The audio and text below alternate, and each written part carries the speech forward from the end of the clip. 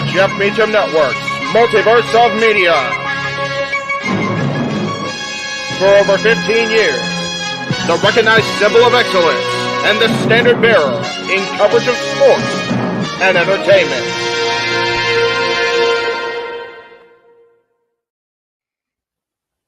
JJ, Jeff, you want to kick this thing off? Because I'm still trying to process everything here. Yeah, it's like, who wants to go first? Yeah, who wants to go first? Well, Come on in. It's open mic night with your host. you could maybe say there's really 4 topics, but it's split into 6. The Renegade, JJ Williams. The Sammy and Eddie Kingston thing, which one's the better smelling turd? And his panel of co-hosts. I am the founder. We'll call me that for today since we're going with the Jeff Jarrett love theme here this week, according to JJ. The West Coast Professor, Jeff Meacham. Karma is karma is karma. That's professional wrestling! Damn it! The Simple Man, Noah Foster. It's showtime! Yeah! How you doing, JJ? How you doing, Jeff? James. Yeah. And the He-Man, James Hebert. Imagine Bill Burr, Joe Rogan, Paul White, the Baldies. There you go. It sells itself. Get in there. Short his ass and shit the bed. He's not Amber Heard. Give it time, JJ. Give it time. No, I'm sure Jeff has some stuff that Dumb move. Just don't pull this bullshit again. You get one. Tony needs to stop caring about the ratings. Bradshaw said as long as the ads are in place, we're not going to lose that third hour. Ring of Honor does not have to be AEW light. They don't necessarily have to coexist with each other. We kind of saw that tonight to a degree. Along with a panel of guests. He's no longer glorious. Don't you bring that up. You want me to rant about what my NXT used to... No, we are done here for the night. I swear, James. Because you never know who may show up for open mic night. I leave our company in the capable hands of an extraordinary group of superstars, employees, and executives. The first thing that came to my mind was, it's about damn time. Amen. I literally touched everybody in the state's trash. So it's horrible, you guys. Peyton's new thing is Dennis the Menace, but it's funny because she calls it Dentist the Medicine. That's great. When Elliot Taylor came out and did Born for Greatness live, I was popping my pussy, having a great time. I didn't care. I was having so much fun. Sit back, relax, and enjoy the show. Fuck Bill Belichick. Oh my God! Go there. How to do the friggin' football thing? We got it on wrestling, and then you bring in that shit. Then just how the thing goes off the damn rails. Brilliant, bloody brilliant.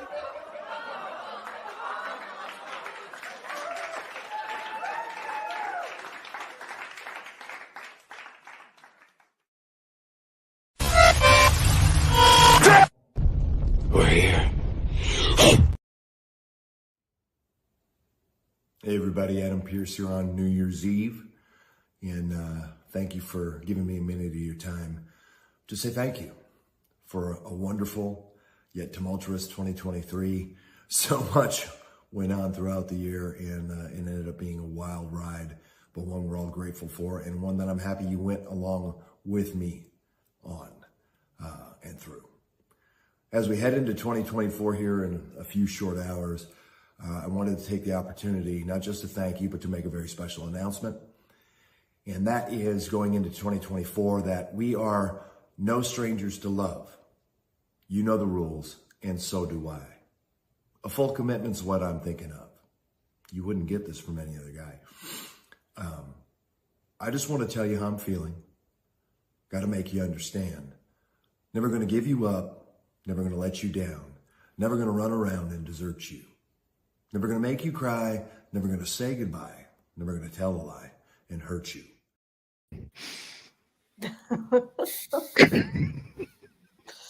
Rick rolled. Damn it, Pierce. Happy New Year, everybody, as we kick off the show here with the infamous Rickroll from the Scrap Daddy himself, Adam Pierce. Asshole. Oh God, I can't stop laughing right now. I can't even with this shit. I know. Oh my God. Welcome everybody. Aaron's confused. Tuning in across the multiverse of media. We've got some old familiar faces and some new ones joining us today. We've got Aaron and Caitlin Rift on the show right now. Welcome, you guys. I thought that intro was going to go into 2024. The full video from Adam does. So luckily, I Thank you for that. That was like, Jesus Christ. Whose idea was that? I felt a little uncomfortable with that Adam Pierce one. And then there was a comment during your intro. I had to do a double take. I'm not going to say what it was, but I was like, wait. I know exactly what you're talking about. We know. Again, that's the open mic night. So welcome to the Nerdy Q, the Jeff Beecham Network officially, Aaron. There you go. That's what we do on Saturdays. Yep. Oh God. The reason why our intros are so long like that is so that when we come off those intros, if someone just drops an F-bomb right away, it doesn't hurt us because we've already gotten past the 5-minute mark. Oh, that's a good strategy. That's why my F-bombs are empty. The reason there's the longer intro. It's like, okay, get that over with. I had to learn because the young boy can't learn his damn self.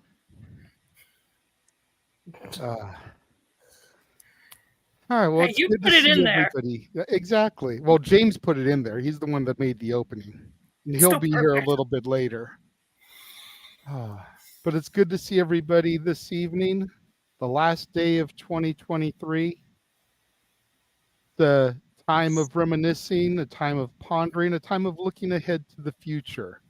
So one of the things that we thought we would do today is we thought we'd go around the room and just kind of talk about, reflect on what happened to us personally in 2023 and what happened for us, positive and or negative, professionally in 2023.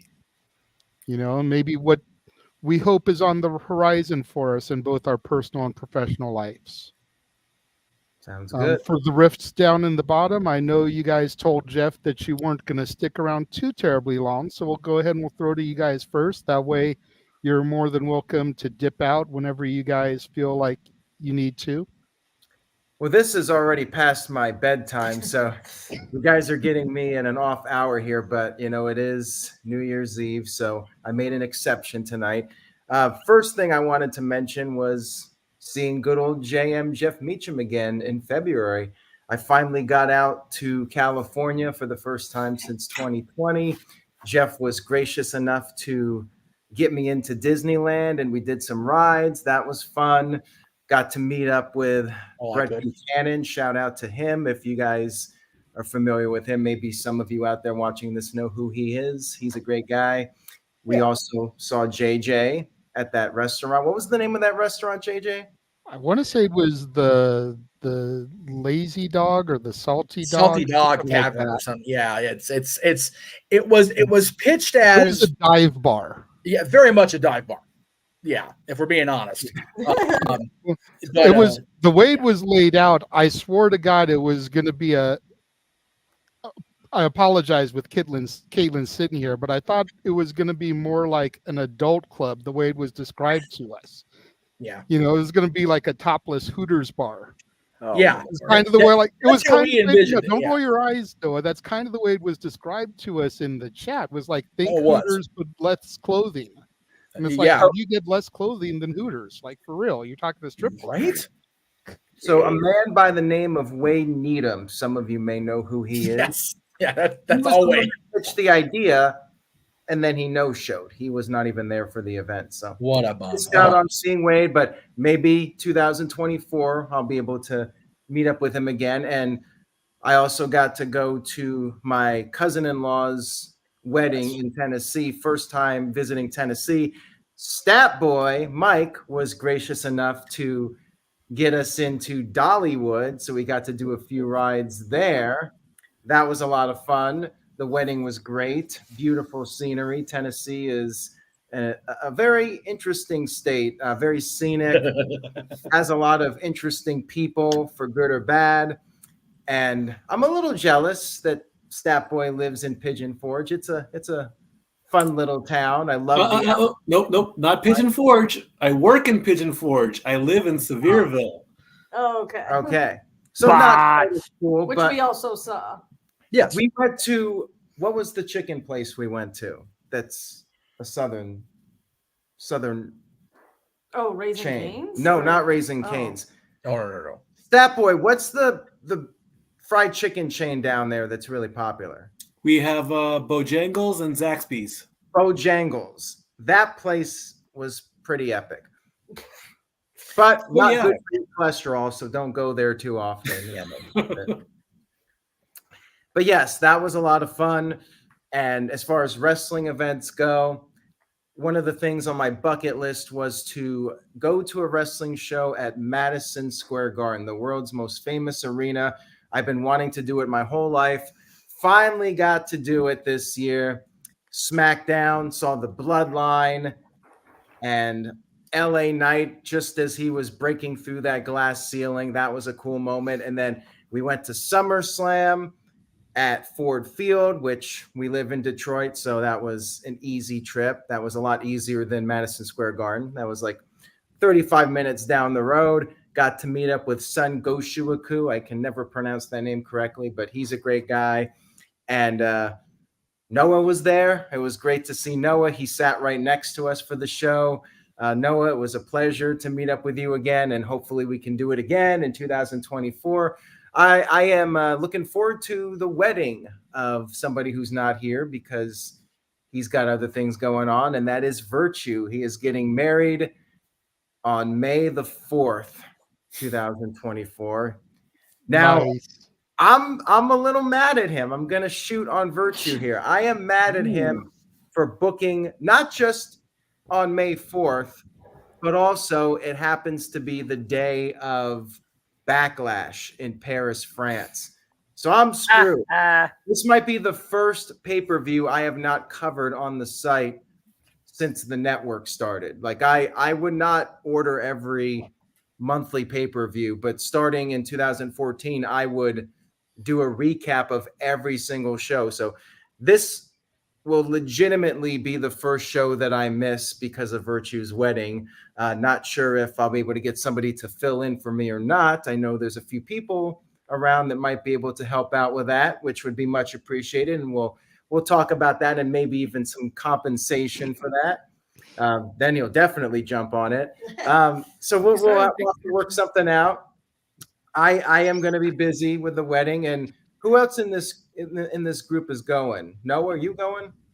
Not that I'm aware of. I haven't really heard What? about it. Yeah, we got some breaking news here. Noah not invited to Virtue's wedding. Oh my goodness. I'm going to start a lot of drama. We're going to Are you really surprised, Aaron? Come on. First off, you know me. I'm simple. I'm the introvert that just relaxes from home, but I do admire what you're doing as I live by Prairies for Passions. Your passion being the network that you've created that's been 25 years strong and going, but you're taking a one-day hiatus away from coverage to support a friend on what could be, I imagine, is going to be the greatest day of the life. So more power to you. As far as I'm concerned, it is what it is with that. Besides, I barely go anywhere. The fact I went to Detroit last year was a blessing in disguise that was almost last minute, and it was great to be there and see you too. And who knows? We'll see what the future holds in store. So again, it is what it is. Hey, Josh, I think you're on Virtue's poop list right now, if I'm not mistaken. Yeah, you just booted me from the review chat for reasons that I'm not going to mention here because we're not allowed to mention that name on Sucking here. up to too many wrestling reporters these days.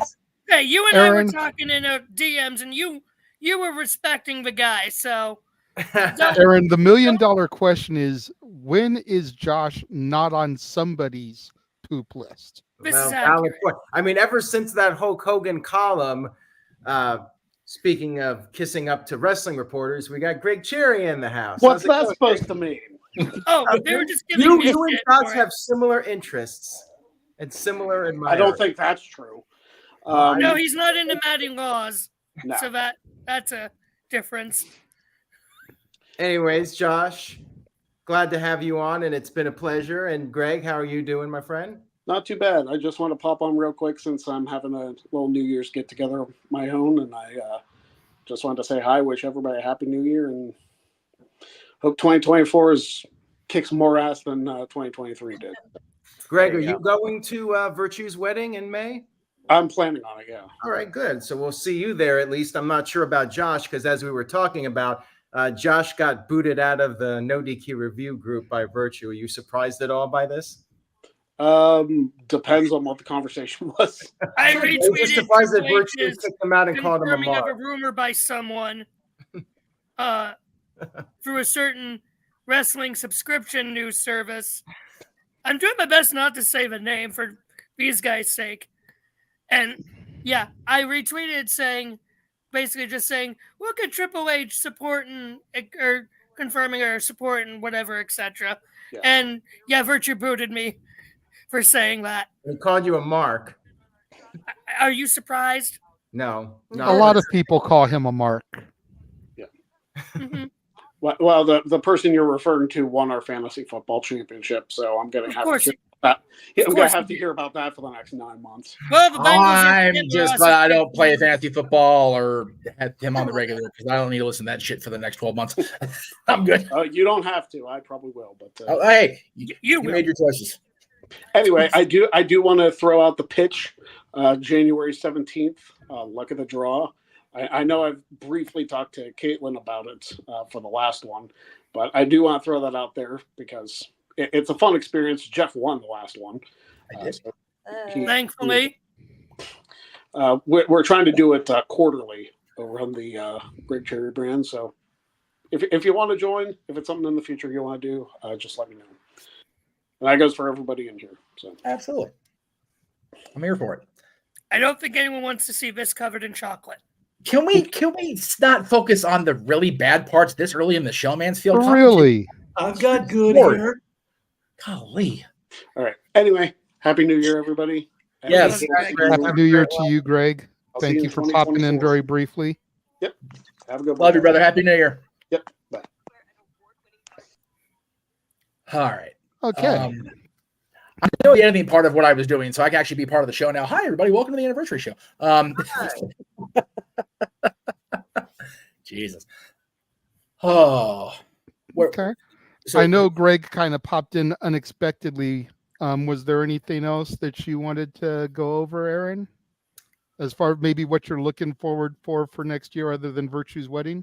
I did forget to mention I got to go to an AEW show for the first time. That was fun, although you guys know female Aaron, her son was with us, and during the Jon Moxley Kenny Omega cage match, Jon Moxley started using a fork, and Aaron's son started crying. He was very upset by that.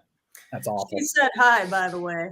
That was hello to Lady Aaron and Tony. We love them both. And as far as 2024 goes, just want to get out and see everybody as much as possible and get back to California and maybe visit somewhere I haven't been before. Maybe Caitlin and I can go somewhere we haven't been before. Always trying to travel to new places, see new things, and that's about it. Just staying healthy. You know, that's the most important thing. Taking care of yourself physically and mentally is the main goal, and then everything else is just icing on the cake. So hopefully everybody has a great 2024. I'm excited for the future, and I hope everyone else is as well.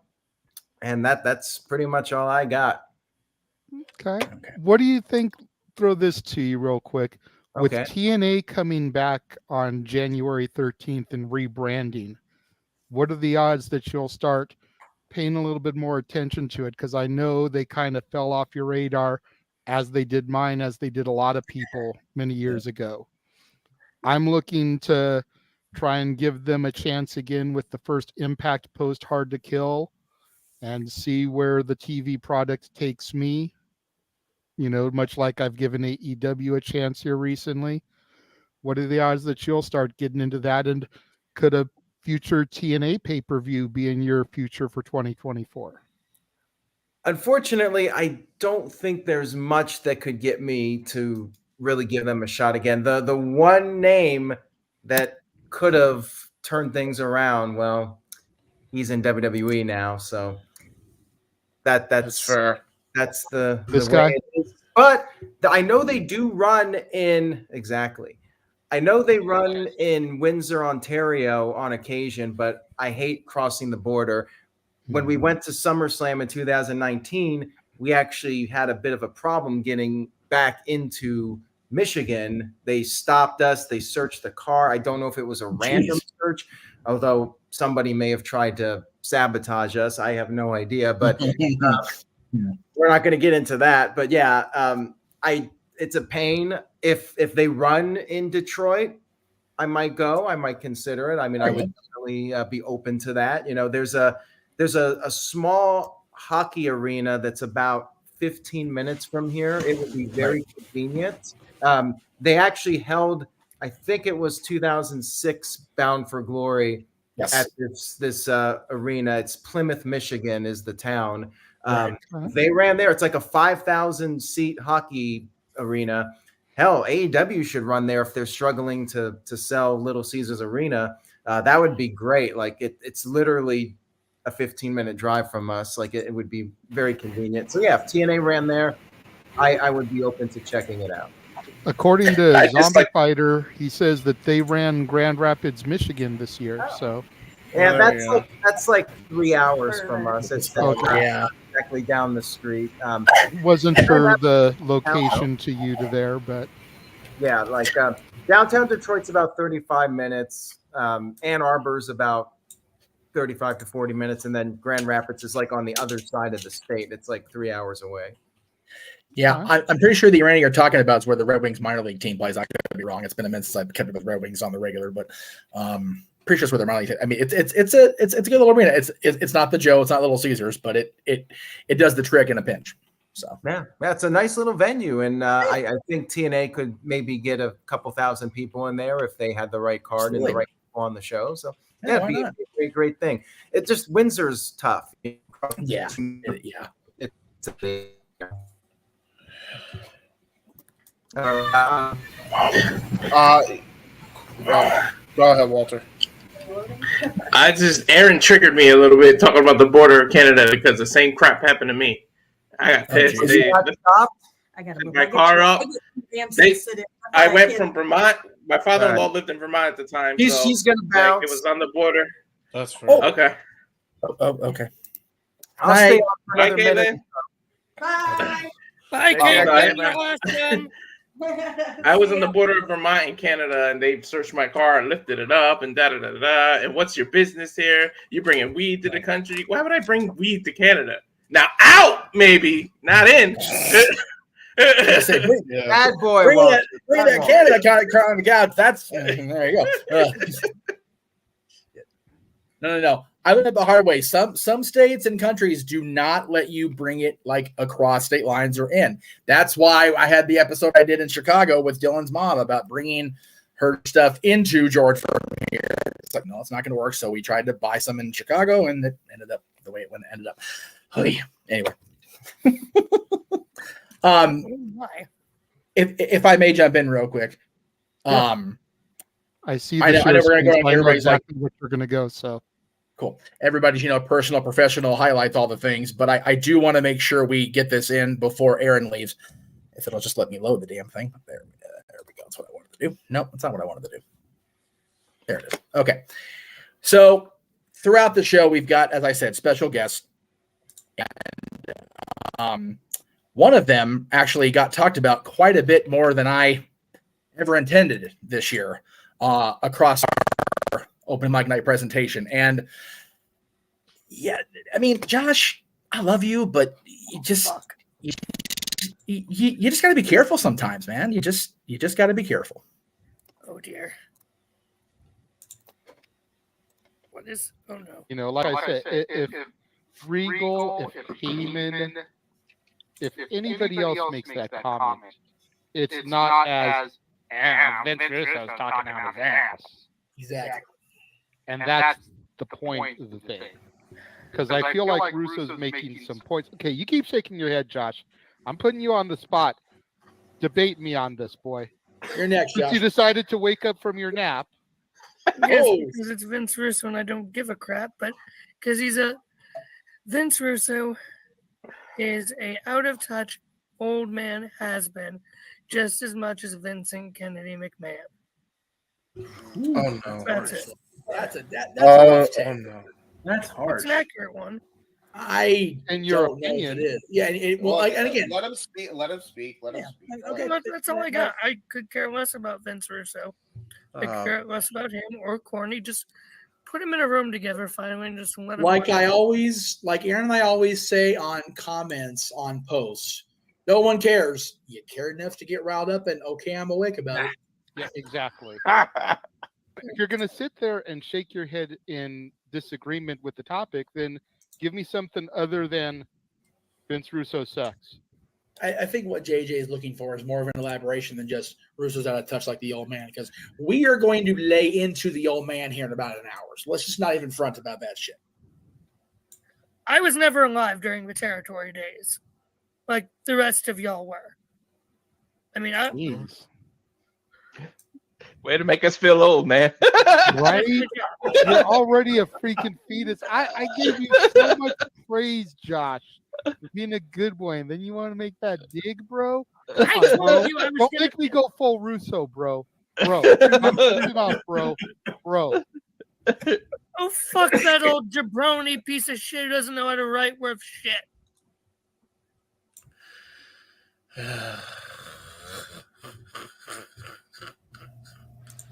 Yo, it's Vince Russo, and I just want to say happy 100 episodes and anniversary to everybody except that Meltzer praising sap, Josh.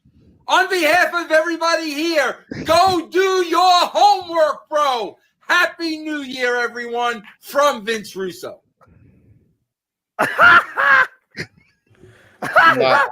Yeah, boy, you just got schooled into oblivion. Yeah. Oh my God. Dang it. Wow. Well, I've heard everything now. Wait, when did I become the center square? What just happened here? All I want to know is who in 2024 is going to rip into Josh. That's the big question. I'm not going to rip into Josh. I'm going to try and top that because nobody pisses off people better than me. That's I will say that. I will say 2024. this. I will say this. We have 4 special guests tonight. That was the first one. Pearson was kind of an unofficial find this morning. I'm like, that's just too cool about to share. He is the only one that, as a writer, surprisingly, stuck to the script to the letter. So thank you, Mr. Russo, for your cameo this year. Happy New Year, Josh. I guess I realize now I'm in the center square. I'm the most composed and cool-headed. First MJF. That's right. Now Vince Russo.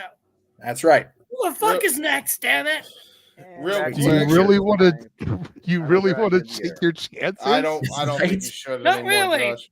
Aaron, that's why I wanted you here first and foremost, because I knew you'd appreciate Russo's specific comment wording. So there you go, bro. Oh, I love a good dig on Josh Mansfield. If only you could somehow afford a cameo for Hulk Hogan and have Hulk Hogan read that column and give his critique on it. That would be the greatest thing ever. Okay, Fuck you, Aaron.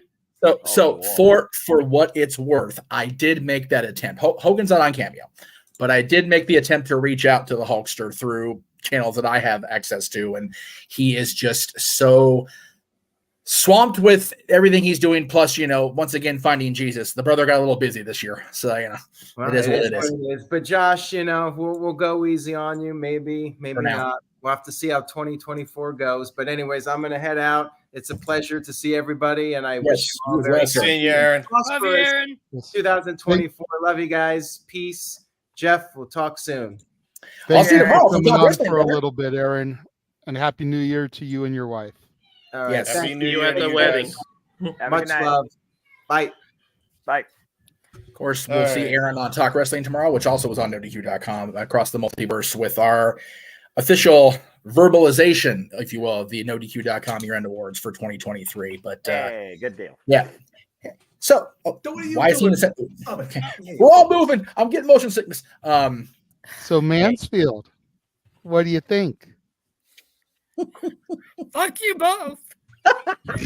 Hey, JJ knew that was the planning of the master of the multiverse. Never forget, Josh. Don't speak out of turn because you will get got, brother. I give you props. I give you props. I did not expect that. I will say you are not the only one that was specifically singled out by one of our special guests. Oh, good. And we'll leave it at that for now. You mean there's hope? I have a chance? No. Mikey, there's been hope for you since about 19. Anyway, yeah. Okay, really quickly, Walter wants to unmute real quick and see if there's feedback. So let him unmute real quick. Hello.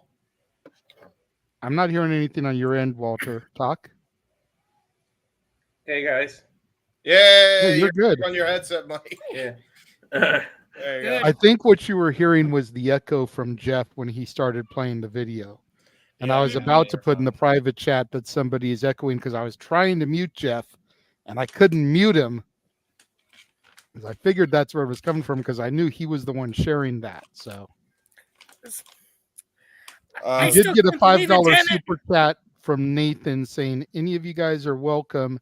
If you would like to come to Minneapolis, go see where Kurt Hennig was born. Appreciate not in the winter. Well, there it was. There. Appreciate the offer and the super chat, Nathan. Thank you very much. Yeah, I've always wanted to get out to Minneapolis and that area and go see where like everybody was born. Henning, Rude, the Road Warriors, all those guys. So absolutely. I mean, I know they're all from Chicago, but they really kept their teeth in Minneapolis. So this year was the year of hashtag thank you, Trish. But like Daniel says, thank you, Vince Russo. Absolutely.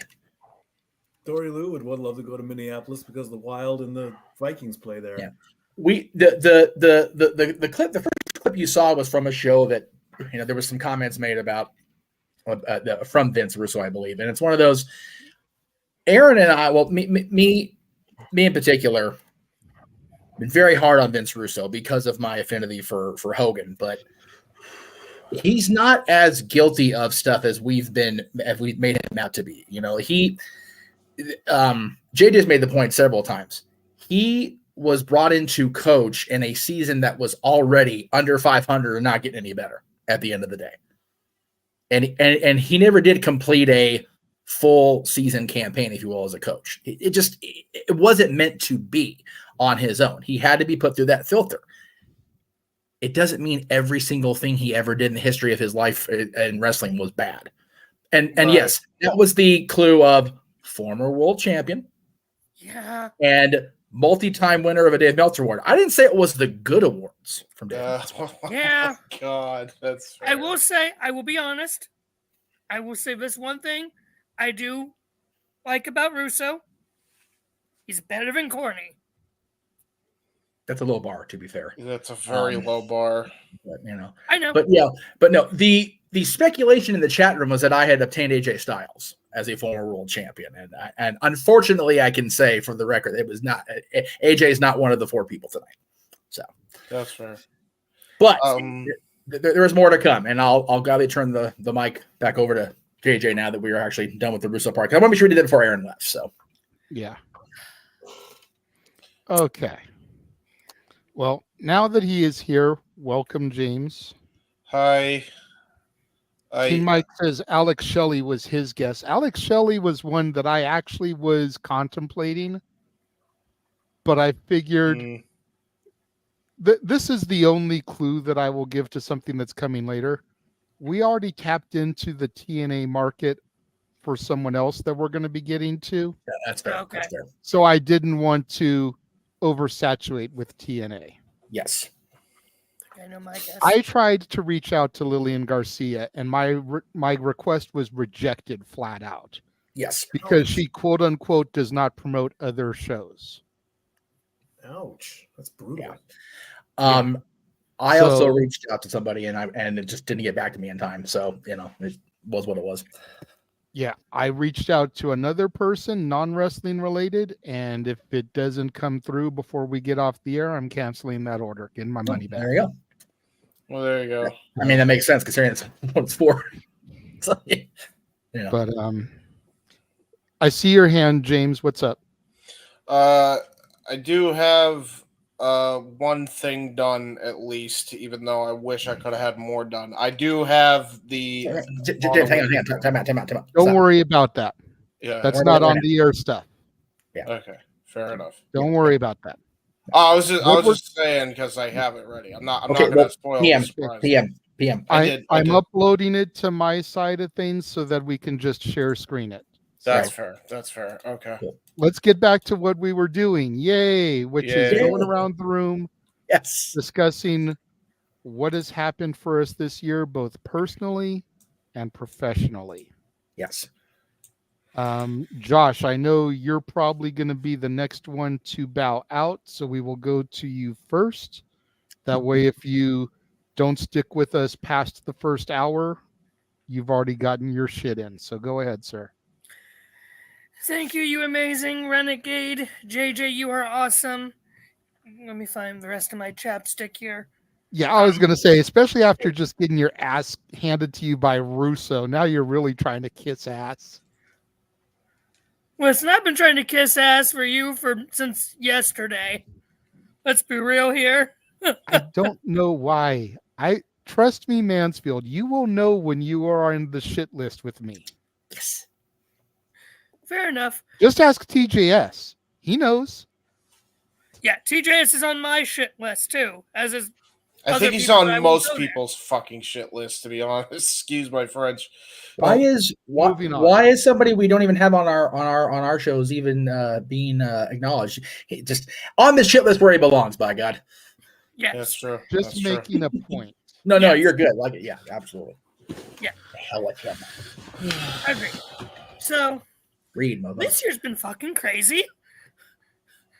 Let's be real.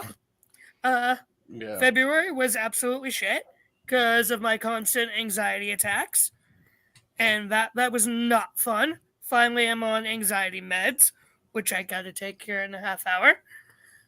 So that's good. Got a new job as a music director, which also evolved into being a personal assistant to a bishop, an Anglican bishop, having to direct the choir for his Episcopal consecration. My home church here, getting a new pastor who's a dear friend of mine, so I'm doing a lot more working there now.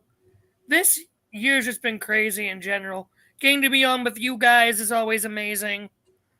Even when I'm on your guys' shit list for every and all reasons. Seeing the Browns actually make the playoffs was a great way to end 2023. You're welcome. So you're welcome, he says. Who said that? Stat Boy. I was the one that gave you the info, bro. I put it out there. I watched the game where we made the playoffs. I mean, he is a big time Browns fan, to be fair, Stat Boy. This is why I need to get cameos for Mike next year. May I like that. This year? After what I just went through. For fuck's sake, Mikey! Thank It's you. always that, to be fair. I was about to Who request needs a cameo when we have that? That's fair. Thank you. True. I appreciate that. So, even still, this year's been difficult, even with the anxiety, dealing with depression, trying to get stuff done around the house. Finally got the basement clean, though I need to touch it up a bit. But this year's just been crazy in all sorts of ways. But I'm thankful for all of you guys, even when I'm on your shit list. And I've been a bad boy. But thank you guys. When aren't you a bad boy? I don't know. Ask Daddy Matty. Don't want to now that you said that. I was going to say, let me just say that I'm glad that you saved the Daddy Matty stuff for when Aaron left. I know.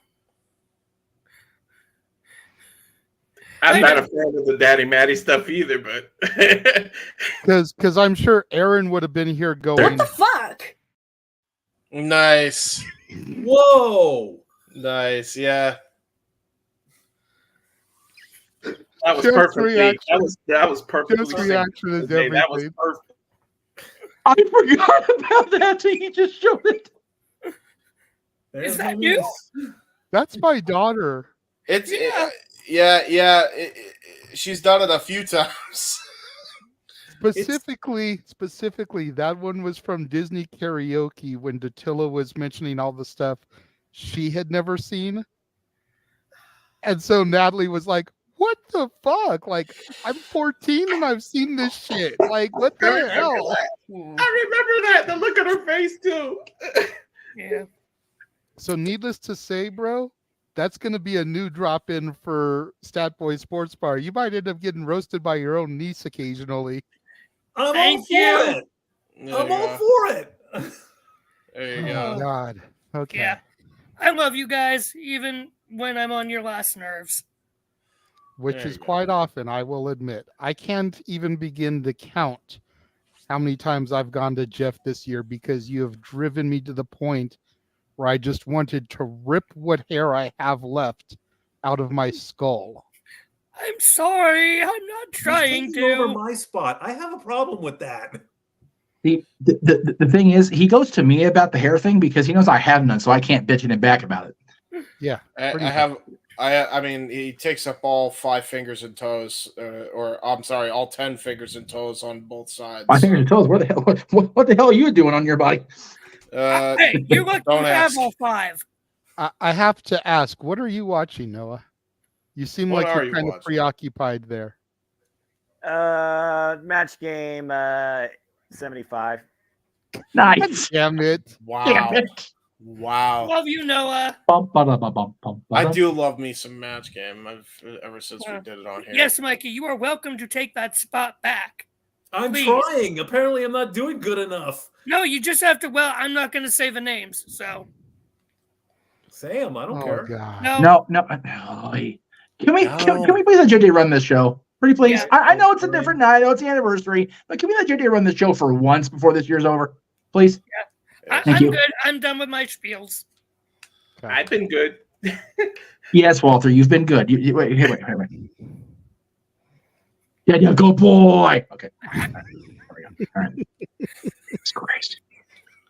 Oh, yes. Love You, Walter, have been a surprising and welcome addition to the team because you just kind of fell into our lap one night. Like, literally, you were just hanging around the chat room. We all know you from the review, Mr. Reliable, but you never really came on this show until like mid-year. You were just hanging around the chat. You're like, hey, I can come on if you guys want me to. We were like, fuck it. And you've been here like every week ever since. So why don't you go ahead and go next, bro? Talk about what's gone on for you this year, both personally, professionally, you know, all that kind of stuff, what you're looking for next year. And that should take us right up about to where we're going to go to our first reflection, if you will, on something wrestling-wise that occurred this year. So go for it, sir. All right. 2023 has been pretty good to me. I actually got out more than I usually do and met a lot of people. I met Kofi Kingston. I met Xavier Woods. Didn't bother them for the autograph because it's called respect. I met them in a setting that you shouldn't bother them. So people learn that. You don't bother certain people. Even though I bumped into him, both of them, like 6 times that one night, and they kind of started messing with me because they liked that I was dressed as Cuphead. I still didn't bother them just out of respect. But I met Dustin. That was at Comic-Con. Dustin, I got his autograph. I got Mick Foley. Yeah, the highlight, I got to meet Kevin Conroy about a week before he actually passed away.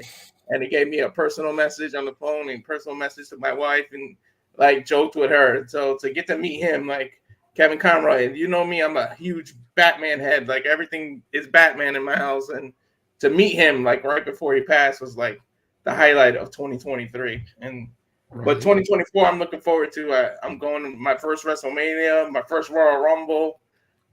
So hopefully it brings more for my YouTube can blow up, and thank you guys for linking me with you guys. So I'm just looking forward to everything, and especially here on the Jeff Meacham Network. I'm looking forward to everything because we're gonna die because I can see what's going on in 2024 already. So I'm ready for it to happen, and we got about 16 minutes over here in the East Coast, so we can say goodbye to this But especially my guy Punk came back to WWE, even though I was calling it. I was calling it the whole time, and to finally see him and that psych out that Triple H did, I got to give him credit for it with the pulling up the credits, and then he pulled out. So my 2023 has been good, but I know 2024 will be a hell of a lot better. Yeah, I agree. The return of Punk was definitely a high spot for me. We will get to that later on. I know it was a low point for Josh over here. We'll try not to harp on it too much for you, Mansfield, but besides it is 100 definitely bucks I got from Punk it is earlier. definitely a moment that will be discussed and has to be discussed if we're being real. Oh yeah, That's absolutely. fair. That's fair. Big point of the year. More than half of the year between AEW and WWE. Yeah. And I got to see my brother, who's was gonna make a cameo, so I could have him meet him, but he's waiting until he dies. And Mario, I don't know what they're playing. I didn't pay him for a cameo, so he probably won't show up. I was gonna introduce him and show who's the man behind the Cal Fire Farms and started it and does all the hard work. I just get to promote it and help what's already done, but that's why I keep turning around to see if he pops up. But he's waiting until he dies. But I guess he's doing well. I like that, Matthew. Thank you. Yes, that's very cool. We greatly appreciate that. We did get a $5 super chat from Dwayne. Thank you very much. With Lexis Keane looking to be a big star in WWE, do we think we will see his dad finally going into their Hall of Fame? I can't. He has to at some point, right? Yeah. That's an interesting one because you think about the way he passed, and a lot of those people that had, we'll just call him a sketchy death, Yeah. have kind of been excluded from the Hall of Fame. But with Triple H being in charge, I think that maybe not this year, but I do think Brian Pillman will go in eventually. Yeah. Maybe not this year. Maybe the next time they get down to WCW territory, where he pretty much made his name, although he did really begin the evolution into the loose cannon as part of ECW, and they're going to be in Philly. It's true. So there's that little tie also, but I feel like when they get to WCW turf, where Flying Brian and the Hollywood Blondes, and where he was a horseman, and all that stuff really start to, there's that kinetic energy there. You know what I mean? Yeah. And you got to have Stone Cold induct him. You just got to. Yeah, have to. Yeah. Yeah, I would say Steve induct and Brian Jr. accept. Yeah. Yeah, I would imagine. Like, who else do you have in that spot? I mean, there's I don't think there's anybody more appropriate on either side. Inductor or inductee in that case. Yeah. Really quickly go around the horn. Yay or nay? Stat boy, Pillman in the Hall of Fame? Yes. Yes. Jeff? Absolutely. James? Yes. Josh? Yeah. Noah? He's saying yes, even though watching match game. Walter? Hell yeah. Okay. And then Dwayne with another $2. Oh yeah, I forgot. Happy New Year, my friends. Happy New Year, brother. Appreciate it. Matt in the chat room. Hey guys, how's everyone doing? Hit that like button. Have a happy New Year. Thank you. Thank you, sir. Emmanuel, kind of the same way I am. Yes, but not this year. Yeah. No, I think we've been pretty clear. Pillman is too soon if they're basing on Brian Jr.'s employee, and Bray Wyatt is too soon, but he did go into the WQ Hall of Fame, and it's looking more likely for Bray. So, is what it is. Yeah. I don't disagree with Bray being a worthy talent, period. But I think the jumping the gun stuff just continues, and it's just like, come on, let it breathe for a bit first. Agreed. Anyway. Yes, Josh. My question for that would be, but yeah, you're right. Like when someone guys in their prime, they tend to be canonized pretty quick. Would you say Eddie was too soon, or? Yeah. Okay. I said that when it happened. I said the whole, and again, this is we're going deep into the rabbit holes. I said when it happened that they jumped on that way too much. They pushed Mysterio to the world title for all the wrong reasons. Like, it was a great feel good moment for some folks. For me, it was like, no. It wasn't necessary to go do that. So I just felt it was rushed, and I feel like, if you believe the reports that were going around, yes, Eddie was supposed to be the world champion going into Mania, maybe face Shawn Michaels, and that's fine. But it just felt like no, and it's the same thing with Bray here.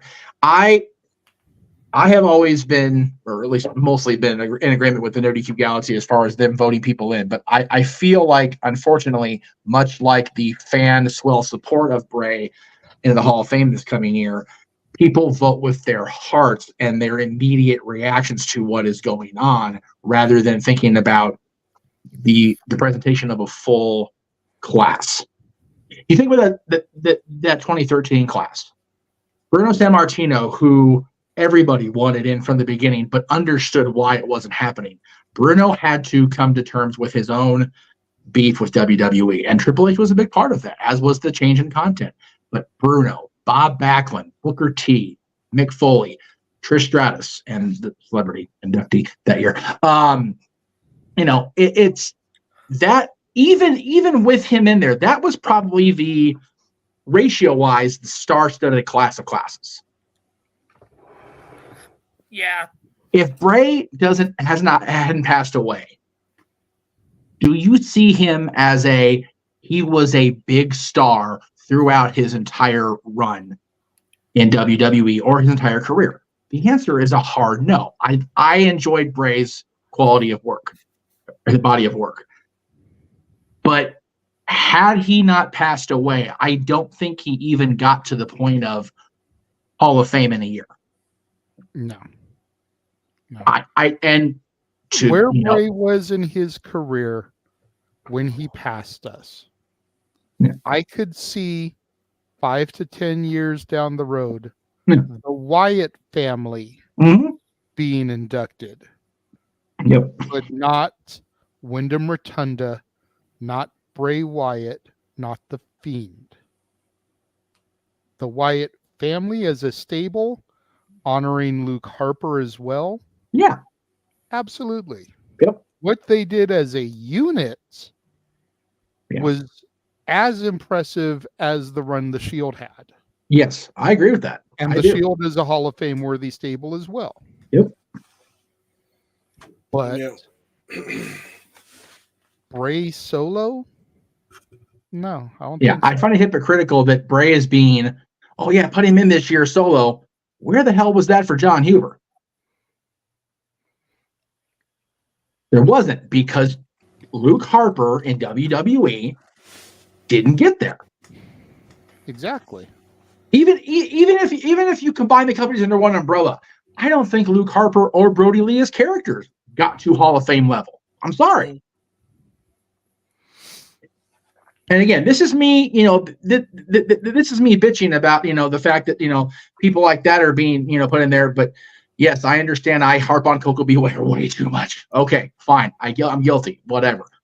But if you line up the Hall of Fame inductees that are in now, even when they restarted in 2004, they were put in the Hall of Fame when they were put in the Hall of Fame those 3 years because they were in good standing with the company and to make a statement. Retroactively speaking, the way we all live in 2023 now with a retrospective look at things, do you put Moolah in now? Probably not. Because, she was just so evil. Yeah, but she held the championship all that time, and nobody did anything to stop her at the time for what she was allegedly doing. Do you honor the human beings or do you honor the career at the end of the day? And career-wise, whether we like it or not, whether anybody likes it more than other people, Superfly Jimmy Snuka had a Hall of Fame run. Hulk Hogan had a Hall of Fame run. But Bray, Luke Harper, at the time they inducted Eddie Guerrero,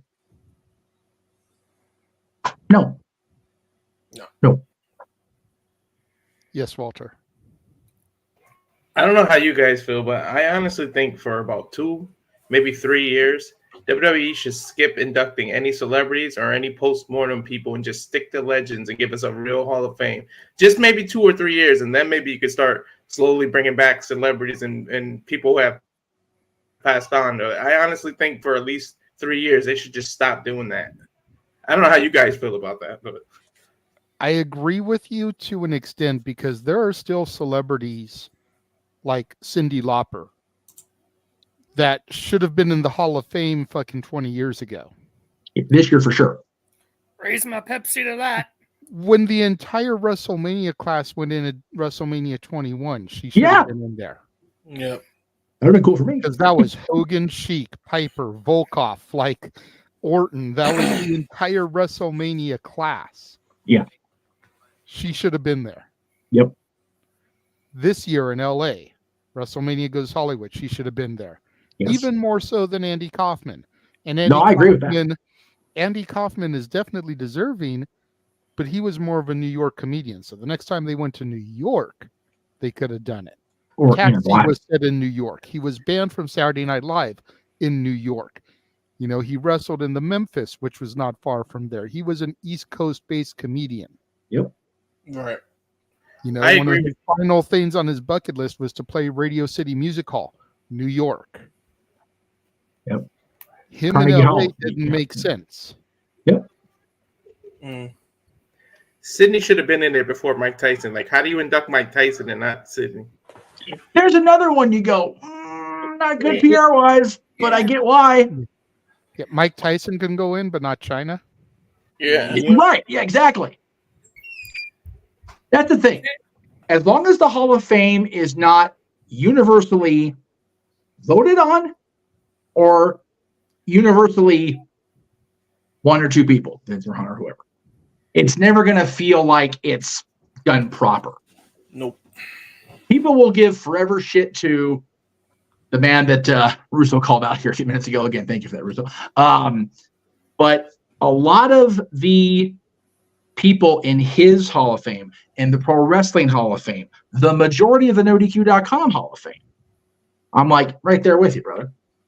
But again, that's still people voting with their hearts rather than their stat boy brain. You had to get one last shot into me before. That was not a shot. I was praising you, you shit. Yeah, Jesus. bro. I was praising you. Damn. Making you. If you want me to go off on you on the air legitimately, please release pull my string. I'm trying to be nice. Please. Anyway. Right over my head. Well, three. I don't know what I was saying. I guess we'll sidetracked.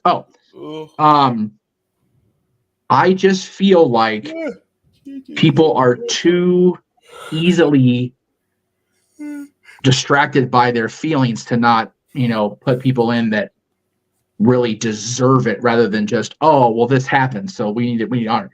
Look at Edge's career since he's been back. I dare say Edge's career since he's been back has been awesome also. Yep. So, by the way, we're really close to the ball dropping, so. Yeah. That's why I'm raising my hand. To be fair, I can't see your hand because the clock ticking's above you, so I can't see you. There we go. I see it now. I wanted to try to cut the conversation because we are now under a minute away. Yes. Quick. Yeah, they go by way too and quick. I'll see you all after me and my mom welcome in the new year to join whatever the heck y'all doing and see what sort of dignified super chat nonsense you try and come up with tonight. Later. See you in a second, brother. Love you, Noah. That's fair. God damn it, Noah. My dad will probably want to do the same thing, but I'll just do it after we do the countdown here. They're probably going to run in behind me and bother me, so I'll wait. No, you're fine. Trying to get a clock in front of me here so we can do it proper. I think it's 10 seconds now. Is it 10 seconds already? Wow. Jesus. I think mine's on delay. Yeah, it's there. Okay. There it is. Happy New Year. Yeah, Happy New Year. We Happy couldn't even find New the Year! clock. Happy New Year to the East Coast, which is us. Woo! And everybody in the room except me and Jay. I can finally leave this absolute shit-tastic year for me behind. That's fair. Fucking hell.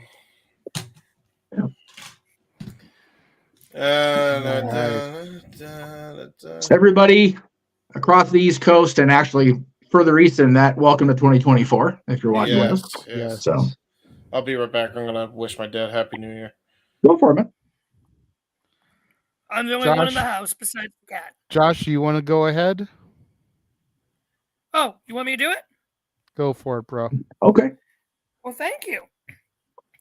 Should old acquaintance be forgot and never brought to mind?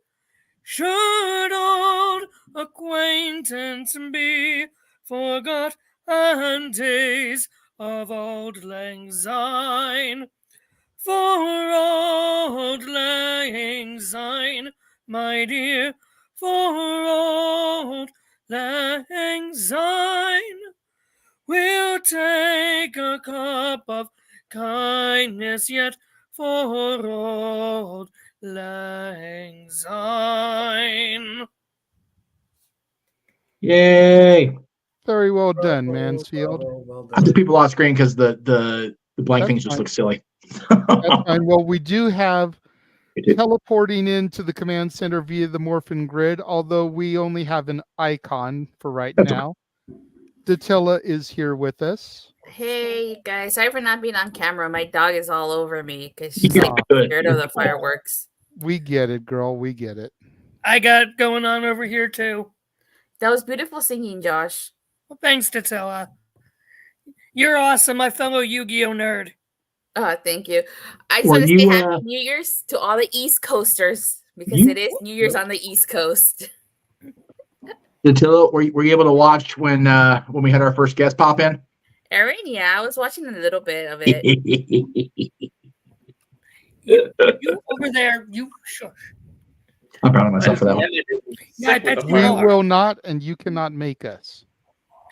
Yeah, I'm trying to stay in your good graces. Good. Just because of reasons, but yeah. Good. What, Jeff? I could always just go the virtue route and not give you the money just to be that asshole. So, keep that in mind too. Well,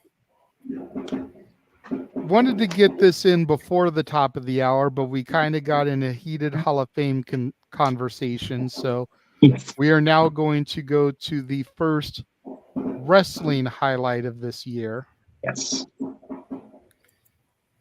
And that was from this past January when Jeff and I went to AEW at the Fabulous Forum, met Datilla in person for the very first time. Yes.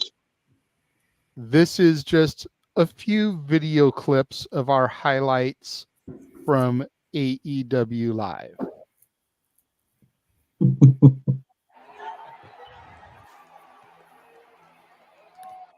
Right on.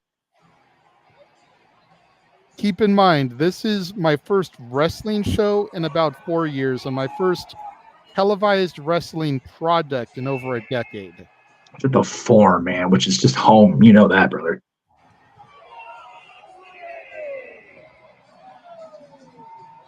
That was a good day.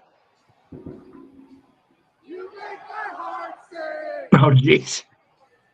Forgive our shitty singing, but you guys should be used to it now on open mic night. It's karaoke. It's not quite karaoke night, but we've been singing shitty for over a year now, brother. That was a really fun night. That was a fun I night. still have the picture we took. Yep.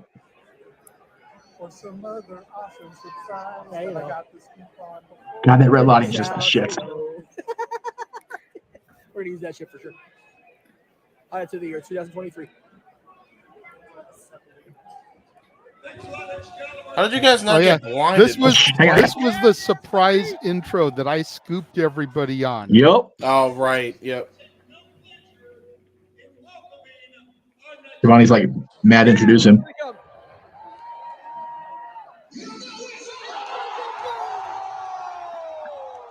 So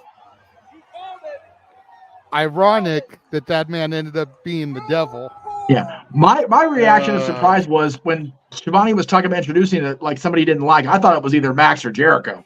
So, and I had called it because Cole had been out injured for a while there coming into that. yep, I remember. Good stuff. Former PWG champion, so the LA crowd was happy to see him too, for sure.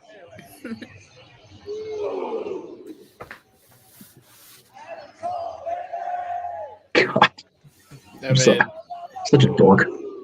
Me. Hey, listen, I am too. man. It's okay, Joe. Hey, it's okay. We're all18 Oh yeah, this is easily like top 5 one of my AEW entrance themes. Hell yeah, man. Yeah, I mean, it's People were talking last night about bringing back the Origins. Like, no, man, leave it. It's fine the way it is. yeah, but it's also very babyface-ish. Hey, it's all right. Hey, you know what? It fits the gimmick. It does fit the gimmick. You're right. You're right. I mean, it might not now with him being the devil and back with everybody, but we'll see. During commercial, Here we go. Brian to come out. How you doing so far, brother? This is awesome. Right?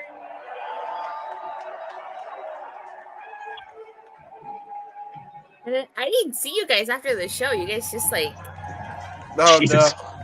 I forgot she tweeted this too right So did after. I didn't because it went perfect with the intro that we've got. Dr. will see you now. That's it. God, I want to hear from her after last night. She's a part of this whole debacle. Gotta be, right? Yeah. It's good seeing her, though. It's good seeing her wrestle in person. I hadn't had that happen yet, so that was cool.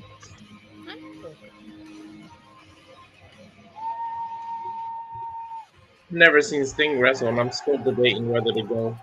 Jamie, you should, dude. Noah. You should. Where's No. Noah for his Jamie Hader? Where is Noah? He's off bringing in the new year with his mom. That's fair. I'm only not at home because I'm doing this because it's we too loud. Yeah. JJ, he's in Georgia. Georgia. It's only 4 You know, you know. hours away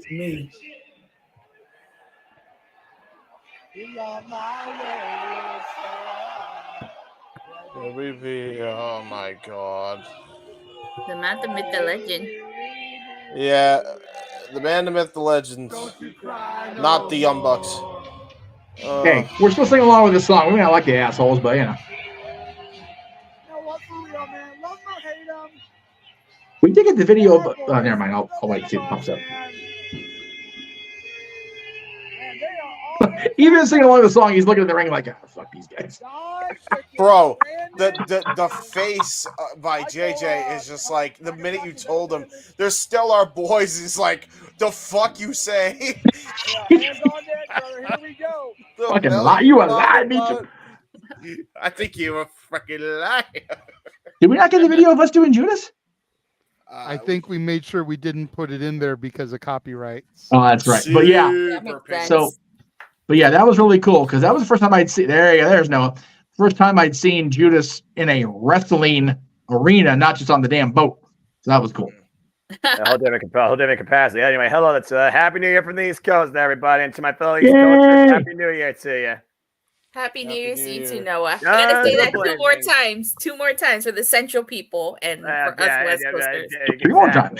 3 more times. Mountain too. One time. Mountain. I don't know anybody on the mountain. Oh no, what you say? Do I know someone on the mountain? Go tell it on the mountain that the new year here. The year's almost here. Stop it! I know there's somebody on the mountain.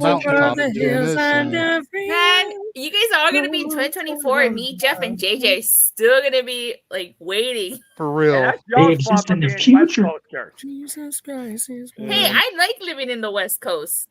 Oh, I do too. Mostly. Come to I the miss East it. Coast. It's more fun. I've been on the East I Coast. miss I've been in Cali. Florida. All right. So Now that we've done the first wrestling remembrance, we're gonna throw to a commercial break. When we come back, we'll do our first highlight video. Yes, Josh. Can I do my show real quick before you jump to commercial so I can get going? Yeah, that's fair. Yeah, that's fine. Go ahead. Thank you. Love you, JJ and Jeff. What are you, a fucking piece of shit? The talker of the year, everybody. Michael Jacob Friedman. Especially what Vince Russo said earlier. Yes. That's right. Well, I can't takes laugh one, forever. hey, in fairness, it takes one to know one, right? That is True. So follow me on the Twitter at Walking Hymnal, Instagram at Melomangram. You can find me usually on here and usually pissing off Jeff or JJ with something. Accurate. Or Noah. Depends on the day. Most likely all three. But I love each and every single one of these awesome people on this panel. And hi James, you too, buddy. I was just waving. Don't worry. Yes, but Don't worry about me. love you guys. You guys are amazing. And for those two up top, I will see you in 2024 when you get here. That's funny. Love you guys. I will see you guys next time. Happy New Year, and say it with me. Fuck Bill Belichick. There you go. Go Browns. Fuck Bill Belichick. I'm over Bill Belichick, honest to God. He is not. He is not a good coach. Holy shit! Did Brady expose him after he left? We're gonna lose JJ if we don't pass the football back. All right. Anyway, For real. sorry. Done. Continue. All right. So we're going. Well, you know what? Since we just had the outro of Fuck Bill Belichick in sports, let's throw to James's trailer for his uncle's project. There you go. A little sports centric action going in. And then that gives everybody a few minutes to go take a leak ski if they need to, go fill their drinks, because it's about 3 minutes. We'll see you guys in a few minutes. Yeah. Gary Hebert, the man, the myth, the legend. I was amazed, and I was looking to become a better skater myself, and I wanted to be like Gary. When you look at a guy like this, he's one of the most talented people in his profession. He's been given gifts by God. It can get frustrating at times when you're trying things that maybe don't come as quickly to you as other things. And, you never really felt that sense of frustration with Gary. It was always about improvement and positive reinforcement. Was it really the end? Was that head injury really the end? God has called Gary to continue to be a blessing to others and to be a passionate example. My name is Gary Hebert. This is the World Academy of Hockey, otherwise known as the Inside Edge. I would recommend anybody that have a chance to come to his hockey school. I think it'd be well worth it. It'd be rewarding to all the kids and anyone he coaches, from whether it's an adult, a professional player, to a little kid like a Mike or a Squirt. Gary, from day one, has been instrumental to my hockey career. I started out as a potential Division III player. Gary brought me single-handedly through high school and into a top Division I prospect. I owe it all to Gary, the biggest legend on and off ice there's ever been. Listen, watch, learn, be confident, and have faith. Those are the answers I was brought to. Yet, I only now am really learning how truly important those 5 things are. Through preparation, through appropriate thoughtfulness and thinking, We can learn to untie the typical knots between our ears that drive us into underachievement and underperformance. And lo and behold, we can learn, I think, to fulfill our God-given potential. Gary has the innate ability to make people not only better players, but better people. The life lessons they learn from Gary are incredible. You can always remember leaving that rink knowing as a player I got better or I had something to improve on to get better. And I think that's what you excelled on as a coach, is giving us the knowledge to know what we needed to do to get better.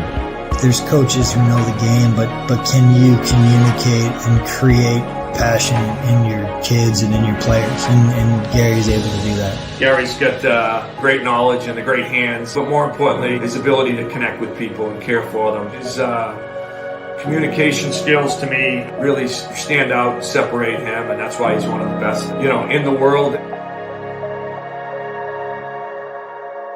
Gary's a legend.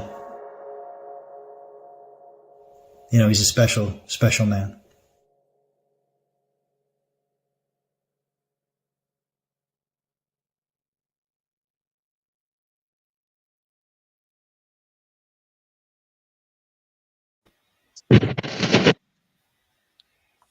And we are back. I love that, by the way, James. Thank you so much. I appreciate that. At least one thing went right this year. That's how I look at that. Well, some things went right, but kind of back, sort of back. Yeah. What did I glitch out? No, I did. Oh, there you go. Mike, keep your hand up, or you just twirling your pen? I'm just twirling. Okay. Okay. Before I saw what you mentioned, Jeff, before you do that, yes. I do still have this $2 super chat from Nathan to bring up. I was just trying to get to commercial and everything, trying to keep us on track, but I'm being yelled at in the chat room to bring up super chats. So yeah, I guess can't just run a flow of the show, but apparently Jake Roberts was the most emotional for the Hall of Fame. Cool. Yeah. Okay. What is it you wanted to do, Jeff? Go for it. Well, since we just did a hockey promo, I'll go ahead and introduce our second guest. Yeah, that makes perfect sense. Go with the flow of the show. You just kind of keep it moving. So JJ got quasi mad at me for this one, and that's okay. But it is what it is. So the second guest I teased had a run with five different sports franchises, including 3 based right here in Los Angeles. Yes. And is a self-described connoisseur of food as well, foodie, as the kids say. She's a foodie. Right. But well, anyway, I'll let myself do the intro. So the last couple of years, JJ's got the drop on me on this, but with it being the anniversary of the channel, New Year's Eve, and since she's home, Happy New Year and happy anniversary. There you go. Nice. One of my, I say this every year because we're both March babies. First week of March babies, actually, just 10 years apart because I'm an old fuck. She's one of my favorite people I've had the opportunity to meet through the Kings, and she's just such a cool beacon of positive energy, which is so rare especially in LA sports, especially in life. So just want to make sure I got that out there. That is going to be the least promoted, least like ooh-ah moment, because at the end of the day, she's a friend of the channel more than she is a big star, if you will. But she's a star to us because she's our buddy. So anyway. Yeah. And she has appeared quite frequently whenever we do these type of things, whether it's an anniversary celebration or Jeff's birthday. Yes. I always reach out to her because I know how much she's meant to him. Yes. That's why he said that I'm a little bit pissed at him, because he knew that I was more than likely going to message her for this year. And yes, since she just recently came back to LA and he got to see her, he took advantage of that himself. So it was one of those, we were just BSing. Like I spent the entire third period down at I slept. I'm like, you know what? Screw it. Let's just do it now since I'm here anyway. That's really fair. what it came down to at the end of the day. That's fair. All right. So Anyway. we've listened to Josh's highlights. We've talked to the Rifts and gotten their highlights. Stat Boy, I know you're going to be the next one to part us. What are your highlights, lowlights, both personally, professionally in 2023? And what are you looking forward to come 2024, good sir? Well, I've still got plenty of time to go, so I'm not. I know, but you're the one that we're going to lose next. So we okay, want I you to got get your All right. shit in. Well, I guess the biggest thing that took place in 2023 was the one thing that I thought I would never do in my life, and I'm now a licensed driver in the state of Tennessee. So that's awesome! Congrats. Thank you. That happened back in October, November. You know, it wasn't because I was just anti-driving.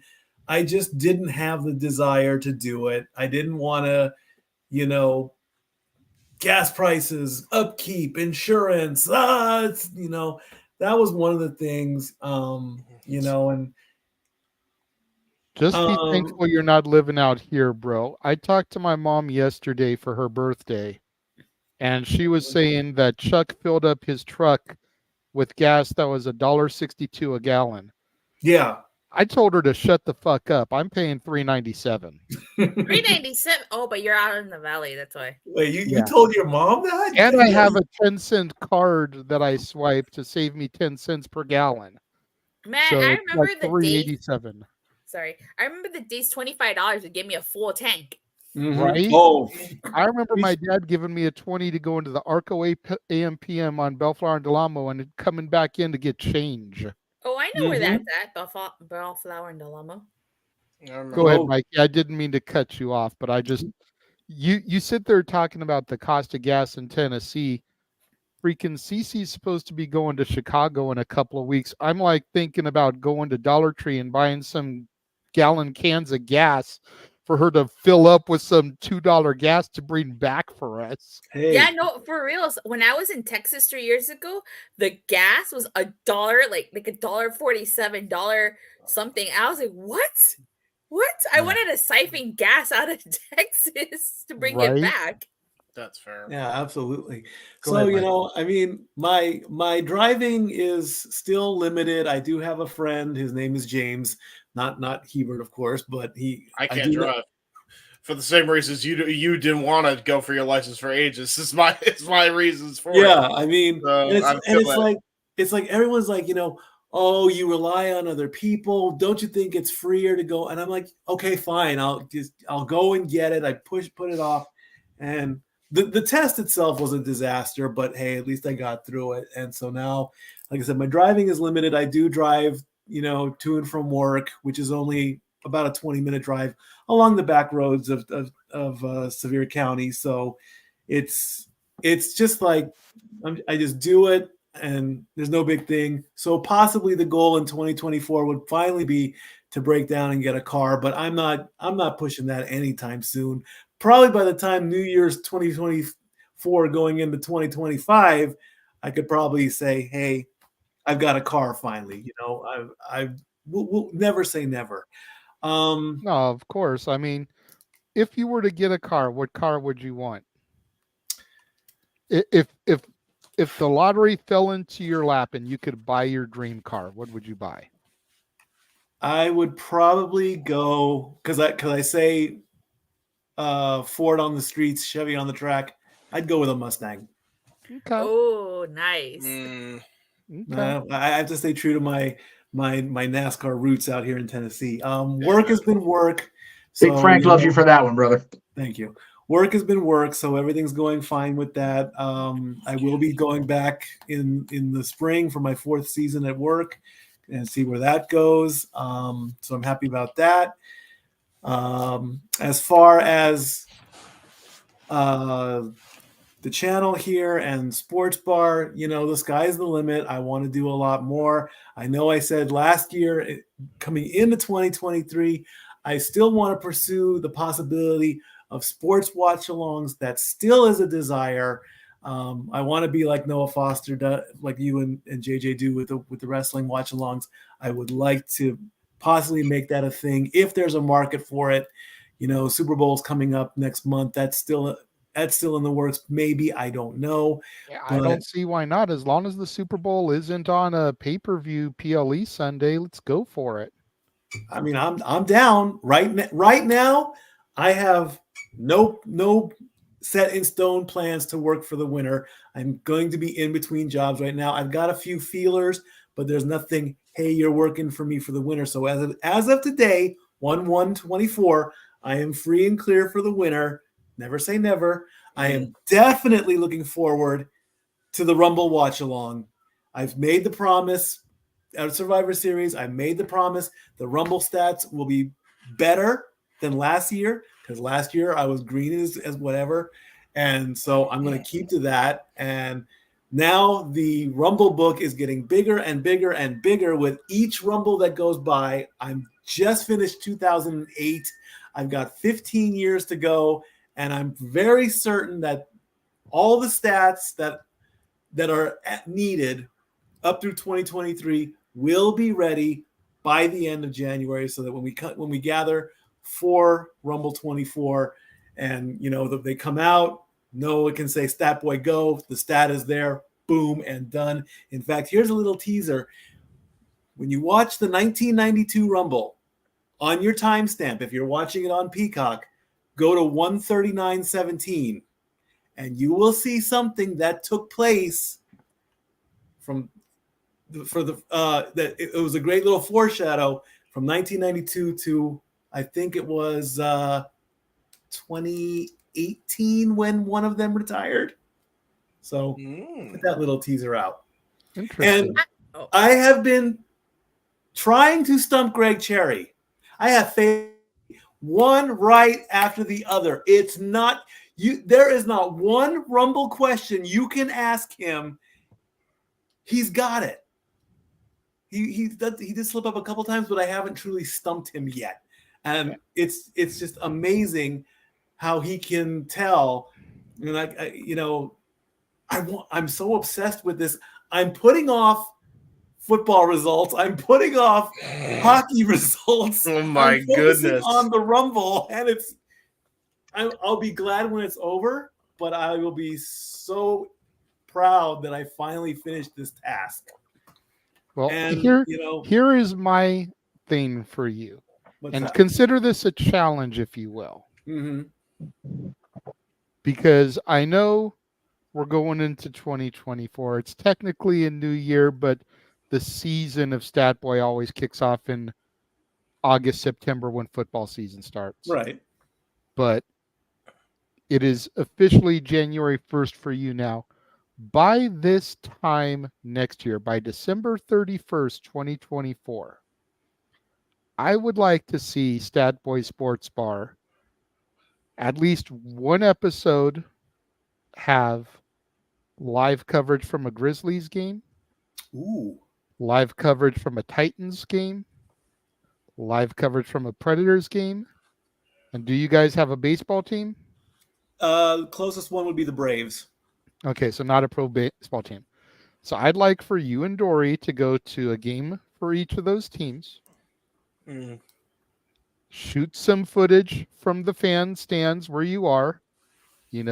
Titans get a touchdown, get the reaction from the crowd. That way, come the sports bar that Tuesday, you have footage from live at the game that you can present from the Titans, the Grizzlies, the Predators. If WWE or AEW come to town, Nashville is the former TNA stomping grounds. Maybe get to a show for each of them if they come your way. Get some live footage like we just presented the AEW footage, Jeff and I. That way the sports bar can have some live reaction footage of the Stat Boy and Stat Girl at their hometown teams.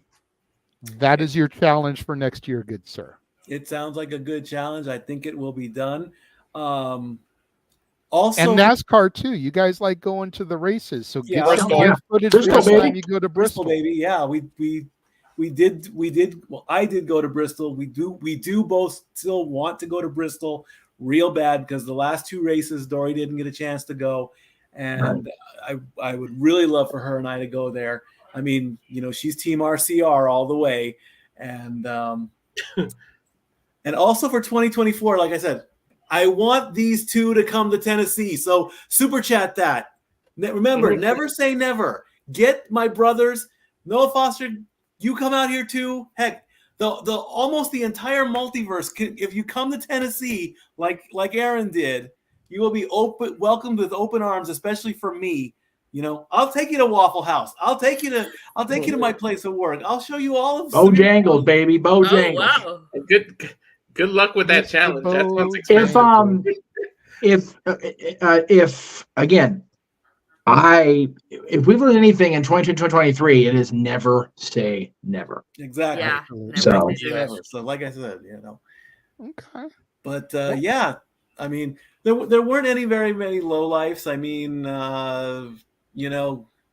going in debt, maybe, I don't know, but everyone has that one, so I can't really call that one. Going in debt. That's Going everybody in in debt. 2023. That's everybody every year. Yeah. Yeah. I mean, year after year. Lately. I know, really. How much further in debt can you get? Right. I really don't know. I know in my life I've hit rock bottom many times. I mean, but luckily, again, since moving out here with Dory Lou and just going to work, doing our things, watching sports. Her son Tyler just had his 30th birthday a couple days ago. He's ecstatic that the Ravens are the number 1 seed in the AFC, even though he's not a football guy. We got a lot of new sharp, pointy objects in the house. I don't know if you guys have known this, but I am a knife guy now. I have 8 knives. I've never been a knife guy. Well, Smoky that's Mountain not Knife a Works. knife. That's a knife. I know. That's You a guys come Crocodile out here, Dundee on you. you guys come out here, you'll see the world's, I don't know if it's the world's largest knife store, but it's wow. Wow, Datilla's excited over knives? No, I'm just saying, World's Largest Knife Store. I've never heard of that. Oh yeah, it's called Smoky Mountain Knife Works. It is amazing. I mean, that's where I got my first knife on my first birthday out here in 2021, and I've just been hooked on them. I don't use them as weapons. I use them as tools, but I just keep getting one after another after another. Tyler has a collection of samurai swords. He actually has a replica of the hero sword from Zelda, which is amazing. Oh wow! I know, man. Like a legit thing, like a legit sword. Oh yeah, it's legit. Oh, wow. It's legit. Absolutely. It's got the Triforce and everything. Nice. I know, man. But hey, sky's the limit in 2024. Just like I always say, Skyloft reference. I get that. Is it a bigger knife store that's with the gun store at Knott's? Oh, much bigger. Never been there. It's 2 floors. Jeez, okay, you're good. It's like 2 floors. Oh, damn. Okay. Jesus. 2 floors it will of knives. definitely be on, and of course, you guys get to go to Fuddruckers when you come out here too. Because damn right we're going to Fuddruckers. Are you kidding me? Jesus. I told that to Dory Lou. I said, if Jeff and JJ come through Knoxville, as soon as we get to the airport, hey Mike, are we going to Fuddruckers? Hell yeah, we're going to Fuddruckers. We'll skip every Waffle House along the 40 and we'll go straight to Fuddruckers. Yeah, I did Waffle House in Georgia. I'm good on that. Or if honestly. you're 8-year-old, or if you're 8-year-old autistic me, it's called Rudfuckers. That's dyslexic, not autistic, but anyway. Yes, that too. It's fair. Sky's the limit. Stay tuned. Yes. Okay. Yes, Walter. I see your hand very patiently. What's up? I want to give Stat Boy a trivia. Uh-oh. Here we go. What's the first Rumble where everybody had their individual music played? Ooh. Good question. I thought it was actually 1993, but I think it went later than that. I'm going to say it was 1998. No? Go down. 95? Darn. Because I think I remember I know Marty Jannetty was the first one to come out in 93 or 94 or 92. His music came out, and then I guess they decided not to play music after that. So Well, remember the 92 was 89 they played music because Demolition came out to theirs 1 and 2. Right. Same with 90, 91, 92 through 95. 95 they did everybody's. Right. So, And 92 Anyway. was the cowbell. Okay. Can I say something? Sure, Yes, Attila, what's up? I actually saw the 92 Royal Rumble stat boy, so now I'm curious to go back and see that stat that you highlighted. Because 139.17 is the timestamp. 139.17. Okay, I Mhm. actually watched it. I watched it like this year, actually. So now I'm not curious. for the first time.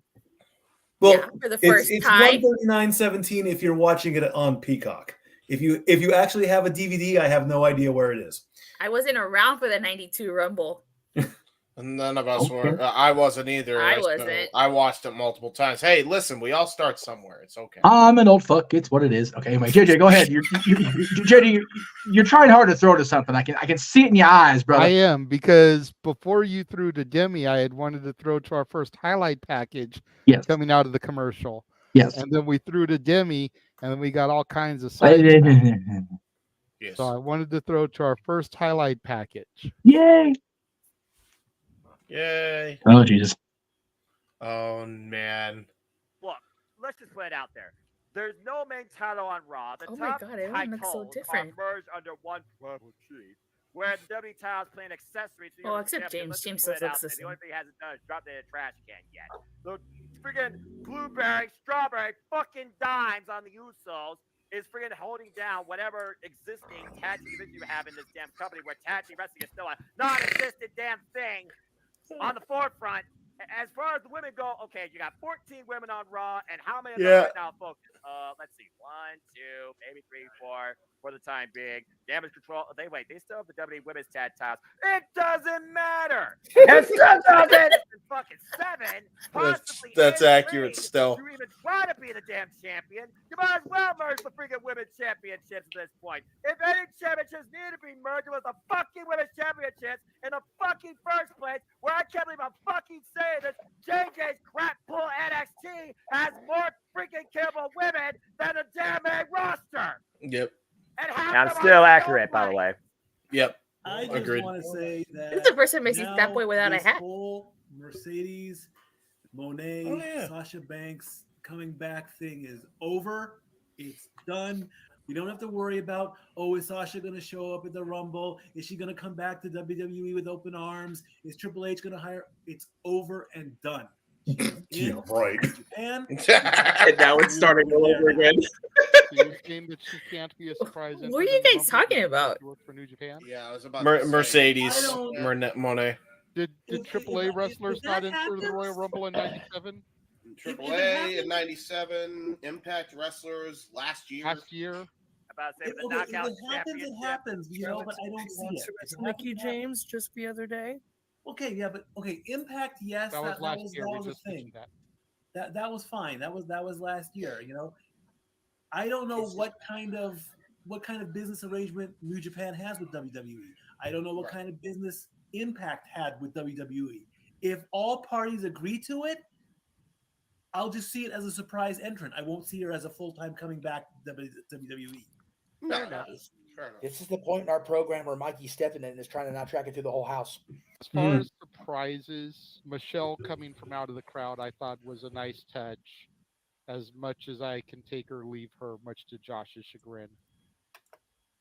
Don't give me that shocked look, Josh. She only got as many championships as she did because she was fucking Undertaker. Ooh, wow. Ooh, that was the big That one. may be a hot take, Yep. but it's the truth, damn it. Yep. Damn, JJ on some of tonight. Damn. And it was Even bad. Till And late it- 2010. I didn't say So- she married him. I said she was fucking him. Oh, As sexy spell it as out. Scarlett is, as much as I will like looking at Scarlett, whatever she isn't wearing. Oh, Jesus. Let's be agree. real, Noah. Yes. How True. little of outfits does she wear? You're not You wrong. don't gotta be Stevie Wonder blindfolded asleep to see that. I think Maria Candelas and Scarlett Bordeaux is just a match you're waiting to see happen on a different level.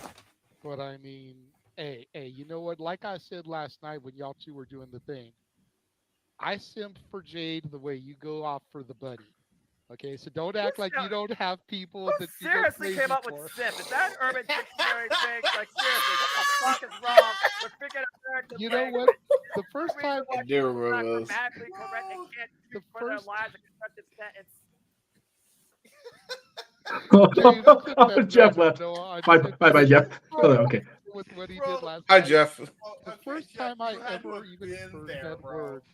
The first time I even heard that word, my daughter used it. And I was like, "The hell are you talking about, girl?" Bro. But I digress. Buy the shirt. Stop with the blows. You're starting to sound like. I hate that word to this day. Oh, I do too. It's the worst. Simp. The worst. Yes. Me, Eric, and Gang are giving him shit for sipping for the buddy. He's like, "What the hell is sipping?" Goes on this absolute diatribe. James having a moment. But anyway, I was legit in my diatribe. I will send this thing off into the rails in the dark forest if you're not careful, James. You better shut up because I still don't fucking understand what that word means and what jackass came up with that bullshit. Okay. So first of all, I co-sign with Noah because the first time I heard it was out of your daughter's mouth too, and I still don't understand what the fuck. Like, just say what you mean. This damn teenager thing drives me ape shit. It does. Christian Cage was right about one thing, but he talked about this generation on AEW. Yeah. Hey, I take offense. Again, it is totally okay to have this. I feel like long 9 months later, distance Noah regrets crushing giving on Christian somebody Cage you props watch on there. TV. Yes, agreed. Yes, accurate. Anybody in the club, the age club that we be in, the four of us, no. Big I no. don't. I like I said, I only understand the lingo because I live with one half the time. Yeah, That's fair. That's fair. The reason I That's like fair. using some of these words is so that the kids turn around, look at me, and say no, and I'll be like, "Now you see how stupid you sound." Yes, James. Yes. Yeah, really. I do that more than once with Dylan, and Dylan actually talks. But So. Simp is like our cool and dude. Remember when we used to use those words and then our parents used it and we were like, ugh, that's like simp now. No. Well, I'll wait till the clip's over to respond to that. Hang on. Because at the end of the day, and whether we want to acknowledge it or praise it or not, it is the perfect combination of WCW Eddie Guerrero and Conan. Yeah, it's a balance. See, I don't mind the comparisons to Conan when it comes to that because they're very much blending the best of Dominic's upbringing. They've got Rey Mysterio as his father. They've got Eddie as the whole illegitimate father thing, and he's doing the mommy, he's doing all the Lion King stuff, and he's dressing like goddamn Conan before the NWO. So even in the NWO, yeah, that's fair. it was like he'd wear that freaking flannel, and then he'd have the Wolfpack shirt underneath it. Fair point. Fair point. Yeah. So he's the perfect blend right now of those superstars. Yes. Yeah. And it's working for him. And none of the drama on his brain is so crucial at this age that he's at right now. Yeah. I was saying the fact that his mentality hasn't cracked before this point. Call this a hot take. By WrestleMania next year, he will hold or have held a mid-card title. Probably. I agree. No, it's for JJ, ladies and gentlemen. Oh, for fuck's sake. Oh, I forgot about this. Oh my So did I. Fucking idiot. I forgot about this. That is a lot of blue jiggling. Good Lord. man. Oh, sweet Jesus. Oh, my God. It's bad. Who Oh, was I'm the showing confidence my- behind this? Look at this guy. We were doing, I think we were super chatted to do a Shane Shuffle or some shit. It was the wrestling karaoke night, I think, wasn't it, Jay? No, it was before karaoke night. Oh, my I had God. no room to do that shit. Oh my God, the Spinneroonie. No! The No, no. you Noah, fuckers! Noah Rooney? That Noah Rooney, baby. Yeah, Lily did it. Your Yeah, super spoiler- chats at work. spoiler alert, I hate Noah. you all. This did not go well.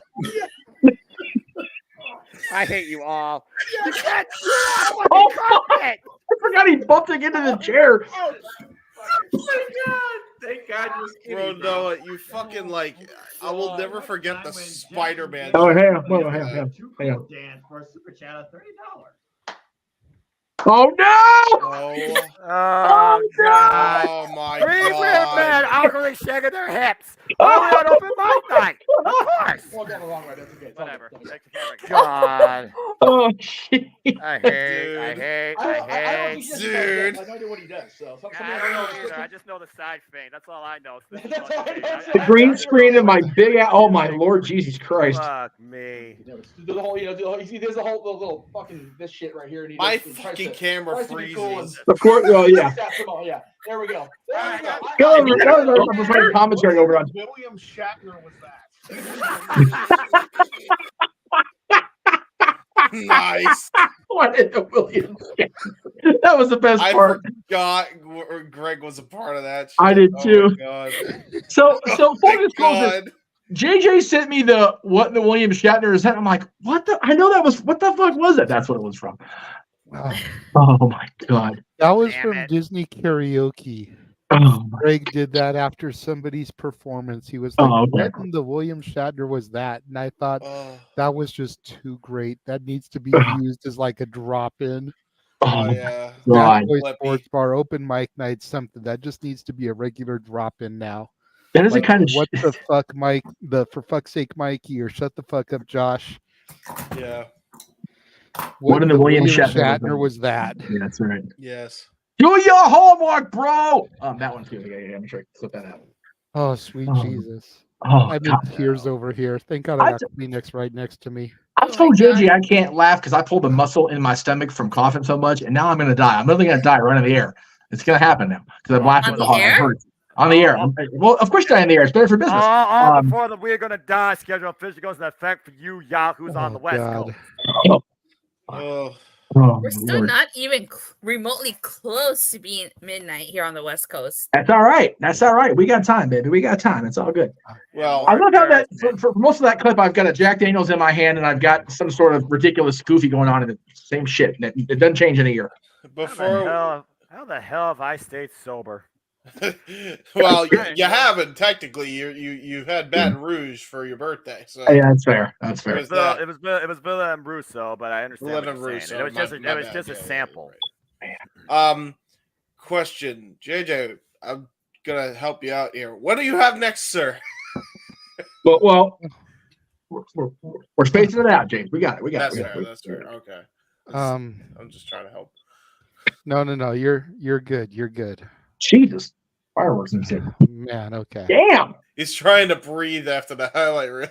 I am because we're about a little less than 15 minutes till the new year on the next coast.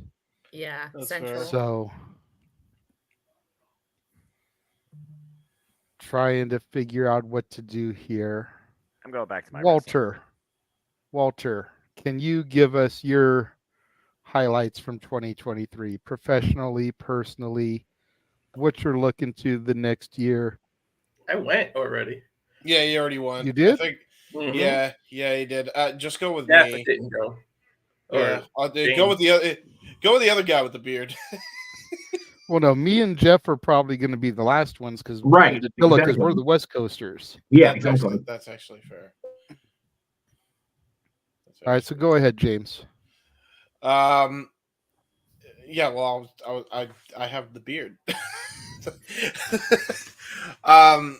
Yeah, so, man, I have like highlights and then there are low lights. Like this year has been such a freaking roller coaster. It's absurd.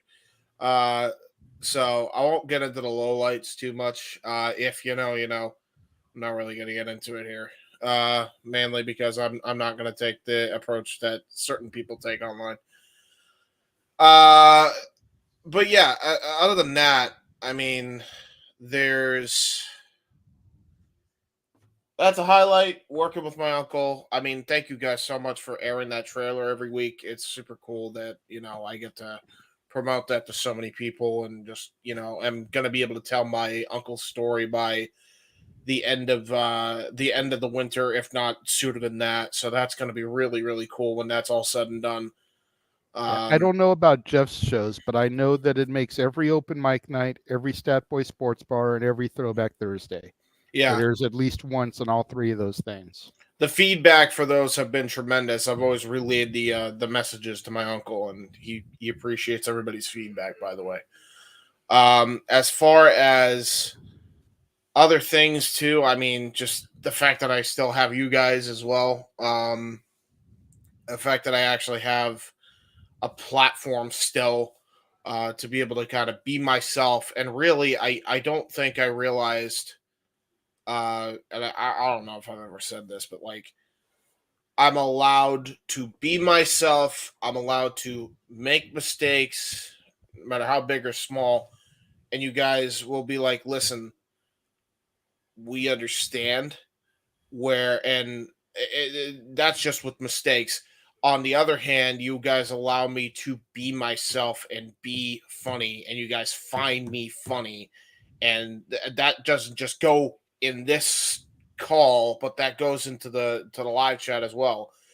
I can't even begin to tell you how much of a confidence booster that was. And especially when I got rid of the toxic ass shit that was always like kind of putting you down, kind of like squishing you down by the thumb. When that was out of my life, I didn't realize how much I needed something like that until I joined this. And then this was all I had pretty much, YouTube wise. And now that it is, it's like, wow, okay, yeah, this is how real life is supposed to be. Pretty much.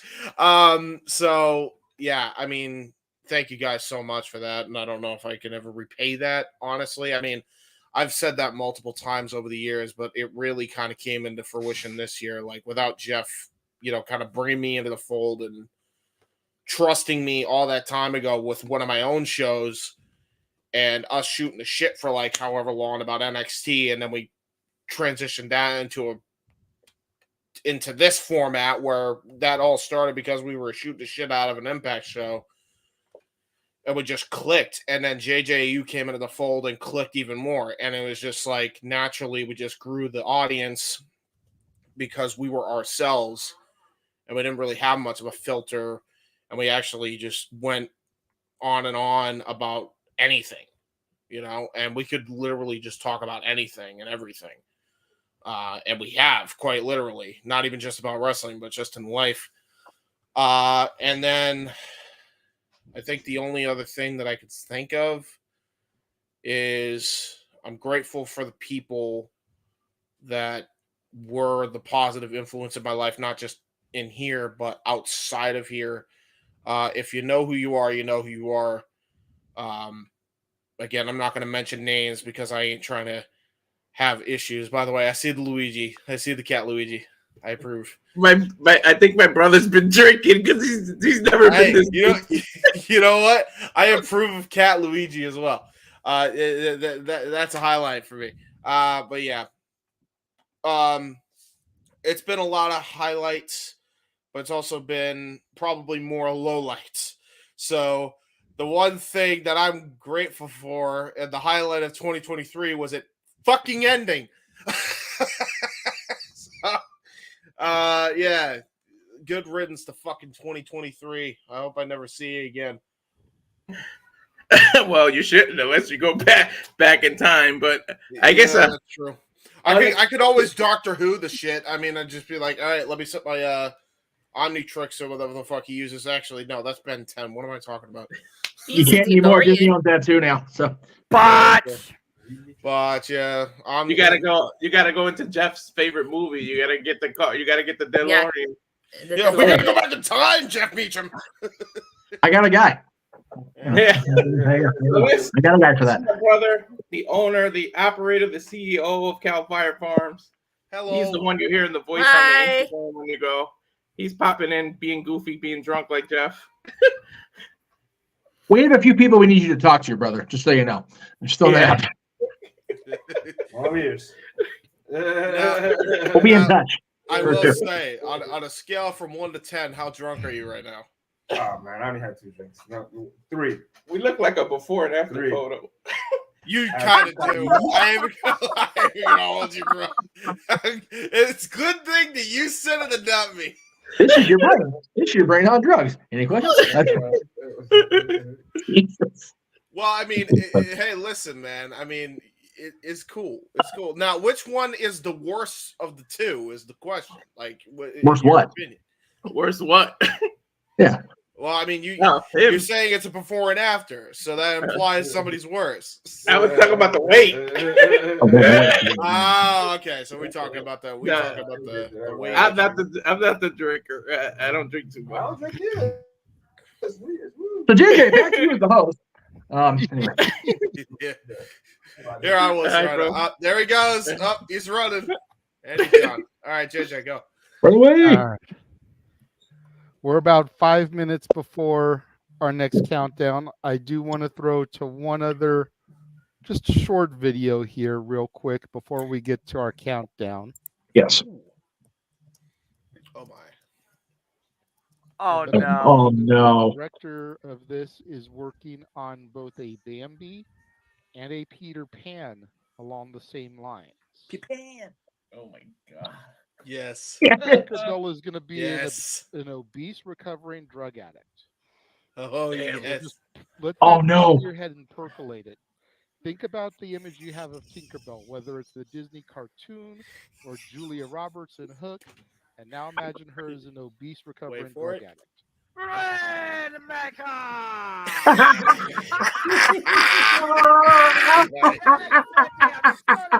The timing of that. That is, Oh my that is incredible. That is I absolutely. love you, Noah. By the way, Here, highlight number 1. James, I hope you clip that. What the hell? I clipped it about 17 times. By the way, little preview. Hey. Oh no. And Sean O'Malley's the new lightweight champion. Oh yeah. I knew that was gonna be. Oh, Jesus. Oh god. That's a great cover. There you go. There you go. James, clip that. Oh my god. I guess he That's listened. our quote of the year. James clipped that. Yeah. That. Oh, trust me. I clipped. You. All week. Oh, I know I asked for a clip last week on Sports Bar. Oh my god. Just for the record here, Yeah, go for it. James has been hard at work, but Yeah. he didn't get the highlights put together like he wanted to.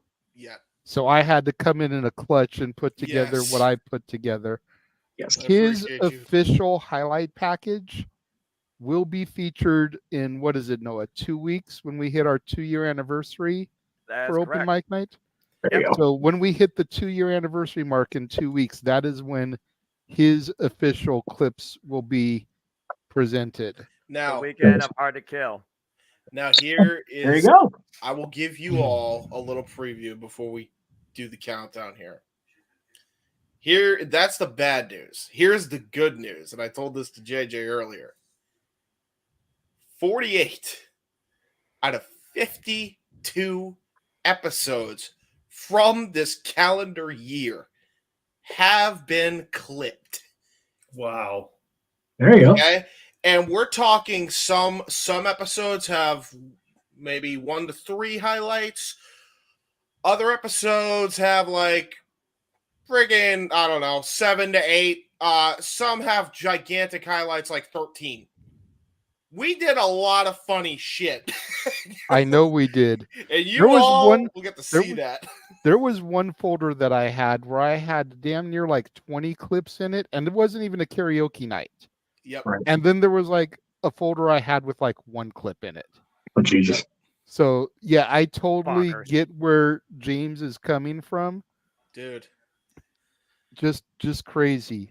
it's a lot. But we have nothing to worry about now, folks. It's clipped. It's in my hard drive.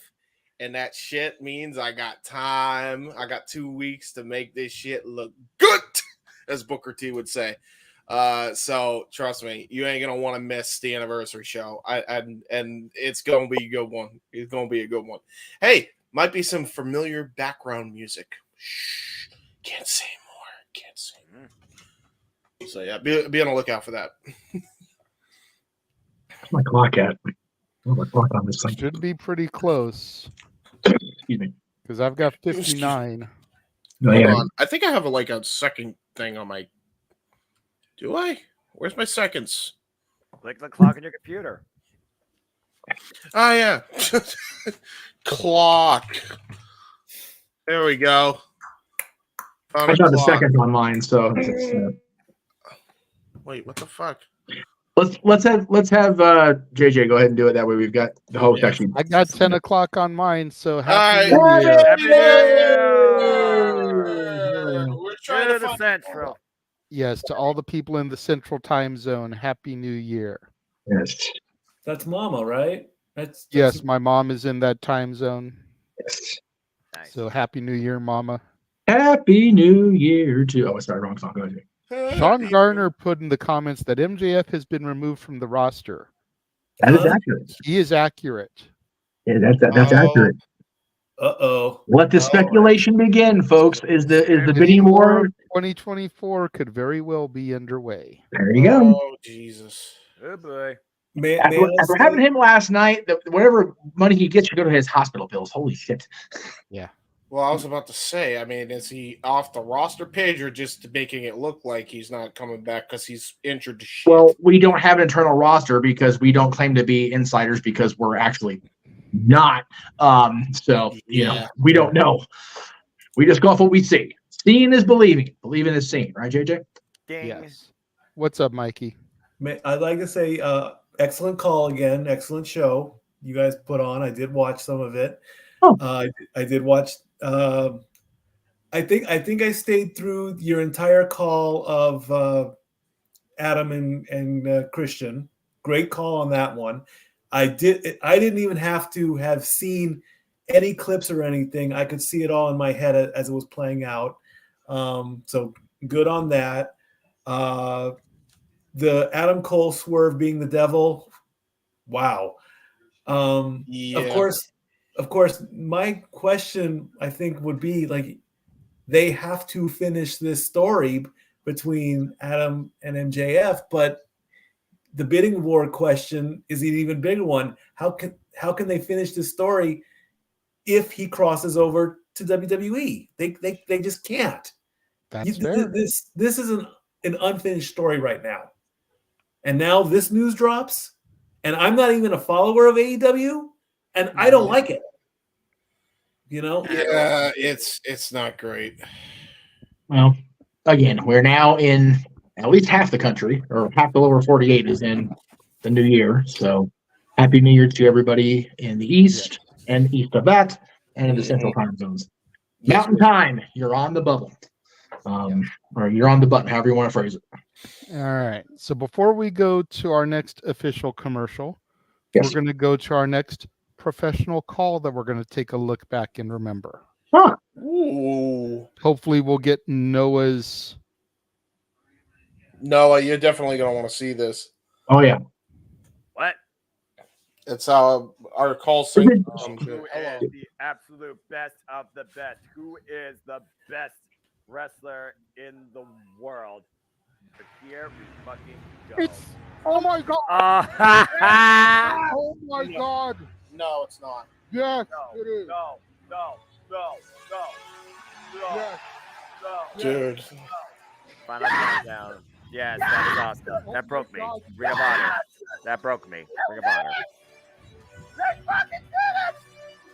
It's gonna cost me a pretty penny. To the main event! Yes! Yes! That was a moment. Still that song round. I fucking love AEW! Oh my God! With a 60-minute time limit, approaching the ring from Aberdeen, Washington. We are going to witness the greatest professional wrestling match. Truly the final countdown to the greatest main event. Bryan Danielson, the American Dragon, Okada, Simon now.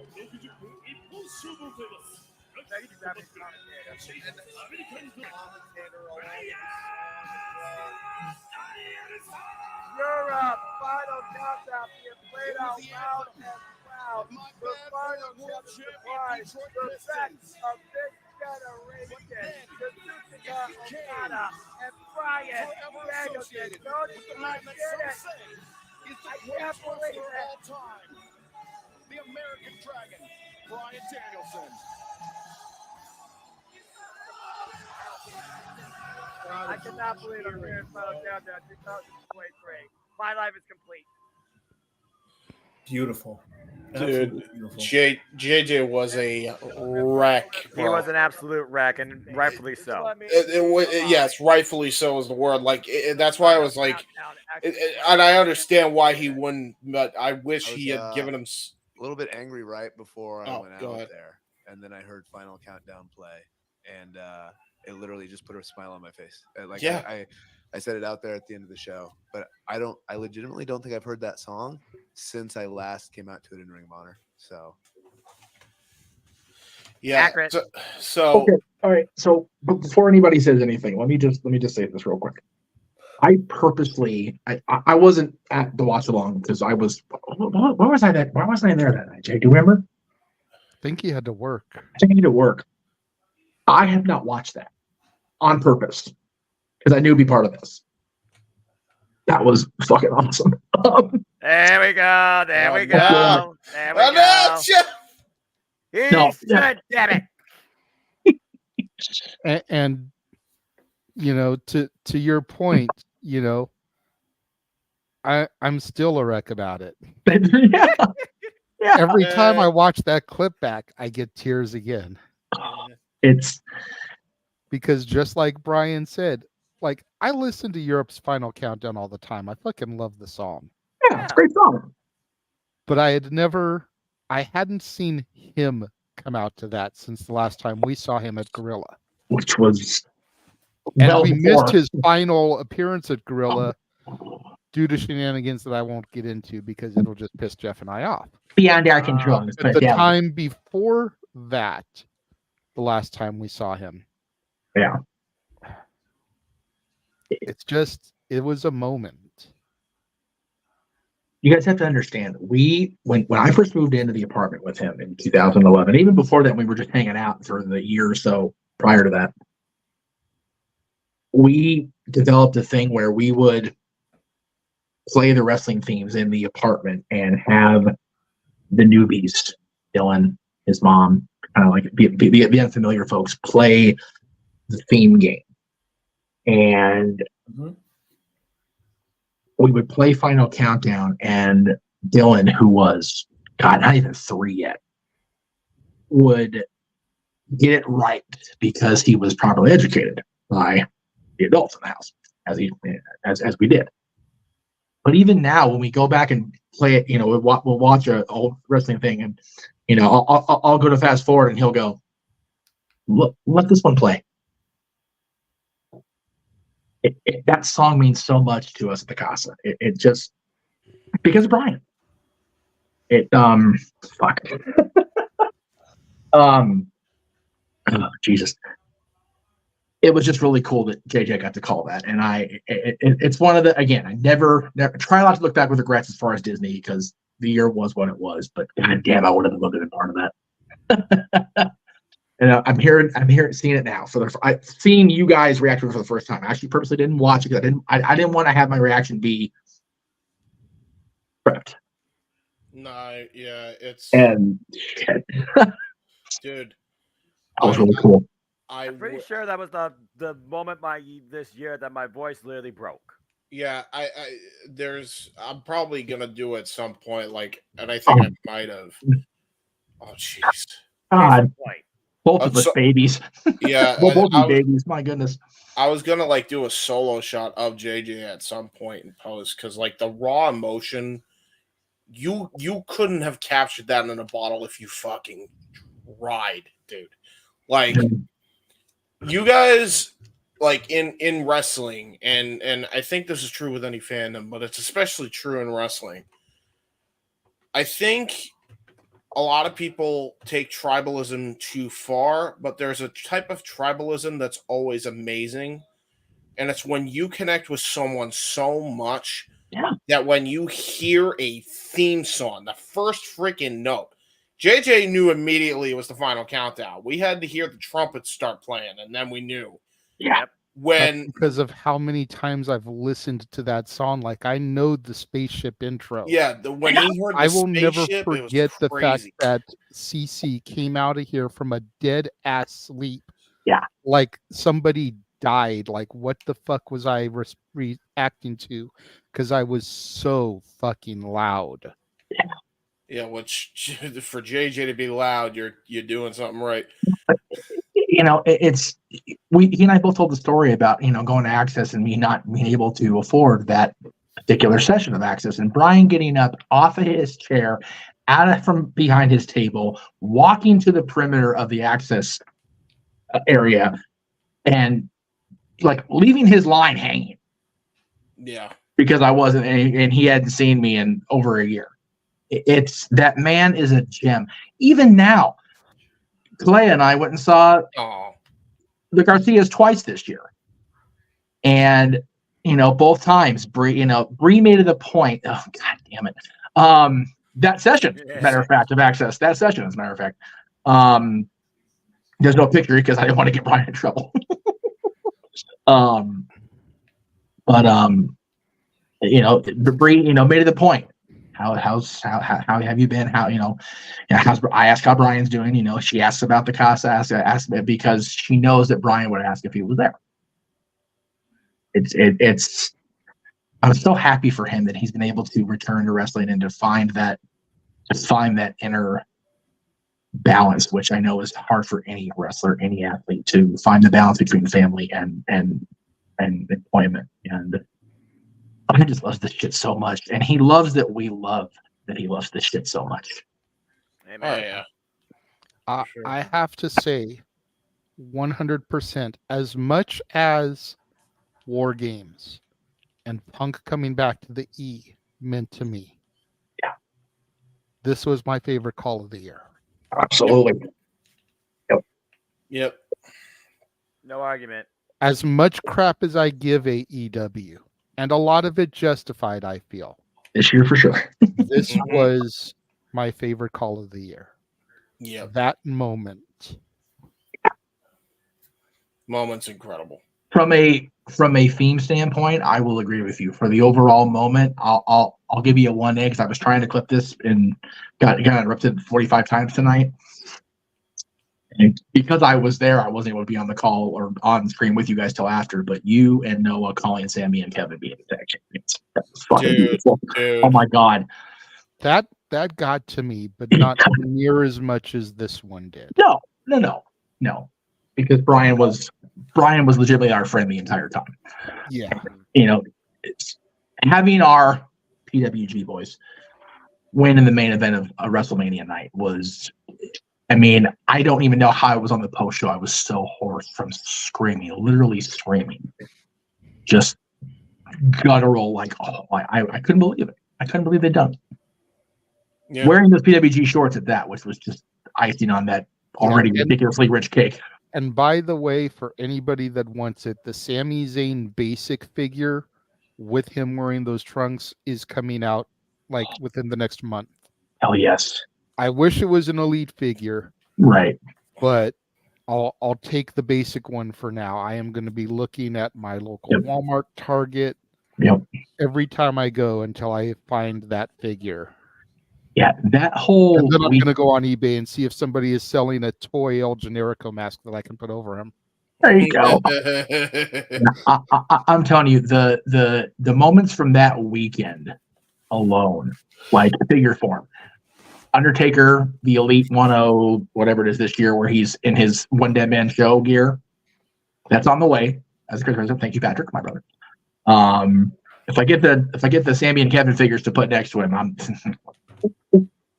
because that whole weekend was just so as long as it was delayed, as much as it was a letdown because everybody wasn't, able to be out here because of Philadelphia, fuck you Eagles. It was what it was, and it was still beautiful that I got to be there and get to be part of it and reconcile with people I hadn't reconciled with in years. And it was just WrestleMania for me, as far as professionally, as awesome as this year was across this multiverse. Basically, the expansion of the multiverse. For being honest, this was the year it really took off, right? Yeah. But I think that WrestleMania was one of those, like, everything just lined up perfectly. Yeah.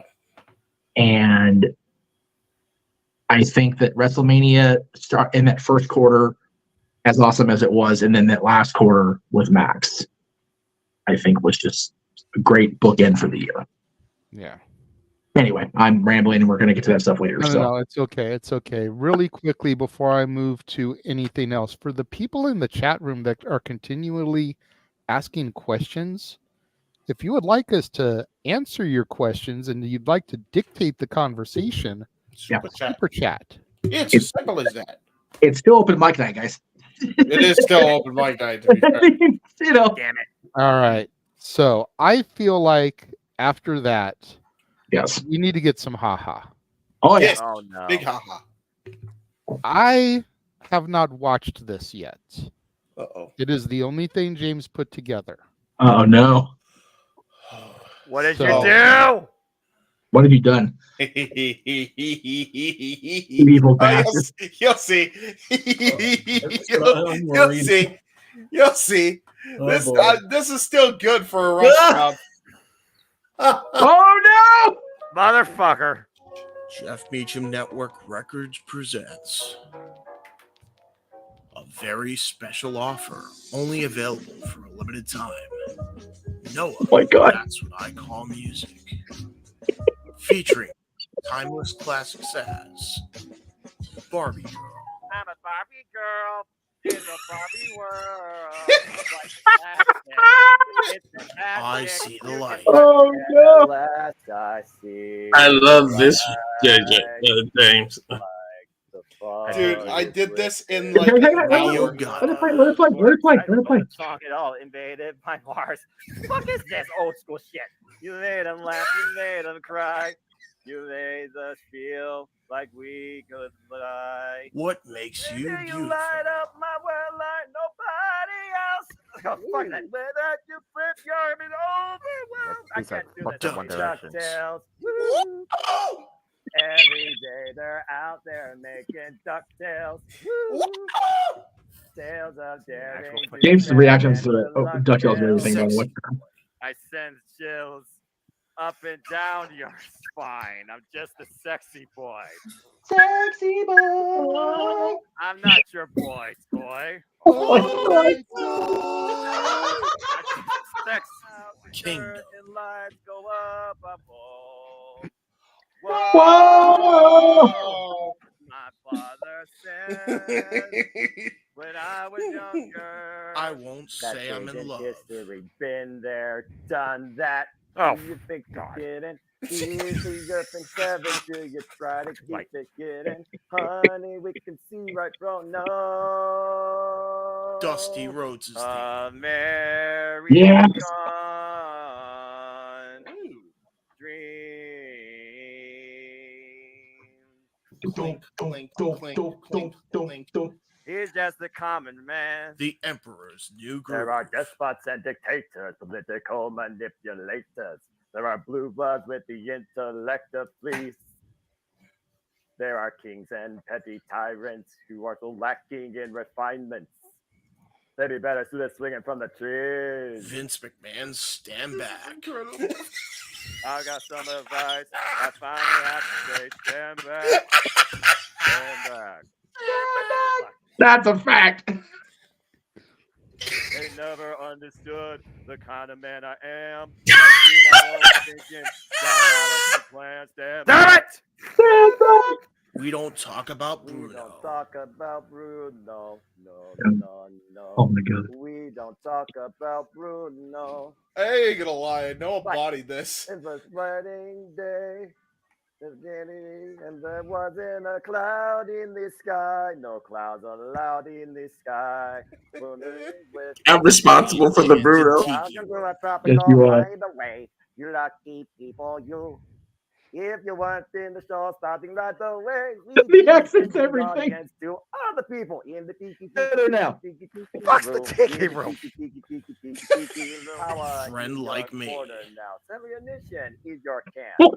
I think he randomly ended. Sam, Yahoo! And house. See, all you gotta do is rub that lip, and Right, I'll people are say, Mr. Aladdin, sir, what will your pleasure be? And Oh much more. One way or another, to get us where we both belong. Fuck my life. If we listen to each other's thoughts, we'll find we'll never too far apart. And maybe Oh, love is the shit. reason I don't why get paid for for the this. first time We're gonna pay for it now, Jim. Just listen. You're not even at the end yet. And got CM Punk's official theme song as a bonus.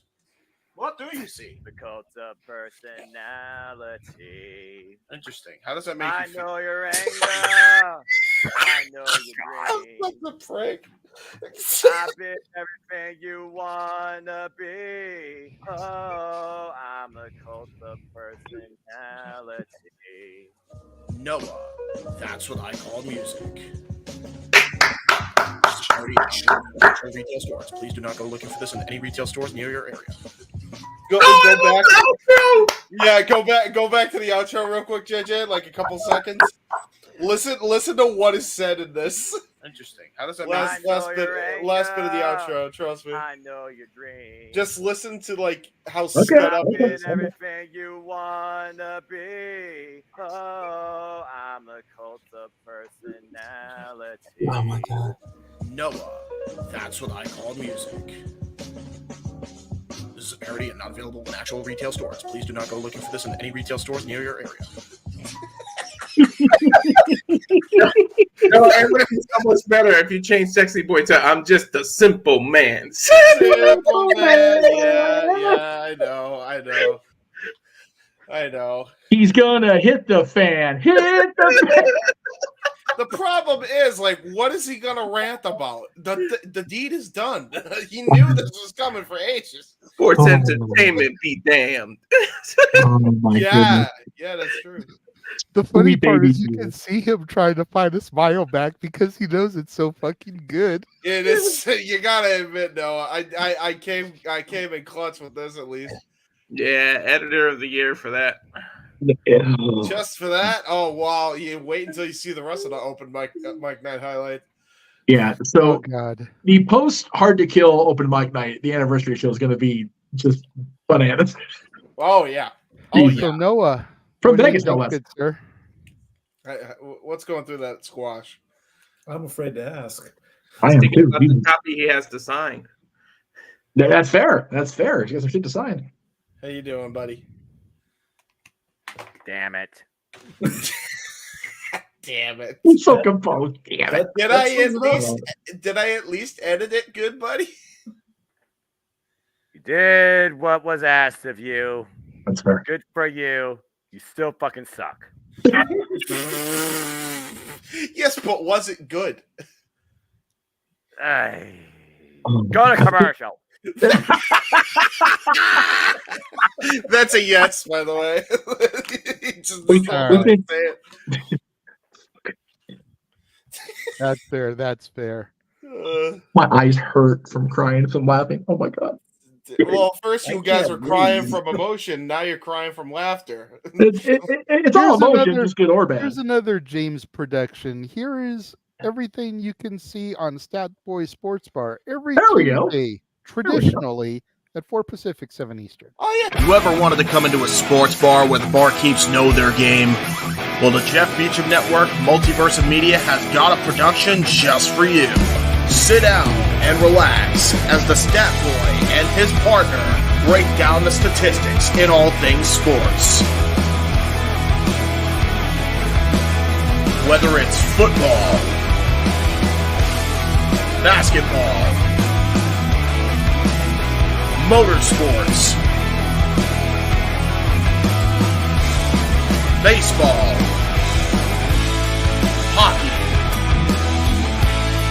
soccer,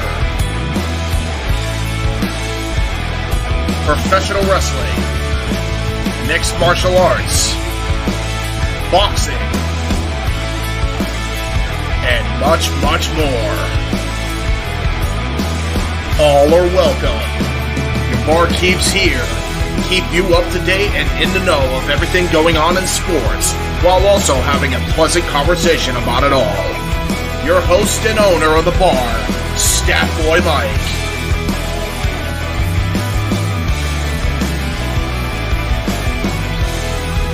His partner in crime, Dory Lou. And a host of other guests coming in. The food's hot, the seats are warm, the drinks are ice cold, and the sports talk is plentiful. Cassidy 18 Studios presents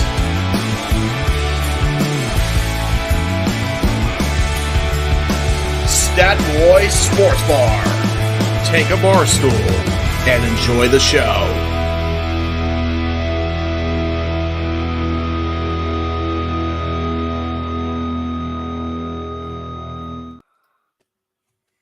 Yay! Oh, There you go.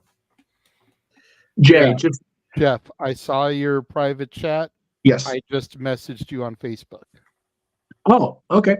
I'll get that. I'll fix accordingly. Also, announcement from most-time producer director of Stat Boy Sports. We're actually moving back to 6 o'clock permanently. 6 p.m., 3 p.m. Only because we never know what NXT is going to throw a special at us that we all want to have called. Yeah. So figure go live at 3. We're done by 5 more often than not. Okay. So starting Tuesday, 3 o'clock is the official time. Now, is that with a hamburger today? Apparently, Stat Boy was unaware. No, we talked about it. I'm responding to Josh's comment. Oh. Oh. Hey, Josh, I'll believe you're there when we see it. That's fair. That's why. Do your homework in the meantime, bro. Anyway. Yeah. But I am certain it will be Stat Girl and myself this Tuesday. We will both be there, ready to go. There you go. After what happened today in football. Great. Hey, Cowboys won. Screw it. I don't give a shit.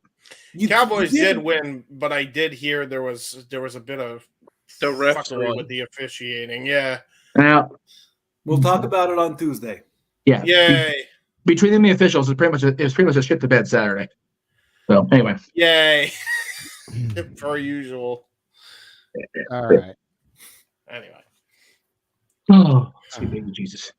That was a good laugh. I'm still recovering, man. Right? For real. That was all the needed right there. I feel What like do you think, Jeff? Should I do the next highlight video, or should we throw to Noah for his reflections of the past year? I think we should get Noah's thoughts after seeing that beautiful commercial showcasing his amazing karaoke talents. That had no agree. what the William Shatner was that moment at all, because that was sweet chef's kiss stuff. Noah, what are your thoughts on personal life 2023, other than wanting to murder us all in our sleep now, and professionally? Yes. Other than murdering us all in our sleep now. With your AEW buddies, Ron, when he says professionally. Yeah. I'm ready. Come on, Noah. Let's go. Just gotta cut our throats with CD cases.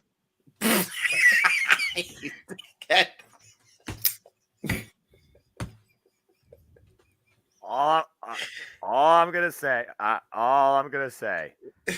Oh my god. What the hell has this year been for me with this connection of friendships I have made on this screen and in this chat? Okay, focusing on the task at hand. Reflection. Funny enough, church was reflection as far as spiritual growth and goals to look forward to, because I don't buy into New Year's resolutions, but I invest in goals because you definitely can put your worth into accomplishing those.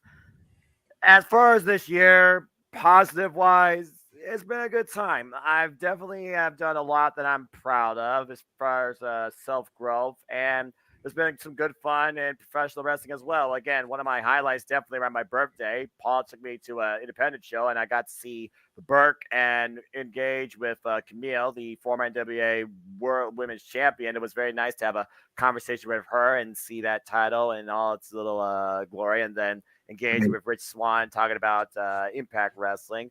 Finally got the band of brothers back together. We went to go see our first ever AEW show right here in Toledo, Ohio. Collision was a blast, seeing Sky Blue, Chris Statler for the TBS Championship, and Christian Cage and Bryan Danielson for the TNT Championship will be highlights I always take with me. Two of the best matches I've ever seen live. And despite my demeanor of WWE being boring and underwhelming, even under a live standpoint, where I felt like the longer I was there, I was almost sleeping. For the first stadium show ever in my life at Ford Field, that wasn't, unfortunately, at WrestleMania. SummerSlam was a lot of fun, actually. It was really great finally seeing Darlene General live and perform his art against Drew McIntyre, and a bunch of other stuff happened too. And also it was really great engaging once again with Aaron Riff, Caitlyn, and Mini-San Gosaku. That's his name, Aaron. Get it right. That dude is energy level, the guy power level of over 9,000. So it was nice to actually get away from, I guess you could say, the proverbial play-by-play chair and engage in reality, where again I'm still very introverted naturally by nature.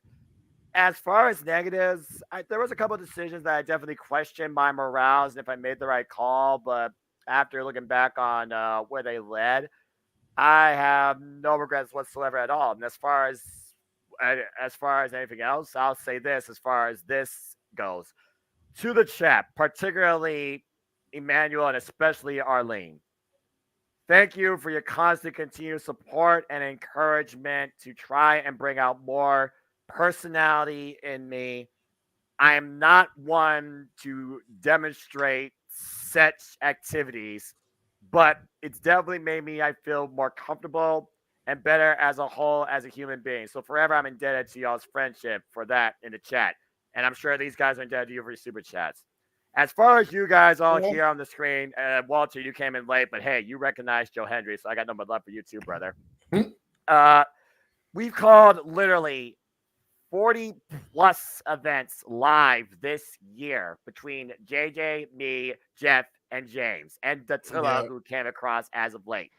It has been one of the absolute greatest joys and the most glorious fandom moments of my life, con everything in and out of sports entertainment and professional wrestling, of course, not included but not limited to WrestleMania 39, freaking my favorite Joe Hendry match ever against Moose at No Surrender. I still laugh at that freaking Sega Dreamcast. That is just going to be a highlight for life, James. You know what I'm talking about, bro. The con, some of it, Jeff, whether it was NWA or whether it was Jeff Cobb versus Moose, freaking con the biggest event in wrestling history, damn it! But I digress with a 3-person booth that flowed very smoothly. That was also a lot of fun too. And matches I will take to the grave: Bryan Danielson, Zack Sabre Jr., Bryan Danielson, MJF Ironman match, Kenny Omega, Will Ospreay, both at Wrestle Kingdom and Forbidden Door. Countless moments that pissed me off and made me with so much joy, and always looking towards what's next and what in store. In general, as a human being, as a professional wrestling fan, as somebody spiritually sound, as somebody that's more naturally shy than maybe not pass on screen, I'm just forever grateful and humble towards everything that's happened in 2023. And I'm looking forward to doing that and more in 2024. And I can't wait to see how things kick off and what's in store. As far as goals, spiritual growth, balance my budget, and hopefully, just be a better human being. Now, whether or not that means you all further use my dignity for your own self-gain, for everyone else's joy and entertainment, it is what it is in that regard. But again, in general, just thank you all, and it's been a great year. I hope to make 2024 even better in our professional wrestling. Dude, the quote of the year is what he said about Emmanuel and Arlene, like getting him out of his, basically getting him out of his shell. I know that's not exactly what he said, but like that is, wow. That I wasn't expecting it to be so emotional. That warmed my heart. Out of my heart. Oh, awesome, man. That's cool. That's cool. Speaking of the Dominguezes, we have a super chat from Emmanuel. Oh. He wants to know, in our opinion, is Sasha worth more than Charlotte? Oh, this is a fun one for JJ to answer. I'm going to have JJ start in this case, and then he could dictate how the rest of the panel answers. Right?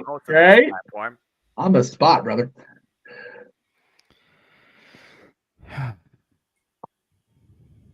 Breathe it in, brother. See, I don't know what Charlotte just got for her biggest paying contract that a female has ever signed. Mhm. Right. $2 million. Well, Charlotte's definitely not worth that. Wow. Is Mercedes worth more than that? No. No, I agree. Put it to you like this. Do I feel that in general, Mercedes Moné is worth more money than Charlotte Flair? Yes. Okay. Do I feel that she is worth more than $2 million? No. Do I feel like Charlotte's worth $2 million? No.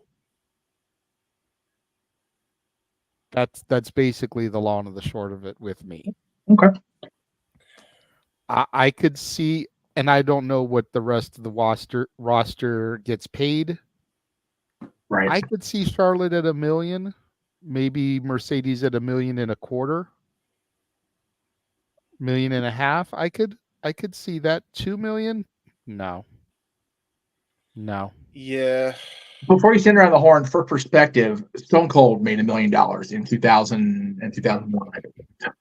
Maybe 01, because that's what Johnny was asking for before she got released. Was awesome money, which was $1 million at that point. Money also doesn't go as far. Like $1 million in 2001 would probably be akin to 2.5 or 5 today. So Right. That's what I'm saying. The biggest star in the company was at $1 million. So figure $2.5 million would be Roman or Randy Orton coming back or CM Punk or whatever. Charlotte Flair is not worth Roman Reigns' money. No, she's not. And I can even concede that. Whether I like her or I don't like her, she is the most prominent face in the women's division. Yes. As such, she does deserve a hefty penny. Right. Are there people on the roster that I feel deserve more than her? Abso-fucking-lutely. If for no other reason but tenure alone, there's no reason Charlotte Flair should be making more than Natalya. Yep. After almost a 20-year career with the company. 10-year-wise, you're 100% correct on that. Absolutely. Especially when you consider the fact that I think she's doubled as a coach of recent years now. Yeah. Does Charlotte deserve more than Bianca? No. No. Yeah, that do Yeah. they deserve equal? Yes. Does Charlotte deserve more than? No. Especially with what Bianca does outside. Right. Bringing in that demographic that WWE's been trying to get a hold of for a long time. Need any further point? Look at the Divas of Compton at WrestleMania 39. Yep. I was there. It was a big moment. So I do feel that Mercedes deserves more than Charlotte, but neither one of them deserve what Charlotte is making right now. Mikey? And we'll just go around the horn. Jeff, James, Walter, Noah. I can pretty much agree with all the stuff you were saying. I mean, it also comes back to the equal pay for the women in sports as long as equal to sports entertainment. The only name you didn't throw out though was Jade Cargill. I mean, I'm guessing her contract has to be up there close to 7 figures, if not in the 7-figure range. Do I think Sasha is more valuable than Charlotte? No. Only because of tenure, like you said. I think I'm pretty certain that Sasha's tenure is a lot shorter than Charlotte's. So that's like she walked out 45 times. Yeah. Well, that too. I mean, that's part of it also. I mean, the walkout could probably decrease her value slightly, and we're aware of the stories. Well, let's get the white elephant out of the room here. There are stories going left and right, and as just whenever you hear those stories, just remember, never say never. You never know what's going to happen. Okay, you don't know. It's the biggest. There are now 2 or 3 big swerves happening in wrestling right now. Don't go crazy with it. Bottom line. Don't go. Okay, MJF's profile gone. Go keep it to yourself. If you're not a professional, keep it to yourself. But as far as the Sasha thing, no. Teleporting back into the command center via the Morphin Grid. Woohoo! Attila is back. What's up? Hey, you guys, sorry about that. I was like, my brother got home and he bought us No, you're In and good. Out. So Good. In and out. Double doubles. Well, at least your Yeah. brother has respect. My brother was acting goofy behind me. That's fair. I don't disagree with that comment. I think Sasha Banks as a character in WWE peaked during pandemic. Her and Bailey were on TV, both shows every week, ruling over the women's division roost. And you know what? They needed to at that point because they were kicking ass as characters. Hang on, we're going on the horn to tell us, so we'll get there. Sorry, I promise. sorry. No, you're good. So, is Sasha worth more than Charlotte? Is the question that was posed in the chat while you were off screen. Okay. I don't think Sasha is worth more than Charlotte based on her flip-flopping on staying with the company. Now, if she comes back in this current incarnation, I feel like she, yes, will have to prove herself. And I do believe she will prove herself to be a reliable, for lack of a better terminology, company man. But she's got to do that. That's the thing. Excuse me a second. Bless you. God bless you. Bless you. Golly, that hurt. God, my stomach. Oh, I'm going to the doctor on Tuesday. It sucks. Anyway, I think the unfortunate thing is that Charlotte has been almost Taylor Swifted at us out of the company's necessity, because the ones that have been reliable besides her have been going off and making families. Not disparaging that. Go have your babies, do your thing, be a mama. It's awesome. Being a parent's fucking wonderful. But if they're not off going to make the families and raise the families, they're just not there. Like Charlotte, like Sasha, like Becky, who went off and had the baby and came back and became a bigger star than she was when she left. Mm-hmm. Same with Ronda, had the chance to get that star power back, and she just, her mindset checked out well before she left, and didn't really come back when she came back, which is why she's off to an independence now and a Ring of Honor cameo. Good for her.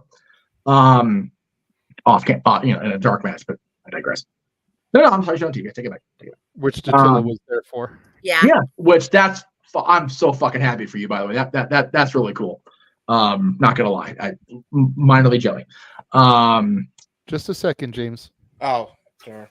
Yeah.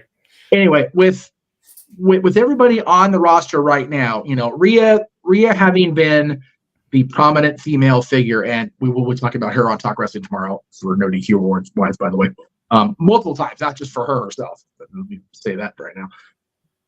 I think that anybody that is going to make that kind of quote unquote Charlotte money has to not only be the same star power as Charlotte or Rhea, but be more involved in the matches as much as the stories than Rhea was. Because Rhea was very much story this year, very few matches. Her matches that she did were amazing. WrestleMania, Crown Jewel, whatever. But she wasn't in the ring a hell of a whole lot this year. That 30-second match with Natty notwithstanding. We don't talk about that. Well, no, but it's one of those. I just had to throw it out there because he said her matches in the ring were outstanding. That's fair. Well, for the most counterpoint. Good counterpoint. I think that if Mercedes is going to come back and demand that kind of money, she has to, much like the labor force in California, earn that minimum wage. Earn that $15 an hour. Well, learn how to do your job first. If you're going to come back, do the job for the company that you were supposed to have been doing the first few times you walked out. Fair. Yeah. Go ahead, James. Yeah, I mean, at the end of the day, I think. First off, if what is true and she's demanding to get paid $2 million, I mean, there's no way they're gonna pay her. I mean, I venture to think she will stay in Japan if that is the case, allegedly. I think here's a hot take for you. I think Bianca's worth $2 million. There, I said it. Done. I think you got a lot more mileage on her. I think there's a lot more star power with her. I think there's a lot more upside with her. I think you basically have your next female John Cena in her. And with how prominently they've promoted the women's division, you know, you got Charlotte. Yeah, sure, I guess. You also have Rhea Ripley, mommy for life. But Bianca is the top star to me. Always will be, because she proved that during her women's championship run, which ended this year at Mania, or a little soon after Mania. So to me, it's just that.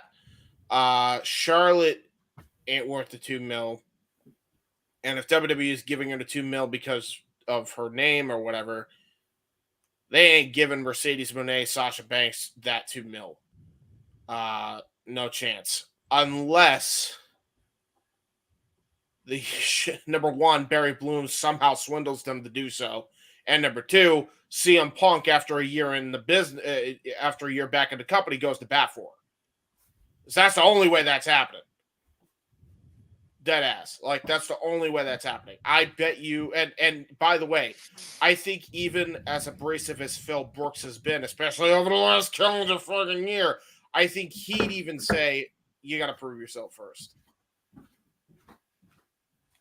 Exactly what Jeff said. I think even Phil Brooks would say that. You got to draw. And she was drawing, and then she got injured. Therein lies the problem. We don't know how good she's going to draw. I think really she owes herself to give Japan one more try before she tries to go anywhere else. That's my personal take on it. You want to prove that you're worth $2 million, and you don't want to do it within the company that thinks that you don't deserve it automatically. All right, prove their ass wrong. Do it over there. Yeah, because at the end of the day, she only had a 3-month run in Japan. Yeah. And which, ironically enough, even in those 3 months, I mean, and say what you will about her, she was making freaking headlines in history over there in that short time. In 3 months. Yep. Imagine what she could do in a year, 2 years. Make an effort. Don't just call it quits because you got one untimely injury. God damn. Whoa! I got a little echo reverb. Woo-hoo. Sorry about that. I hit the wrong unmute. My bad. No, yeah, you're fine. But yeah, for me, Bianca Belair all the way is worth $2 million more than both of them, and that's no disrespect on Charlotte, because quite frankly, as much as I don't like I don't even know if I could say the person, the character that is being portrayed, especially on TV, you cannot deny about her match rate and like how incredible her matches are. You're not going to get a lot better than Charlotte. I think she should definitely paid 1.5 personally. I think she's that good. Only, if nothing else, for the match she had with Rhea Ripley this year at Mania. I mean, best women's match of the freaking year, in my opinion. I don't think anything has even... The only things that have even come close to it, ironically enough, are the matches that Mercedes Moné had in New Japan. So, what about Becky versus Trish? Yeah, well, if Noah says then I kind of side with them. I can't really comment, though, because I haven't seen them. But the matches I've seen more women's matches than everybody on this panel combined, because I watch Impact and Japanese Pro Wrestling and Ring of Honor. You're really trying to make me dictate this? Well, you're going to get your take in a minute. I mean... Yeah. What do you think? I'll continue. I mean, that's just my take on it. I think, as much as I like Charlotte and Mercedes, Bianca's worth more than both of them combined. Okay. In my opinion. So there you go. All right. Walter. And then we'll bounce back up to Datilla and have Noah close us out. Walter, you're unmuted. In general, Sasha could be worth more than Charlotte, but in the WWE realm, no. There's no way she can touch Charlotte. There's no way Sasha can touch her. She walked out of the company twice, and she defended her title once when she won it. Like every time she's won the title, she's like lost it on her first title defense, except maybe once on a random SmackDown, I think. But other than that, and the independent scene, Monet can draw maybe on her own, but I don't think she can make the kind of money Charlotte does. But I'm just looking forward to seeing Jade and what Jade does, because if Jade plays the cards right, like I put in the chat, then she'll be right up there with Bianca. And I agree with you about Bianca being worth the money. It's Bianca that's up there. Becky to an extent, because Becky turned it all around. So I mean, we're gonna see, but in terms of Sasha being worth more than Charlotte, not in the WWE world. Maybe on the independent scene we could see that, but not in WWE. I don't even think in the independents she'd be worth more than Yeah. Charlotte. I don't even think in the independents, no. And I'm not a big fan of Charlotte Flair's character. I don't know what it would be like outside of WWE, but I'm not the biggest fan of the character that's presented. Well, JJ knows me. He knows I don't like Charlotte either. I'm on the same boat as him, but you gotta respect the craft and respect Wuxi. But I mean, we wouldn't be talking about her if her last name wasn't Flair, though. I mean, so. Yeah. I mean, I will say that I feel like a lot of people see that she uses Flair as a crutch and not necessarily as like, we got to remember the whole reason she's even still doing this is because she's doing it for her brother Reed, which I feel like gets lost on a lot of people. Like at the end of the day, this was his dream and he couldn't really live that out. And she even said, I'm living this out for him. I don't care what the scrutiny is. I don't give a shit. I'm doing this for one person and one person only, and he's up in the heavens. So, if not now, she earned my respect just from that alone. But, just food for thought. Anyway, Datilla, you're up. Hold on, James. Okay. Mikey put in the private chat that he needs to duck out. So I need to just go on private chat more. Yes, you do, James. Sorry. So, family, I love you all very much. Dory Lou and I are both looking to a happy, prosperous, safe, positive 2024. We're both going to be back in the sports bar Tuesday at 6:00 with all the week 18, all the week 17 fallout. Golf and tennis are back. They start their seasons up this weekend. Like I said, the sky's the limit. Stay tuned. I love you all. So long, 2023. Hello, 2024. See you all on Tuesday. Love you, brother. And Stat Bye, Boy. Mike. Good night, everybody. Hi, Mikey. Bye-bye. Happy New Bye-bye. Year. And hello, Happy New Dory. Year. Bye-bye. And then there were 6. I feel like Dr. Evil with my dog right here. Aww. I was about to say, oh, he's sleepy. He's sleepy, She. Pupper. Oh, she's sleepy, Pupper. It's not that she's sleepy. She's scared of the all right. fireworks. So go ahead, Datilla. Just trying to rest. All right. So the question was, is Sasha worth more than Charlotte? Yes. Yeah. I And kinda Arlene agree. will get to yours once we're done with Noah and Datilla. Go ahead. I kind of agree with Walter. I feel like outside of WWE, she is, but not in WWE.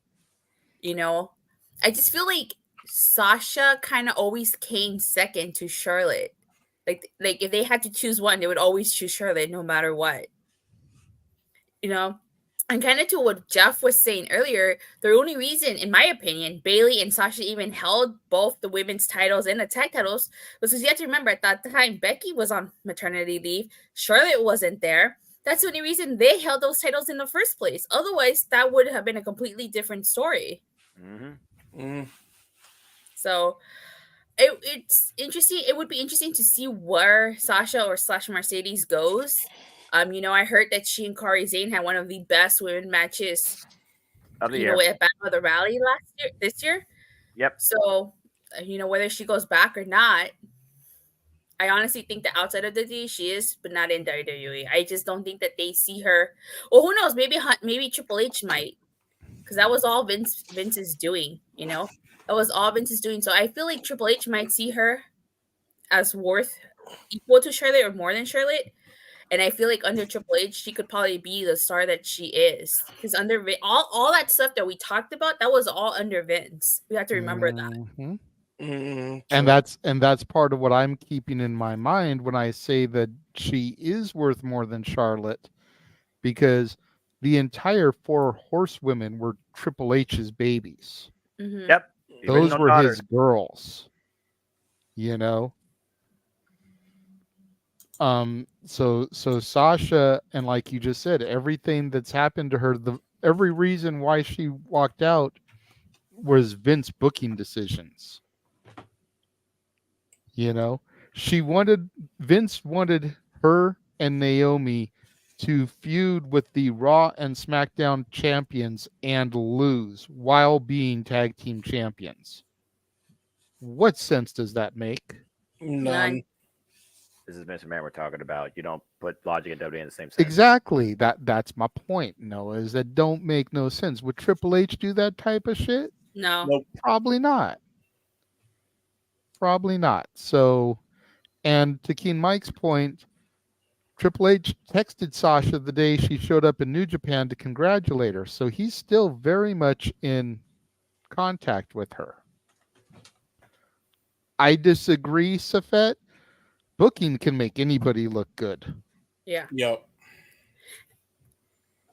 And no disrespect to Charlotte, but like, what is her character exactly? Because I feel like one of my biggest gripes with Charlotte is her booking. Like, she'll win the title, she'll do a feud, maybe or 2 feuds, drop it, disappear, come back, and the first thing she does is in the title picture. It's like, why can't she just have a side feud? Why can't she just have Brock Lesnar? Another No, feud that's she's a not player. about. Well, That's not with the title. You get me? It's like everybody has had a side feud. Her character is woo woo woo, miss a moonsault and hurt somebody. Her character is she is the female version of Ric Flair. Well, no, and that's fair, because you think about Ric Flair being the world champion during the 80s. Not so much the 90s, because the 90s was a cluster in WCW. Not even going to go down the rabbit hole today. We only got an hour and a half to go. Or a little over an hour, excuse me. We're getting close again. Yeah. Flair would win the title, drop it to a number 1 contender, and then win it back at the big show.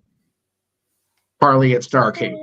Dusty. He actually did drop the title at the big show. That was in the 90s. When he was still doing it. Harley at Starrcade, Garvin at Starrcade, Dusty at the Great American Bash. It all revolved around Flair, and then later the Horsemen safeguarding that world championship. Whereas Charlotte,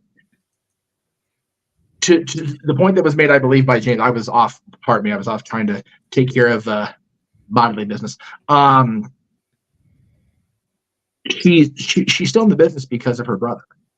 And I don't know if it's I think the public's opinion of her really doesn't bother her at this point. Otherwise she would have got out a long time ago. No one talks about protecting her mentality every single week. If she were to buy into the public drawback against her, she probably would have ended up in a rubber room by now. As many people hate her guts character wise. It's very much akin to I was listening to, I forget what Pi was listening to, about One Man Gang recently.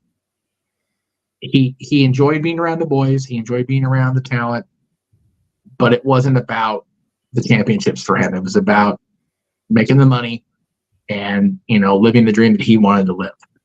I don't know for sure how much Charlotte has influence on her creative direction, because I don't work in Connecticut, thankfully, because it's too cold. It's cold up here as it is now. California cold. I'm a wuss. I can handle Connecticut cold. Hell no. I'm good on that shit. But I know we Californians. Welcome to my world.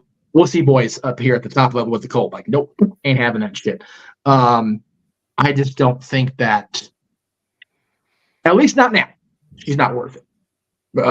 Mercedes worth more money, but 2024 is going to be a big, hard reset year. I've been talking about it all week, guys. So we'll see. Got that time. Yes. Got a little bit less than a minute, and then we'll get to Noah's thoughts on the topic. Oh, it's going to be Nears on Mountain time, people. Yes. Mountain time. Yeah, For those of exactly. you up in the boonies, 30 seconds to go. Woo woo. Wait, that's Utah, Colorado. Let's see. Nevada, I think. No, Nevada? Or is that No, on the no, borderline? Nevada's on the Anywhere same on the side. right, anywhere on the left side of Yellowstone. I mean, yeah. Someone give me a map. I got Colorado, Montana, New Mexico, Utah, Wyoming, Arizona, some parts of it. We are down to the final. Oh, Happy New Year, everybody in the Mountain Time Zone. Happy New Year, Mountain. Mountain people. Central. Happy New Year to Central people as well. Yes, it's right here. Oh yeah, because you weren't there for that. All right. We are 1 hour to go in the lower 48. And Yeah, we got 1 hour. hopefully for us on the air, too. Yes. Well, we're probably going to go a little bit past that's fair. midnight, but we were Yeah, we figuring that. With the Noah, chill, go ahead yeah. and give your thoughts on this. Is Mercedes worth more than Charlotte? It really does come down to context, okay? And I'm not talking about the contract itself that you try and negotiate with, this being the biggest season of free agency, possibility and variety for the longest time in the professional wrestling industry and sports entertainment industry. Up being part of that, but I digress. I look at track record, I look at longevity, I look at not necessarily the amount of championships, but the importance of championships. You got to remember, in 2016, they were playing hot potato with the Raw Women's Championship for the better part with these two in the early half of the self-proclaimed brand split, LOL. When I look at things right now, and I look at the fact that I literally just spent today going back across all 40-plus events we covered here, that was not a not a TV special, and I look at how many women matches did I choose outside of Impact Wrestling? Right. Okay, so I did choose a couple from WWE, and JJ hit the nail on the head. The only WWE women's match I actually cared about that wasn't in JJ's NXT was Charlotte Flair and Rhea Ripley, because Rhea Ripley needed to finish the story, and that's really the only other reason. As far as value goes, I look at it like this. Charlotte Flair is always the constant, but she's the constant same blueprint. I haven't seen no evolution. She's just there because the last name's Flair. But also she's doing this on her own demeanor. Booking is what it is. It's as simple as that as far as that goes. Sasha Banks was what Sasha Banks was originally in WWE. Again, Sasha Banks and Billy redefined what women's professional wrestling could be in WWE. Forever, I'm grateful for that. Damn it, in my NXT. But she's had a lot of stir steps, and during the Vince era that nearly broke her mentally, she left twice. While Trinity found her glow in Impact Wrestling, Mercedes Moné found money in Japan Pro Wrestling and gave a couple of the best matches I've seen all year out of Japanese wrestling that wasn't Joshi Pro. And she hung with the likes of Sume Hazuki. And so freaking Mayu Iwatani took the title from her. And then she got injured at Resurgence, and then I think that derailed everything. But for Sasha Banks, for the question to be answered, can she be worth more than Charlotte Flair? Absolutely. Is she worth more right now than Charlotte Flair? I would say no, because at the end of the day, she's injured. Now, if she goes the way like Cody Rhodes did to redefine his value, where he's pretty much one of the top stars in the entire WWE, let's just call it as it is, on a weekly basis, then it's absolutely possible. But as of right now, I have to say no, but there's definitely potential. And as far as who can be worth more than Charlotte Flair right now, in the current WWE ecosystem, Jade Cargill is the biggest X factor, but I think the biggest definite right now is Bianca Belair, especially how much they've been branding and endorsing her. Hell, she came out of SummerSlam. I was there live for, drinking a damn C4 that SummerSlam was brought to you by in that women's triple threat match. And she won the title and got injured. But either way, you still talk about Bianca Belair and Charlotte Flair, and right now they are coexisting in a feud against Damage Control. So, hey, it looks like they're keeping Charlotte Flair away from the title for the time being, which is a nice change. But I'm just waiting to see what Mercedes Moné can actually do when she gets back inside the ring under a WWE led by Triple H with no Vince McMahon influence in sight. Mm-hmm. Okay. Really quickly, to piggyback off of that, we had a super chat from Arlene come in saying, should people who say that talks with Sasha are no longer being held be considered credible if she comes back? 100% no. Yeah, I mean, I think this is unanimous with everybody in this damn room right now. Hey, we want to do a barbershop Yeah. quartet. Everyone just says no in a different pitch. I'll just start I'll- saying no. Hey,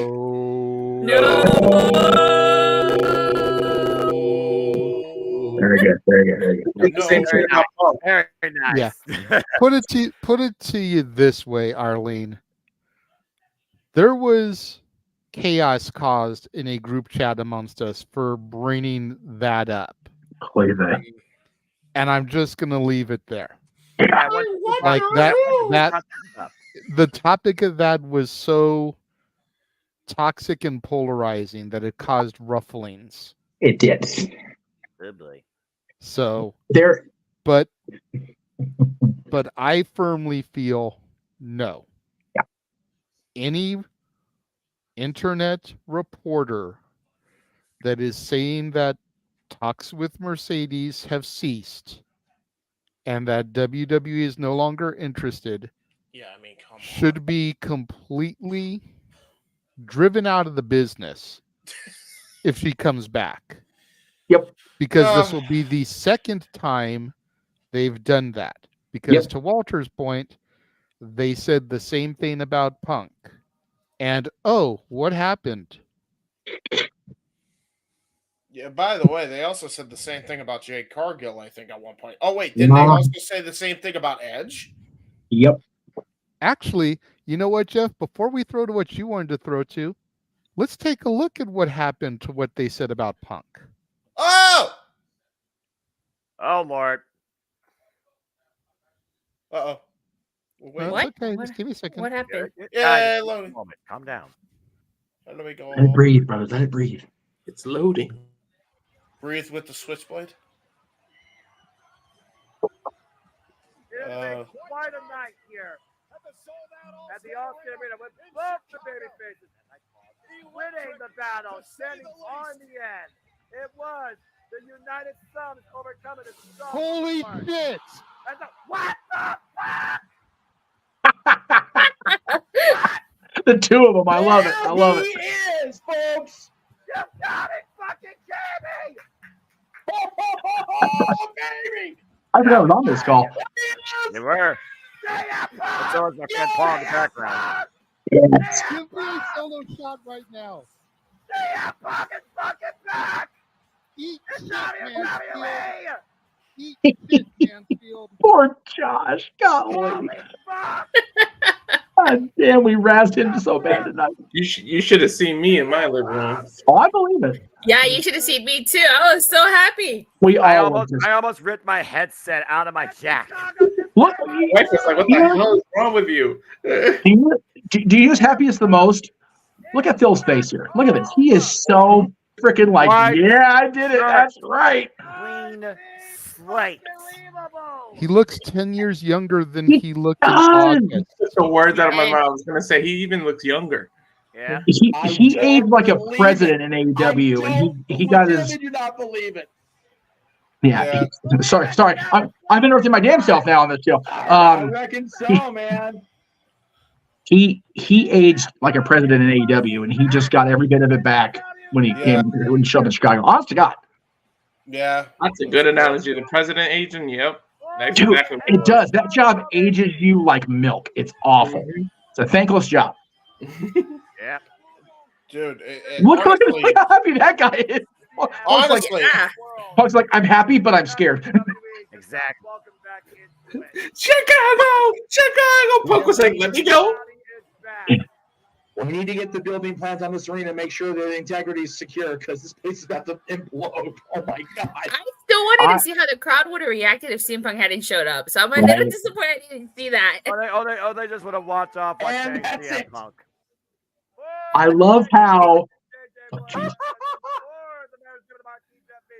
I'm the simple man, Michael Foster. CM Punk is fucking She's just messing like a madman. Here we go. Survivor Series War Games.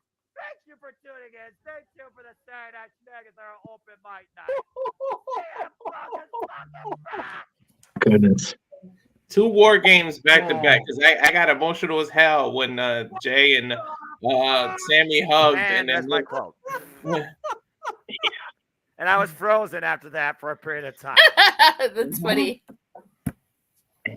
Such a cool moment. It was. That was an incredible moment. Too cool for school. I'm seeing the message come in privately, but I can't access it because the computer's slower than dog shit. I will So- say, Don't worry about it's actually, looking at the actual moment now, because that's the first time I've actually seen that moment. It actually was a lot cooler than I even thought it would be. I think I think part of it is because the All Elite crap was so fresh, but now that I've just seen how everything is just played out, I'm like, you know what? I'm at this point of if All Elite Wrestling loses people, fuck them. There it is. I mean, honestly, yeah. same on the other side. I'm at the point now where it's like, Excuse me. screw the company. I'm for the workers. If the workers are happy going somewhere else, then there you go. He has finally seen the lights. Yeah, fuck corporations, dude. God, that's how I'm seeing it. Like, it's just I have to kind of look at it with that mindset because it's like, okay, we're dealing with people who make mistakes. Like, we're all human beings, but like, No, I got you. I did want to throw it. I was going to throw it too, but we do have a super chat that I'm. Do you want to do like DQ and super chat first? You want to go ahead and throw to the clip? I didn't see the super chat come in. Oh, okay. Well, Emmanuel, let us.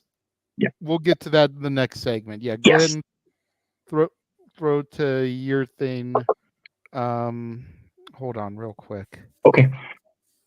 So I know you're being so patient. I No, appreciate you're fine. that because I'm trying to do like 15 different things. That's okay. For the record, Giselle, this is not the one I was asking you to be on camera for because that was supposed to be the one I'm showing here was supposed to be in the third hour. So you can still stick around if you want, but just It's, No, I apologize. Just I keep getting a phone call from. No, you're good. You're good. Okay. So while JD is making sure we're ready. I have it because it led to this. Oh yeah. Oh boy. I, Joshua Mansfield, was wrong.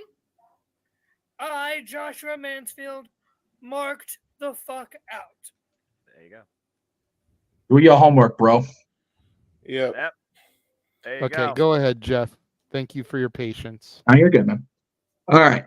So I had a great segue. We were talking about the women's stuff, and talking about who deserves it in women wrestling. Our third guest definitely has been an advocate of women's wrestling almost as long as I have. Actually, no longer than I have because he's been around longer than I have. The clue I gave about this person was a multi-time award-winning artist across multiple genres in their nearly 5 decades in the public eye. So not only has he been a winner in wrestling, he's also a multiple-time best-selling author. Why this thing's so slow? Christ. Chromebooks. There it goes. And JJ, if you can add. Oh my God. There we go. Thank you. Well, it's not working. Shit. I'm so glad you responded to. Hey Jeff, it's Mick Foley. And I'm so glad you responded to the end of year special. Don't worry about the expedited, more expensive version. The truth is, I always get my videos out. He does. In less than 5 hours. 24 hours. 5 hours. This goes out to Jeff Meacham Network's anniversary. Jeff, you'll have to tell me more in the DMs about this network of yours. First of all, I want to thank a fellow Santa ambassador for reaching out to me. Man, I have to tell you, I've slowed down in the Santa work, and I've realized that a considerable part of my income at these conventions comes from trying to make people feel like they did when they were kids, like they did 25 years ago. And I never had that big beard. And I loved being a volunteer Santa. but you know, there's no money coming in as a volunteer, and it would, I'd give up my entire December. So instead, I've limited my duties to letter writing and videos. But the videos, I mean, you just try to create the magic where you can. And even though I loved having my own real beard, I look pretty good with the good theatrical beard. My problem is, because I'm not a particularly neat fellow by nature, I don't think I could go out there and do visit after visit with the theatrical beard mustache, because I'm kind of a slob. And even during my video shoot, I had to keep gluing the mustache on. So I think in another 5-10 years, I might give it a try, but not grow it down to like my chest, but just do that nice little, thing, so I get started in, July and have a pretty good looking beard by then. There you go. Yeah. So I'm terrified of kid. I used to love when they would pull the beard and it was real. I don't know what I'd do if they pulled it and it came off. But anyway, it's all about the magic you create for the children and for the adults. I'm convinced that Santa is really about making adults feel the way they did when they were kids. So that's what I do in my real life. You'll have to tell me more about your network. We'd love to come on next December and talk a little Santa business with you. And I'm really glad you reached out. It's a beautiful morning here, a little chilly. I wish I had more than just this Santa's Village. Oh, I am pretty Santed up. Santa's Village sweatshirt, Santa's Candy Castle from Santa Claus, Indiana, t-shirt, in the spirit of Christmas, beating in my heart 365 days a year. Thanks, Jeff, for being a fan and a fellow ambassador. Wishing you the best and hoping your New Year's is nice. There you go. Big Foley. That was awesome. Never a smile on my face. That was awesome. Now, let me just say this about the mixture, if you will. I originally had Thea Hick picked out for a certain somebody on the other side of me, on the other side of the cylinder. And it occurred to me in the lack of reply. It's like her and Nathan are still on the other side of the world. Let's not wait for that to happen. So I canceled that. Saw that Mick, full disclosure, I'm a cheap bastard, whatever. He's the king of cheap. He's Mick Foley, for Christ's sakes. So he was running the sale. I'm like, shit. Okay. And then I realized, I didn't mention that the show was going to be like soon. So I DM'd him for another whatever they charge on Cameo. I'm like, I forgot to mention it's the anniversary. And he messaged me back. He goes, you need to message me, but I appreciate it. Yeah, he's dead ass serious about coming on the show next December during Santa season and talking about Santa stuff, about his career. And what's so funny is, in conversations we've had since I got the Cameo back, he remembered when I asked him for an interview, back in 2000, I'll say 5. It may have been 6, but I think it was 2005. When XNV was still running, put it that way. Oh, wow. And he called Dylan's mom's answering machine, that's how old my ass is, and left a about as long as that Cameo. By the way, 5-hour turnaround, he gives me 3 minutes. God bless that man.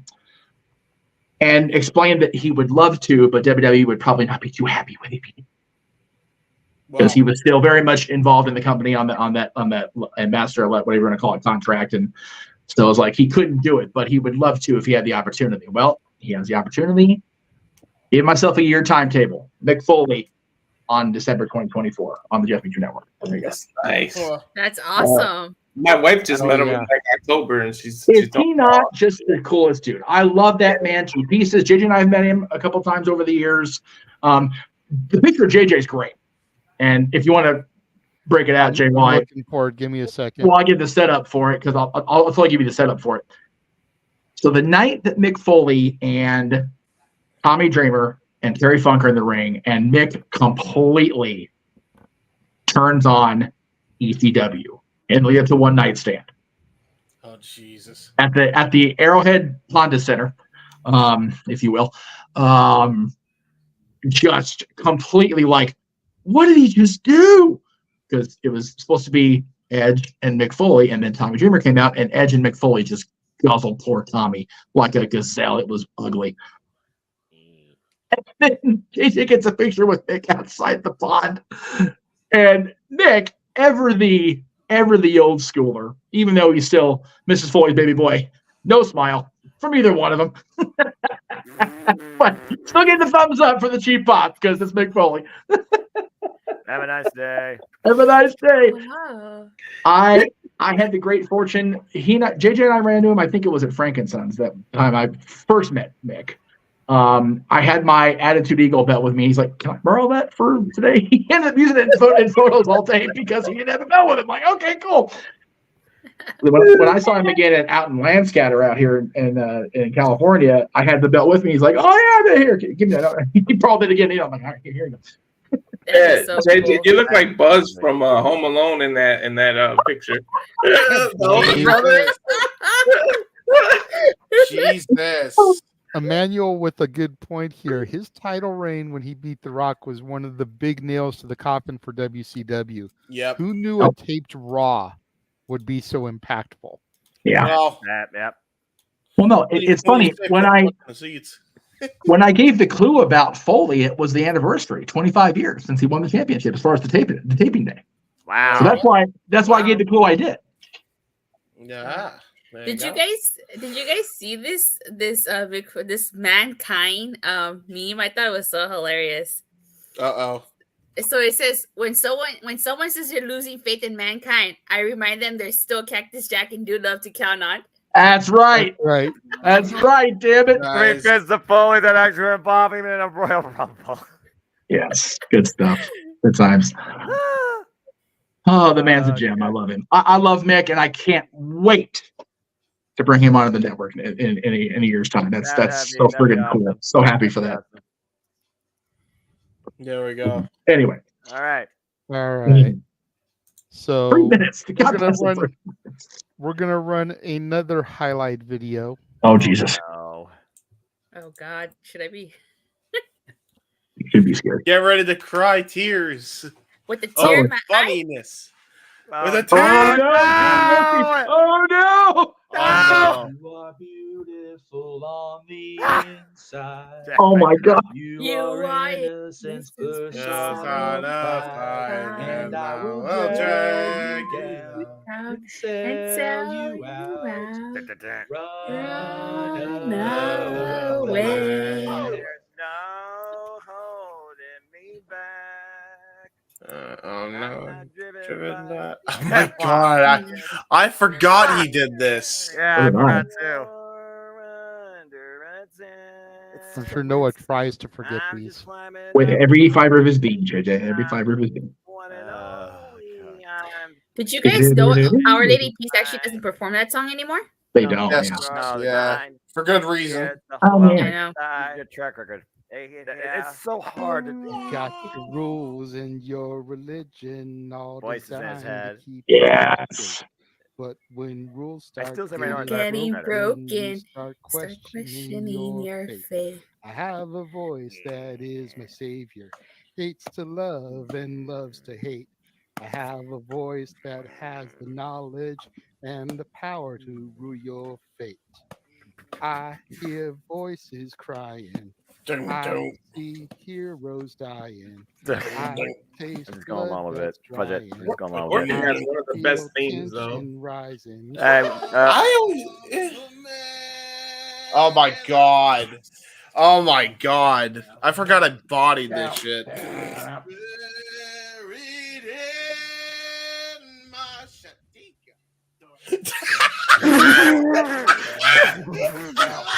Oh fuck my headphones.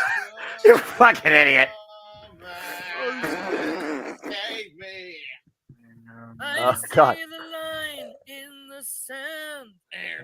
Oh Lordy. Evolution. Find out who I am.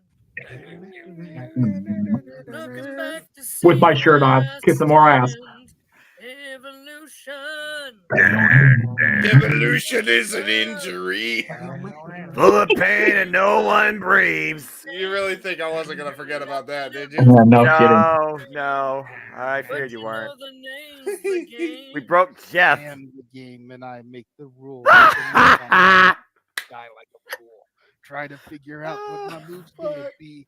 Come on We're over, idiots. sucker We're boy, fucking don't you idiots. ask me. Don't All you of us, every last one of us.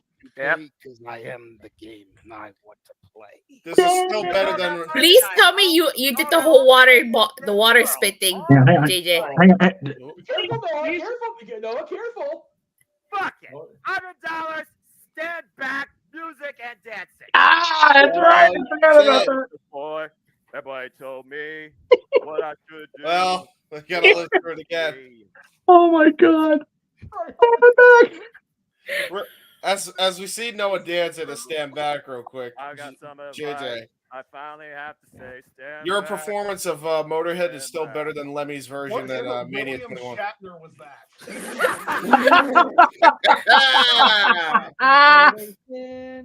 My precious time. Get your act together. We could be just fine. Oh no! So tell me what you want. What you really Oh, I forgot all about I this. remember What that. the hell? Oh my god. I remember the hell out of that one. I'm so glad Caitlin's asleep. Me too, for real. Jesus. You put the boom boom into my heart. That boy thinks he's actually in the studio. Look, he's holding the laptop. Dude, he's a DJ, bro. He's doing this shit. Dude, put me in the solo box. I'll do it with him. The only thing he's missing is the Put me microphone. side by side. Put me side by side with him.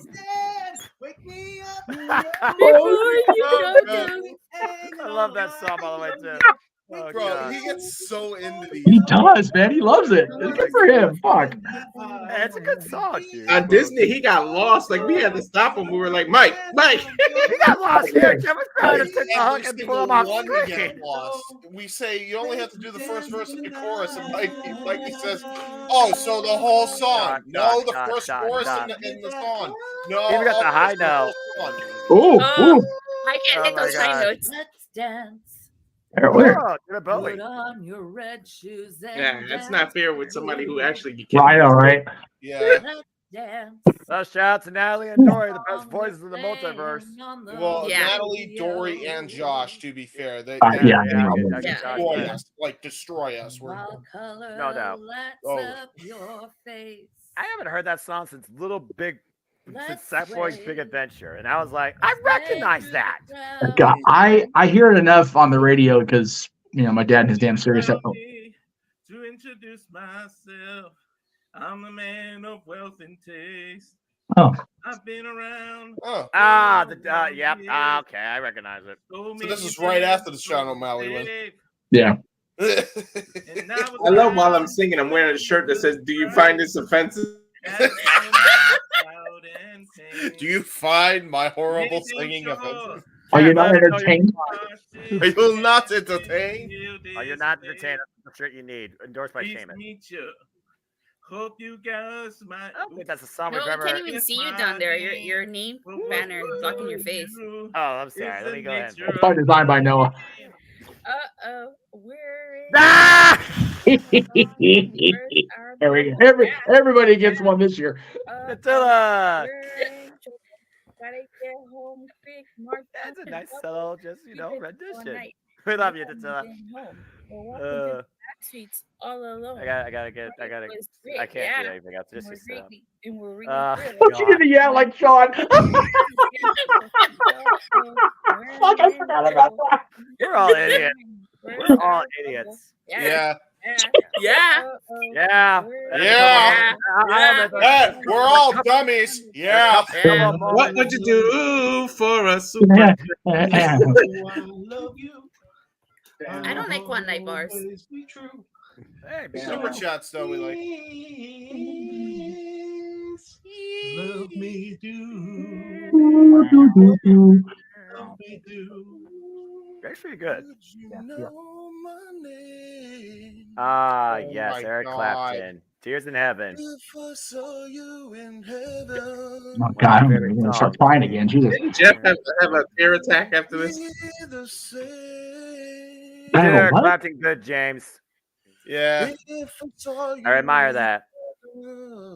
I So do my mother. try. I do try. Once the blue moon, I might even try myself. You tried what Mary did to know. Well, that song holds a deep spot That in my heart. is an emotional song if you get into it. So I don't belong There's some songs that if you can get into the here in heaven. There's nothing you can do that can't be done. Yeah. Nothing you can sing that can't be sung. Nothing you can say, but you can learn how to play the game. It's easy. Nothing you can make that can't be made. I remember that's this. right. No Is this one all can going to be on the save album? that can't be saved. Oh God. Nothing you can do, but you can Don't learn remember how that. to be you in time. It's easy. Maybe 2 albums, maybe. All you need never know. is love. Dun, dun, dun, dun. All you need is love. Dun, dun, Dun, dun, dun, dun, dun. All you need is love. Ba-da, Love, ba-da. love is all you need. Woo! Why should I worry? Why should Oliver I and Company. Yeah, baby. That's my movie. Still one of my favorite movies of all time when I was once a wee lad. So glad they never CGI'd or made a sequel. Didn't The need it. beginning of the Renaissance. I'm with JJ. I'll die on that hill. Pollution, and I've got streets like welfare. Maybe a bush. Who is that girl I see? Oh no.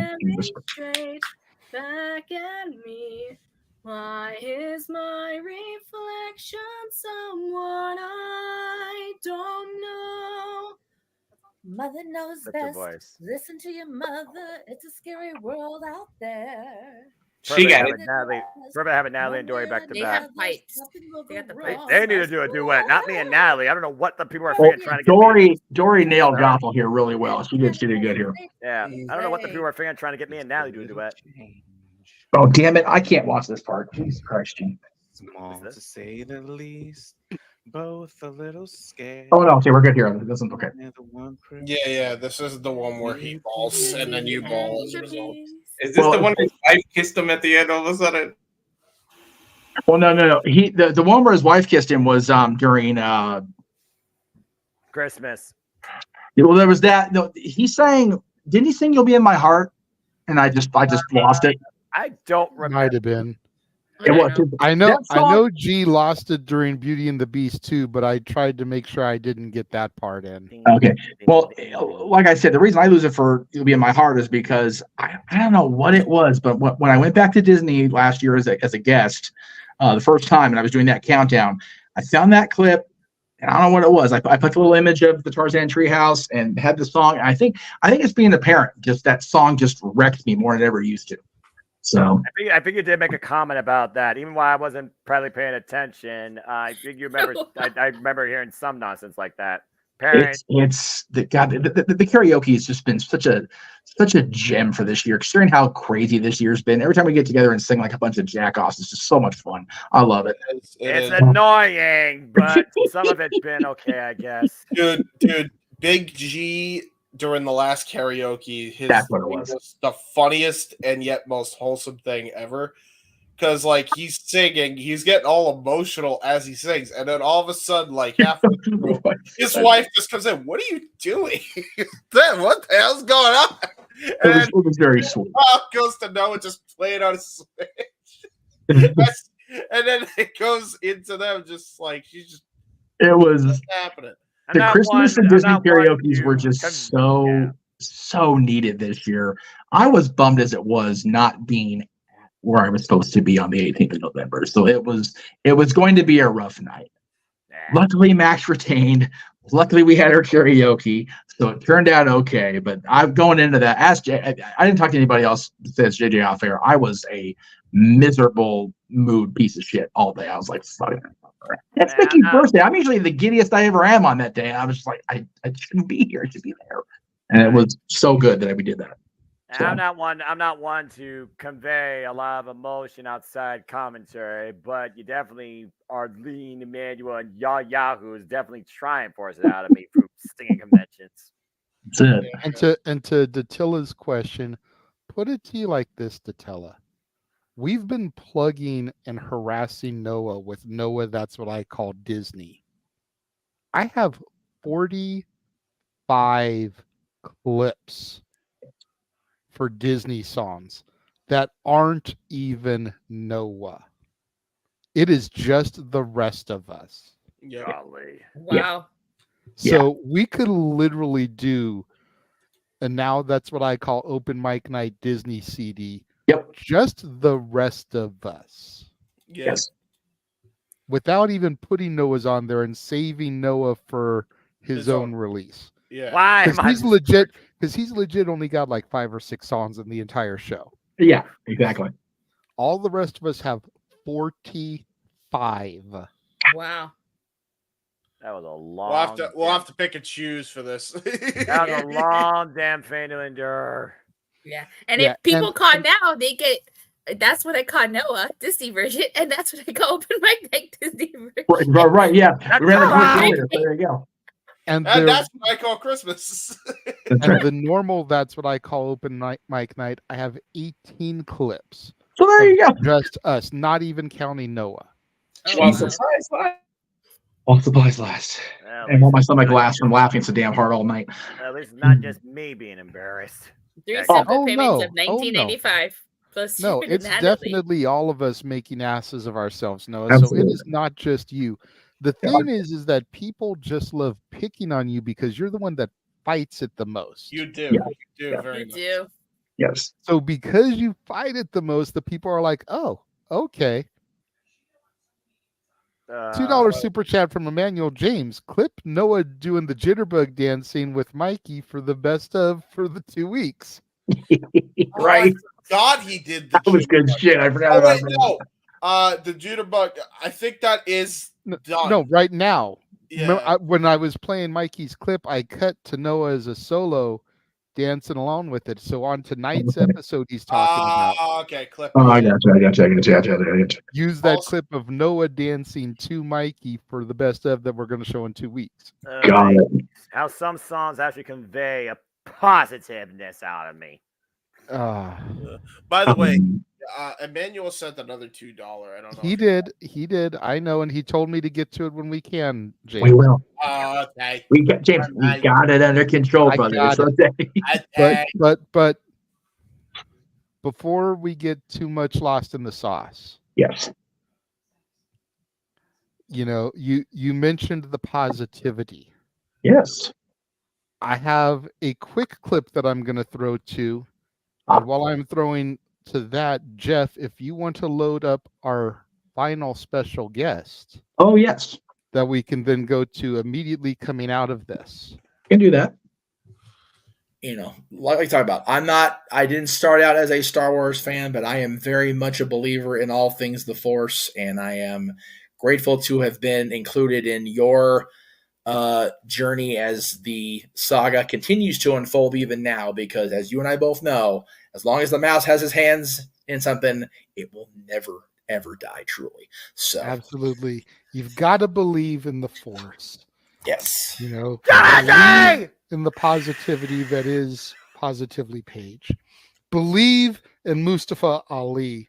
Yes. But God damn it, I do not believe in Joe Hendry. No, neither of us do. Damn that Joe Hendry. How dare you?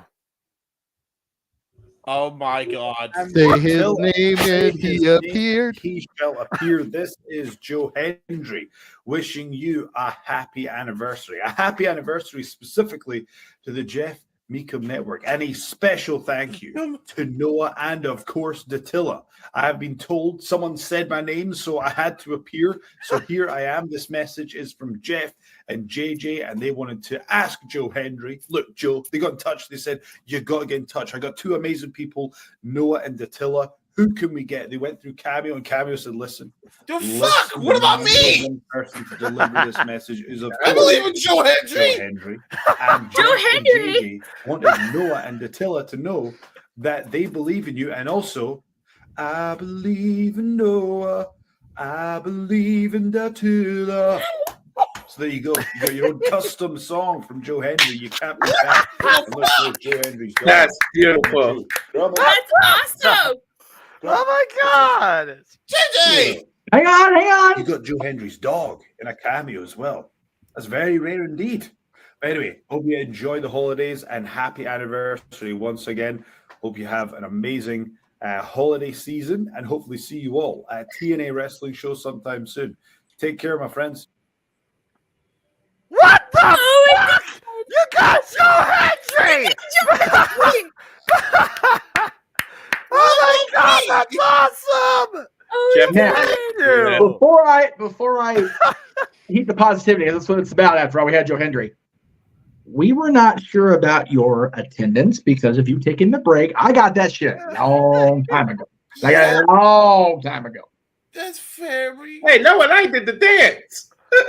Yeah, and you I know. Now, to be fair, and also Noah and Attila were singled out because of their status as NOLA, our Impact / TNA commentary team.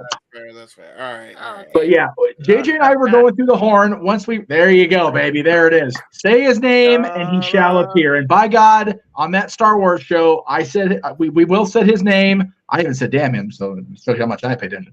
And he did appear. That's Now, awesome. so there you go. Yeah, did you ever go around the horn? Sung for you. Oh, That's beautiful. That brought a tear to my eye. That was weirdly awesome. I'm never. Yeah. What was, by the way? Oh my god! If I see him at Hard to Kill, I have to let him know about that. You have to let him know who Please you are, do. for real. Please do. I'm dead ass serious. Let him know who you are, because he'll get a kick out Oh of my it. god, that's I'm Oh the my Dylan God. from the Jeff Beecham Network. I'm gonna go And screen. meet you on the crew. Come say it right now.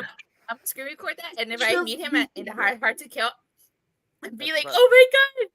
I will send you the video by itself so you have it to show him. Like, oh yeah. I'm just gonna say, like, funny. I feel like he did that to you on purpose only because he has to know you guys have been shitting on him. I feel like that's Probably. Probably Well, what it is. again, I mean, Like, how the Jeff Beecham Network. Well, I mean, again, blasphemy on you. Yeah, well. JJ, That's that doesn't awesome, make though. you believe just a little tiny bit. I don't know Come what on, will make you JJ. believe. Believe, JJ. Come on, JJ. I Come on. We just need you to believe. JJ, you know for a fact that Darkside has cookies. Come on over. It's okay. Yeah. Oh wow. Now Jeff believes. See, you're the only one. You're the odd Oh, King Mug doesn't believe yet either. All right. I'll tell you what. I'll tell you what. God. We told Josh to do his homework, bro. Here's your homework assignment, Attila. Get Joe Hendry on the show for Hard to Kill. Yeah. Make it happen. Find a way. I'll bro. try. Hell yeah. All right. Hey, might be- If I was hey, going, I would do it, but I got might be things actually to the end of the working, month. all right? So we gotta be careful here, but TNA returning, all right? So- that's It's fucking not a awesome. guarantee, but I'll try. If I see him, I'll definitely will. So that's what I was alluding to when I said we were already going to have a TNA presence, and that's why I didn't go for Alex Shelley, because I knew that Jeff had Joe Hendry for you guys. No, that's awesome. As soon as he got the video, he shared it with me. I was like, dude, he fucking sang their name. That's crazy. I believe in Noah. I believe in Attila. Like that was beautiful. That was a highlight of 2023 for me. I watched that back and I popped and I'm like, oh fuck, I gotta tell Jay like right now. Yeah. So if I again, would share this with my ACW crew, they wouldn't fucking believe it. right. I love it. So again, thank you to Next time you do an ATW show, just have Jeff send you the clip and fucking roll it for them. Or Absolutely. I very well might do that. predictions. I very well might do that. Just put it in When our we do your private hard to chat. kill Oh, that's predictions. awesome. That's No, we so got to awesome. get somebody from NWA to single us out now. there you go. Yeah, there you go. Italian Macoma for me, please. Oh, for the love of God, control yourself. Sorry. Thank you again to Vince Russo, to Joe Hendry, to Mick Foley, you saint of a man, you. And to my buddy Demi from the Ice Crew. And even though I didn't ask permission, he would have given it anyway. Thank you, Adam Pierce, for that gem this morning to be able to add to the show.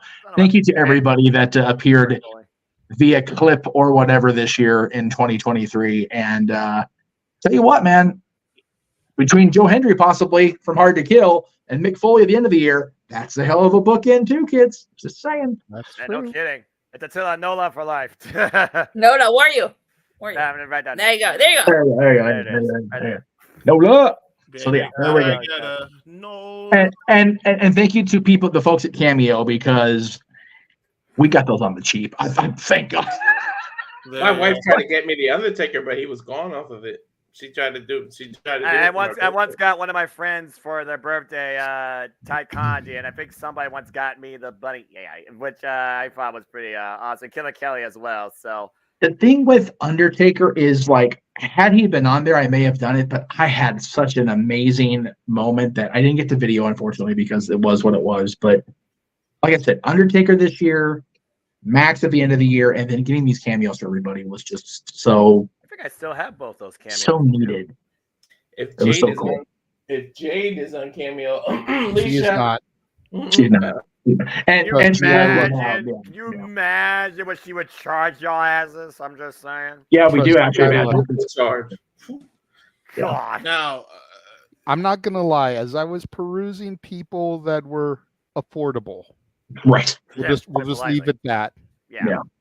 I contemplated Masha Slamovich. Yeah. I contemplated Alex Shelley. Nice. I contemplated just for Noah, Aubrey Edwards, Yes. nice. so that she could have spoken of her love of the Jarretts for you. No one speaks.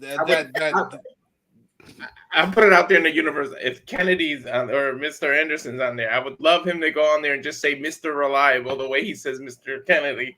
I would Oh, that would be so. I contemplated WWE Hall of Famer Chico Santana There we go with the Chico thing again. just for that reason, Noah. Just for that reason. Right. I did just cancel probably about a half hour ago. I had one in for the girl who does the voice of Dolores from Encanto. Oh. And I was gonna try to get one from her. You know, she was even gonna razz Joss a little bit. Like in the script I sent her, I was gonna have her be like, you know, shout out to Noah, James, blah blah blah. The team wouldn't be the same without you guys. You know, Datilla, Walter, and even Josh. Have you really not seen Mary Poppins until recently? Have you seen Encanto? Like that was in the script for her to say. It was like just so we twist that knife a little bit more with him. That sounds too damn funny. I'm not If gonna. I could afford it, I'll get Will smiling Smith at to her do Men in Black just to know it. And then she was gonna reference Renegade's rule number 4, which is we talk about Bruno, which would have been perfect to like segue to my shirt, which you can buy now. But you know, didn't come time, so. I will say, if Noah's been the MVP for us on commentary and for just allowing himself to be humiliated, you know, bringing it on himself, Josh is up there with him. Jesus Christ, poor Josh. Jeff's gonna get on Cameo. Jeff's going to get on Cameo when there's actually a market for that besides this chat room. I love you folks in the chat room, but I wouldn't know what to charge for that because I have a very low-balled market value on myself, and I know I get shit for that because I do have people tell me I'm worth more than I make myself out to be. I have people tell me I'm worth less than I make myself out to be. If I'm being honest, but everybody's a critic. it's one of those. It'd be a good side hustle, but I feel like I would turn into Mick Foley and just have to do everybody's, and I would not have time for anything else. He was not kidding. I canceled Thea Hale roughly. I want to say it was like 1:30 in the morning, Tuesday. And I went, okay, let's see what's out there. Mick Foley had that sale running through New Year's Eve. I'm like, okay, whatever. I'm literally sitting there, not to be graphic or gross with lady in the room. I'm literally sitting there on the pot going, okay. Blah, blah, blah, blah. Yeah. I woke up 5 hours later and it's in my inbox. I'm like, what the shit? The man's a gem. Emmanuel says simple, charge $25 like a karaoke special. I will say that one of the people we did get for this Cameo thing was at that price range, and it was well worth it. So not a bad idea. I'll think about it. Well, JJ. I will say to Keen Mike, I did download and sign up for it, so you can find me on there. Oh, there you go. I'm only charging $10. Oh, okay. There you go. I figure that's cheap. Yes, James. Oh, sorry. Jesus Christ. I was trying. I thought he was done. I'm sorry. Go ahead. I'll let you finish. I feel bad now. If your hands up, you I know so you're covered. I was just gonna say, I figured that was reasonable. Yes. Go ahead, James. Okay, cool. Like, damn, bro. I was gonna ask. Here. There you go. Oh, Well, now he's in the hot seat. Thanks. Now, JJ, do you That have any was more? good. Do you have any more highlights you were going to show? Because I have one in particular that I feel like should be shown. I do have another highlight video that I was going to show. I've been trying to wait for the right moment to get to that. Oh, Guys, we got 11 minutes. is it about a certain If we let the producer produce the show, we might get to it, but I'm just throwing that out there. DM me. DM me what it might be. All right, go ahead. It's just a compilation of clips like the others have been. Okay. But we have 11 minutes and it's an almost 10-minute video, so I don't know if we have time now. Like, we'll just get to it after the countdown. There you go. That's fair. Okay. Juice, man. Okay. Did everybody get their personal professional highlights in besides you and me, JJ and Attila? Yes. Okay. Just want to make sure because I forgot. I lost track of Attila, did you give yours yet? No. Okay, go ahead and give yours then. And then Jeff and I will do ours after the personal Oh, God, sorry. Basically, personal and professional highlights of 2023. Personal, the fact that I got to do WrestleMania week, that was it was such a chaotic week, but I would do it all over again in a heartbeat. You know, I got to go to Chicago and try the famous Mindy's Bakery. I got to meet my favorite female wrestler, Deonna Purrazzo, during WrestleMania week. You lucky son of a gun! That was such a huge highlight for me. As for business, what was the other one? Professional. Oh, professional. I was gonna say business. Same difference. As for professional, you know, my YouTube channel has grown so much. I'm almost 1,000 subscribers. You know, I am gonna try for this upcoming year. You know, Power Morphicon's coming around. I'm gonna try to get the press pass. I got rejected last year, and that just motivated me to work so much harder to grow my channel so that I can get that press pass. Good on you. Okay. Are you working to get monetized? Is that a goal for you? Yes, but I'm nowhere near that right now. Well, I So think right now, 1,000 subscribers is like one of the first of 4 things you've got to scratch off. yeah, one, and then it's the watch Yeah, there's time. like 4 things. Yeah, the watch hours is the killer. Yeah, But the 1,000 subscribers, that's a big one too. yeah, I'm almost It's a there. big almost hurdle. there. You Almost know, there, so. All the like he content, might all the saying content. 500 is the limit now with the new update. Okay, cool. Oh, nice. That Pretty makes good. things easier. You know, I know it's not something that Noah is really looking towards, but I would like to, if not by the end of 2024, then by the end of 2025, get Noah to the point where he is monetized. Yeah.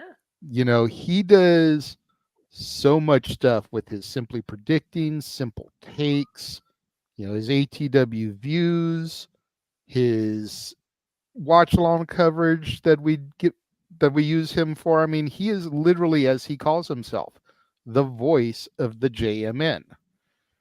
You know, the watch alongs go across his channel, the open mic nights go across his channel. I would love to, by the end of 2025, have this man be monetized. Ah, y'all nice. And Emmanuel is even saying he wants to donate money for his simple voice. You know, you've seen how gracious Emmanuel and Arlene are. Imagine if your channel was monetized, Arlene could just super chat your channel directly All the to super chats get would you go to to Noah. embarrass yourself. Oh Lord, I guess that's a potential possibility. I guess with this YouTube stuff. I mean, You make more than enough money. You're making comfortable money anyways with your day job. So it definitely would just be side hustle for you. But if you can, like me and Jeff have been, you know, which I'll go ahead and say it now. I'll get to more of my professional stuff after the ball drop. But getting monetized this year was huge for me. because I have literally had a payout every single month since getting monetized in March. That's Congratulations, awesome. brother. $150 traditionally or more, with my biggest payout having been this month with the November money that we got doing Disney. I shit you not, y'all. I got like a $385 payout this month because of all the money thrown our way during Disney karaoke. That's bonkers. And again, we say it all the time. I'm not saying it to brag, but it's because of our fans. It's because of the viewers like Emmanuel, Arlene, Daniel. Trying to think of some of the other donors all the time. Catherine, yes. My dad, who pops in here and there. Richard Morales, I know he's donated Yes. a couple of times. I'm trying to think of another. What's his name? He's been on the Simply Predicting a few times. Dwayne Atkinson. Dwayne Atkinson, yeah, Dwayne Atkinson. Yeah, he's super chatted greatly a few times. You know, all of those people. Yeah. And then the others that come in with just the couple bucks here and there, you know, that all matters too. But one of my goals in my 5-year plan was to make this a sustainable income. And the fact that I have been paid out every month since being monetized, I'm not there yet, but I'm working on it. It's a big step toward that. That's awesome. So to get you monetized, to get Datilla monetized, if James is going to be back in this stuff full time, to get James monetized so that we can all be successful and thriving and getting $100+ payouts every month from our hobbies at the end of the day. Right. I see what you mean. That's what I would. That is my goal for us as a multiverse by 2025. The only issue with that for me is just I have so much third-party content. It's ridiculous because of how I got my start on YouTube. You know what I mean? I know. You just have to try to be mindful of that, you know, going forward. Yeah. But yeah, for sure. Go ahead, Datilla. I didn't mean to cut you off, but you made a point there with the subscribers that you had, and I wanted to piggyback off of that. Ended up going on a tangent. No, it's okay. It's okay, JJ. I totally get it. No, but that's basically you know, my personal highlights. Oh, and I got to meet Rakishi again and Johnny Young Bosch. If you don't know who Johnny Young Bosch is, he played Adam Park. I do. Well, for those who don't know, he played Adam Park, the second Black Ranger, Green Zeo. There you go. Yeah, and he He's gave also me a the CD voice of with- the title character in Bleach, right? Yes, he does voice acting too in Bleach. I met him again after a 7-year hiatus, so that was fun. Yeah, so those are all the things that were personal and professional for me. There you go. Good on you, pal. And again, been an absolute pleasure. Let's keep the fun going. Agreed. Yeah. All right. Well, You we got guys are about literally 3 just- minutes. Yeah, you guys are right underneath that 3-minute mark, the same timer for the Legends of the Hidden Temple final round at this point. So Throw back. Goodness gracious. We're hanging in there. The shrine of the silver monkey. Classic. I heard they're bringing that back, but I didn't see anything ever come of it. So I don't know. I never heard of the reboot, nor do I know if it ever was brought to existence. So, besides, I'm pretty sure Olmec has been buried in the deepest pyramid. He should be. Creepy bastard. Emmanuel says his highlight was finally going to Mania. A boyhood dream has come true. Meeting Undertaker and meeting Jeff motherfucking Meacham. I didn't even know you guys back then when we met. So, but that was still a highlight for me too. Yeah, that's fair. All thanks to you, Noah. Yeah. That's a Yeah, goal of that- mine for next year to meet you guys in person. Mania was a good weekend for sure. I definitely have more travel in mind, but again, price for passions and financing is always a factor. Yeah, my wallet was hurting at the end of WrestleMania week, but totally Sure. worth it. Did it ever recover? Yeah, it did eventually.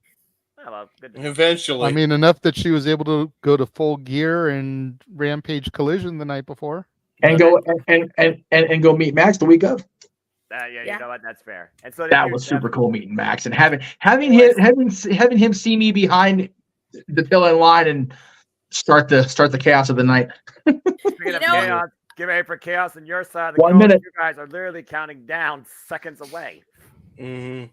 Well, I was just gonna say, it was really awesome that I got to share that moment with Jeff. Yeah. You know, I tried really hard to not laugh because I didn't want to ruin the video with my laughter, but it was worth it though. It was part of it. It was great because he just went off. He's a talker of the year for a reason, folks.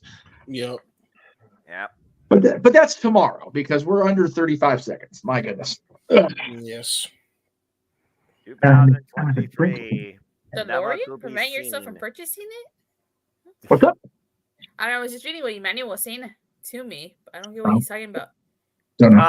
You attended the Raw After Mania. Oh, Alright. yeah, except for Raw After Mania. The rest Here we of WrestleMania go. week We're gonna is- go in 10, 10, 9, 8, 7, 6, 5, 4, 3, 2, 1. Everybody out there in California. And West so Coast. the 48 continental states have officially entered 2024. It's a new year, baby. Woo! Oh, Welcome, no, not every- Hawaii's like 3 hours behind. True. And I think Alaska's only 2. Welcome everybody to the 5th year of the Jeff Mitchell Network Multiverse of Media. Happy 5th anniversary. Jesus. Alright. West Coast is finally. I just gotta say, especially because Southern California is the worst. People have pets. Can we not with the pyro? Like Jesus, save it for the professionals. Yeah, you didn't see my dog earlier? Yeah, I know they're freaking out. Luckily, my dog's. I'm sure my poor dog's freaking out at home across town. But man, Anyway, happy All New right. Year, everybody! Happy anniversary to the network. I don't even know where she went. Happy everything. Yes, gonna throw to the last video highlight package. Then we'll come back. Jeff and I will do our reflections. Yes. And we'll see if we can get out of here before the top of the next hour. It sounds good. Sounds like a plan. We always say that, but we end up staying like another hour. Oh no. Oh no. I recognize this one. I don't want AEW to fail. Competition in the profession is what is best for business. Damn right. Definitely. But I have zero sympathy for you when you do shit like this. None. None. Adam Copeland, in his first main event for your company, barely cracked 600,000 views because of your petty, immature, childish bullshit. And then we get pissed at the shit that Omega and the Bucks do at Brawl Out last year. It starts with the fucking management. No wonder they get away with it. TK does the stupid petty bullshit. No wonder Jack Perry is still employed. TK does the stupid petty bullshit. No wonder Hangman is still a thing. TK does the stupid petty bullshit. When you know you can get away with something, you're gonna do it. I'm tired. I'm sore. I work with fucking children. Who knew that when those words were uttered at Brawl Out, that CM Punk was talking about Tony fucking Khan himself? Mm-hmm. To further Josh's point here, and it's one thing that I didn't say in my dissertation that I did mean to, but Josh saying his piece reminded me of, if Tony Khan put the energy into booking and running his company that he put into all those tweets that I shared, they'd get over 1 million viewers each week. Mm-hmm. Oh yeah. I'm just saying. I'm just saying. The part that I didn't see get touched too much throughout the entire week. AEW got skunked by a show that featured Brian Pillman Jr., Jade Cargill, and Cody Rhodes. It was just a sad state of affairs, and you watch TK unravel like this. You watch him complain about WWE stacking his roster to compete against him for a Tuesday Night Dynamite. You watch him complain when WWE runs a PLE the same night as him. You know, you watch him bitch and moan and complain about how WWE supposedly tampered with contracts and how WWE is out for him. And then you add Battle of the Belts to the Collision the same fucking night as Bound for Glory. You hypocritical son of a bitch. That's not the first time it happens either. I know, it's the fourth time in 2 years that they've competed with a Impact Wrestling pay-per-view. It'll always be TNA to me. And now it's Me too. TNA again. Yeah. It's the fourth Yeah. time in 2 years Yeah. they've done that. to Yeah. them. Nostradamus. You hypocritical son of a bitch. This was unnecessary from the owner of the company, the president of the company, whatever Tony's job title is. Unnecessary, uncalled for, unwarranted. I can understand to a certain extent putting a few of those out there to just try and drum up some publicity, try to get a little bit of, water cooler talk going into the show. Cool. There's no such thing as bad publicity. And Eric Bischoff called his book, Controversy Creates Cash. I can give TK a pass on some of that. But there came a point where he crossed the line. And it just wasn't necessary. And personally, I wish I had the ticker going across right now. The views and opinions shared by the panelists don't necessarily reflect that of Jeff Meacham or the Jeff Meacham Network, Multiversa Media. Personally, I feel like it was Tony Khan's tweets that killed his ratings that night. I think it's been that way for a while. Out because of what he was putting on Twitter. Or, excuse me. I do have that graphic loaded in. Let me go. Me and my damn steel claps. Past it. There we go. The Twix.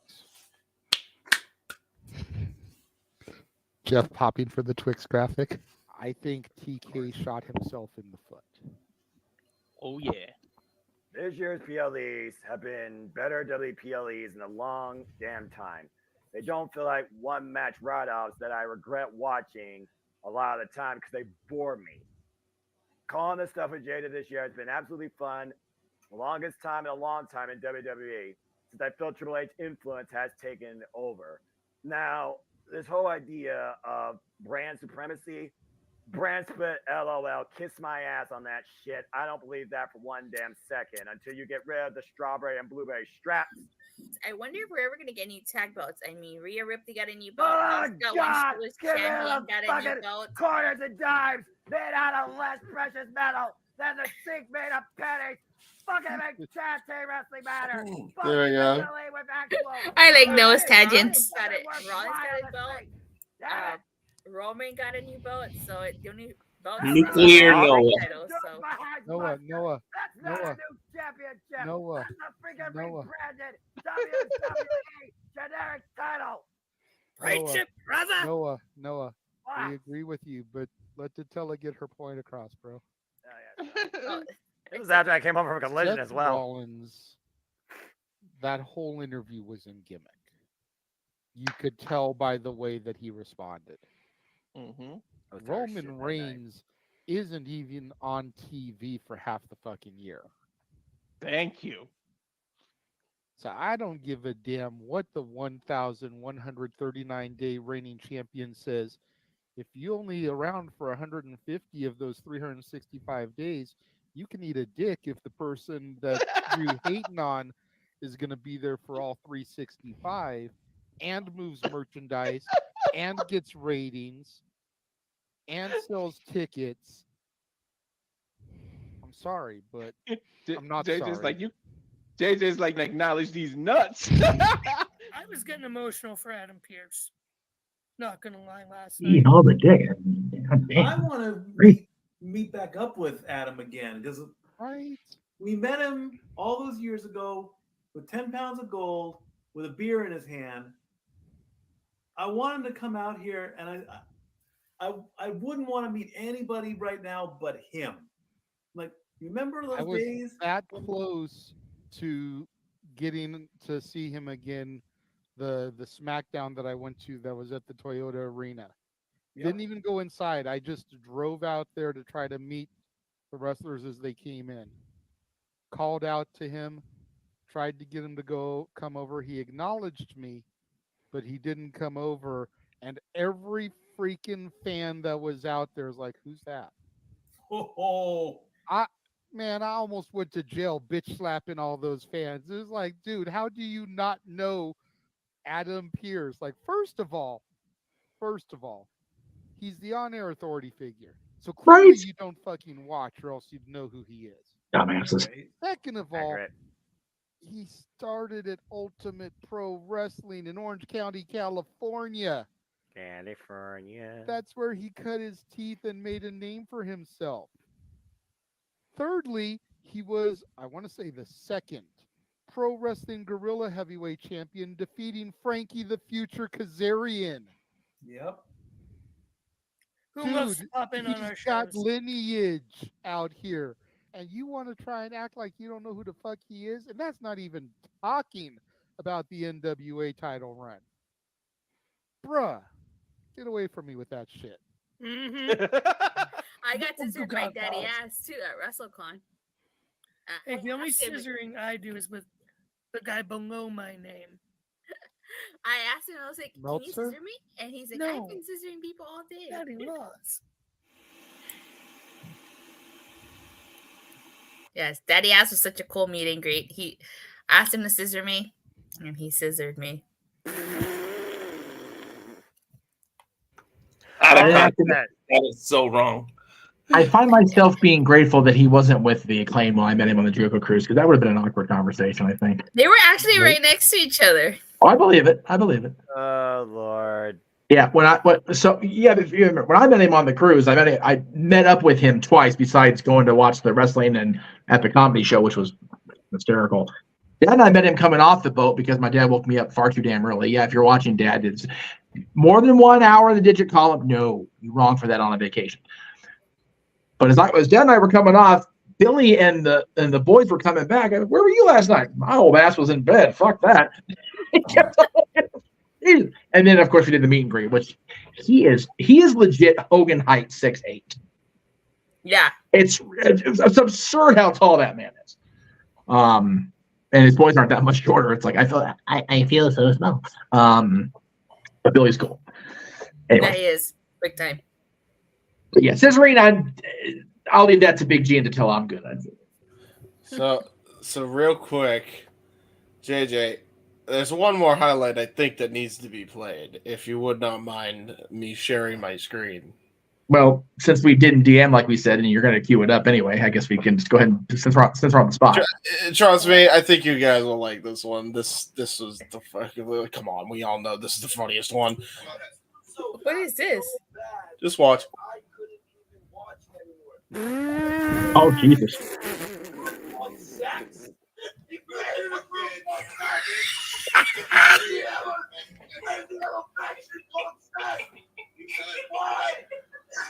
What? What is happening right now?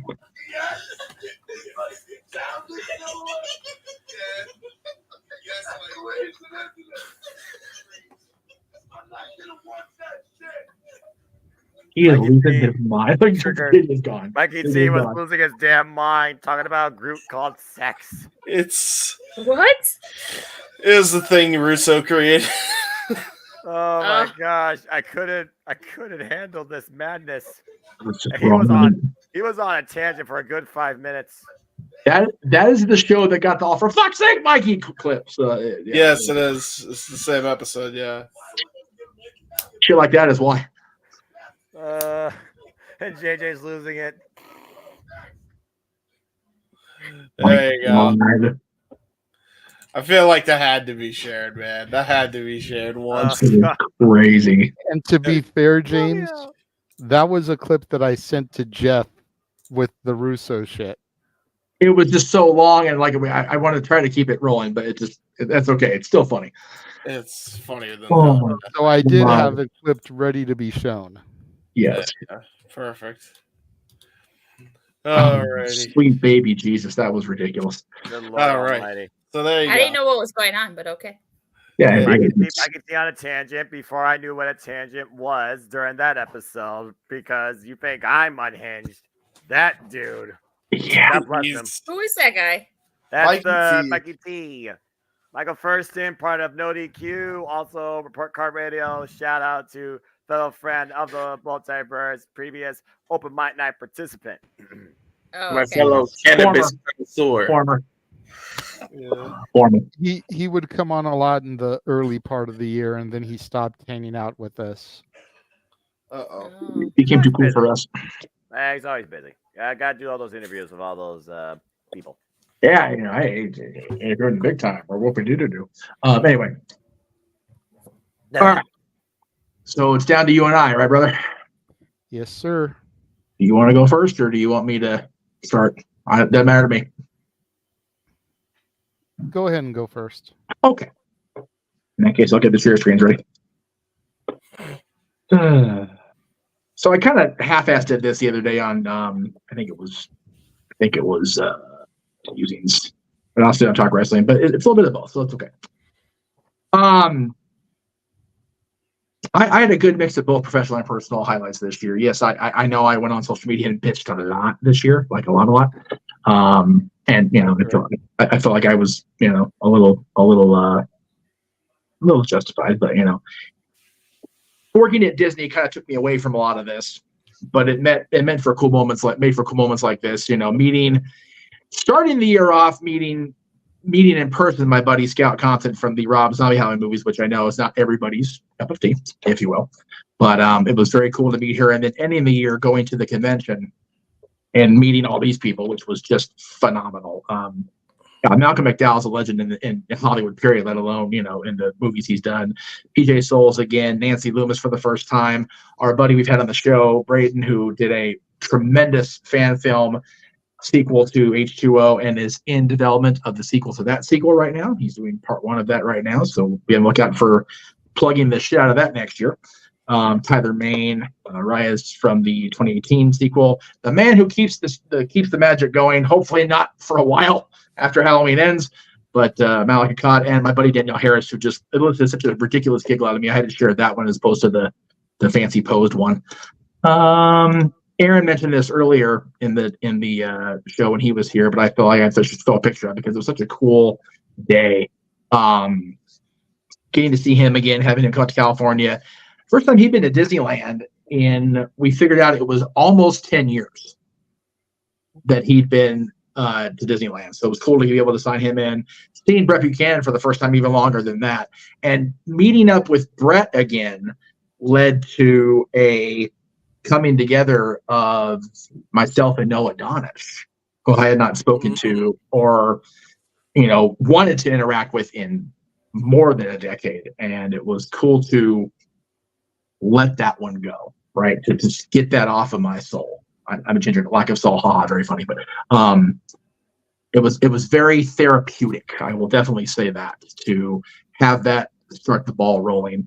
A lot of you are not going to know who this is, but I think you should. Part of my being at Disney, I was privy to an event where I got to meet Bob Gurr, who was, if you're familiar with Disneyland, he was one of the original Imagineers. Just so friggin' cool. to meet Bob. And what he's signing there is one of the prints, I grant you, but of the poster of the monorail. The company my dad works for constructed the newest windows on the Mark 7s on the monorail. So that was super cool to get to meet Bob and to just share stories with him and just get his insight and then have something for my dad. Speaking of my dad, talked about this ad nauseum this year, but I'll go ahead and throw it up there one more time. There it is. Golly. Oh, so friggin' cool. To Emmanuel, I swear to God, you're not wrong there, brother.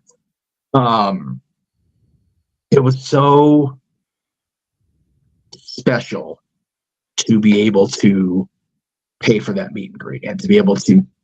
Over here, it's not close, of course. It's right here. Oh wait, to be able to get the authorization to buy this. Oh yeah, we'll send it back to Amazon, no problem. We're not going to keep it. I'll tell your customers, not going back now, motherfuckers.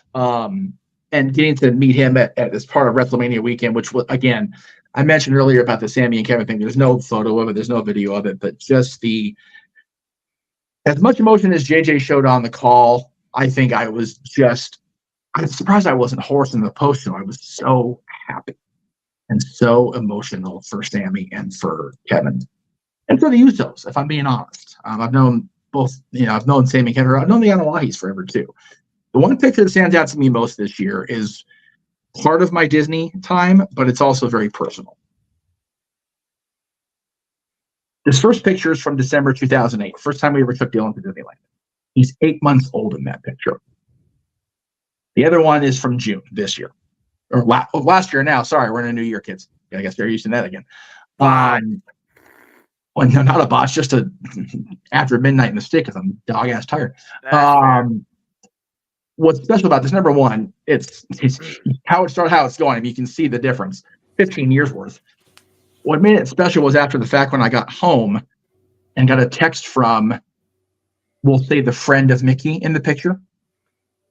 Was that Dylan? And I looked and went, holy, it's the same person. It's the same three people in both pictures, for the record. Wow. Didn't know that until after the fact. So I just thought that was super freaking The person cool. in the Mickey costume is the same person as this Mickey. What? That's crazy. Yeah. That's dedication right there. Yeah, I just was that flabbergasted me. And then there's a moment I don't have a picture of handy, so you have to forgive me on that. But I was waiting to go on stage earlier in the year. Like I want to say it was just after the first of the year.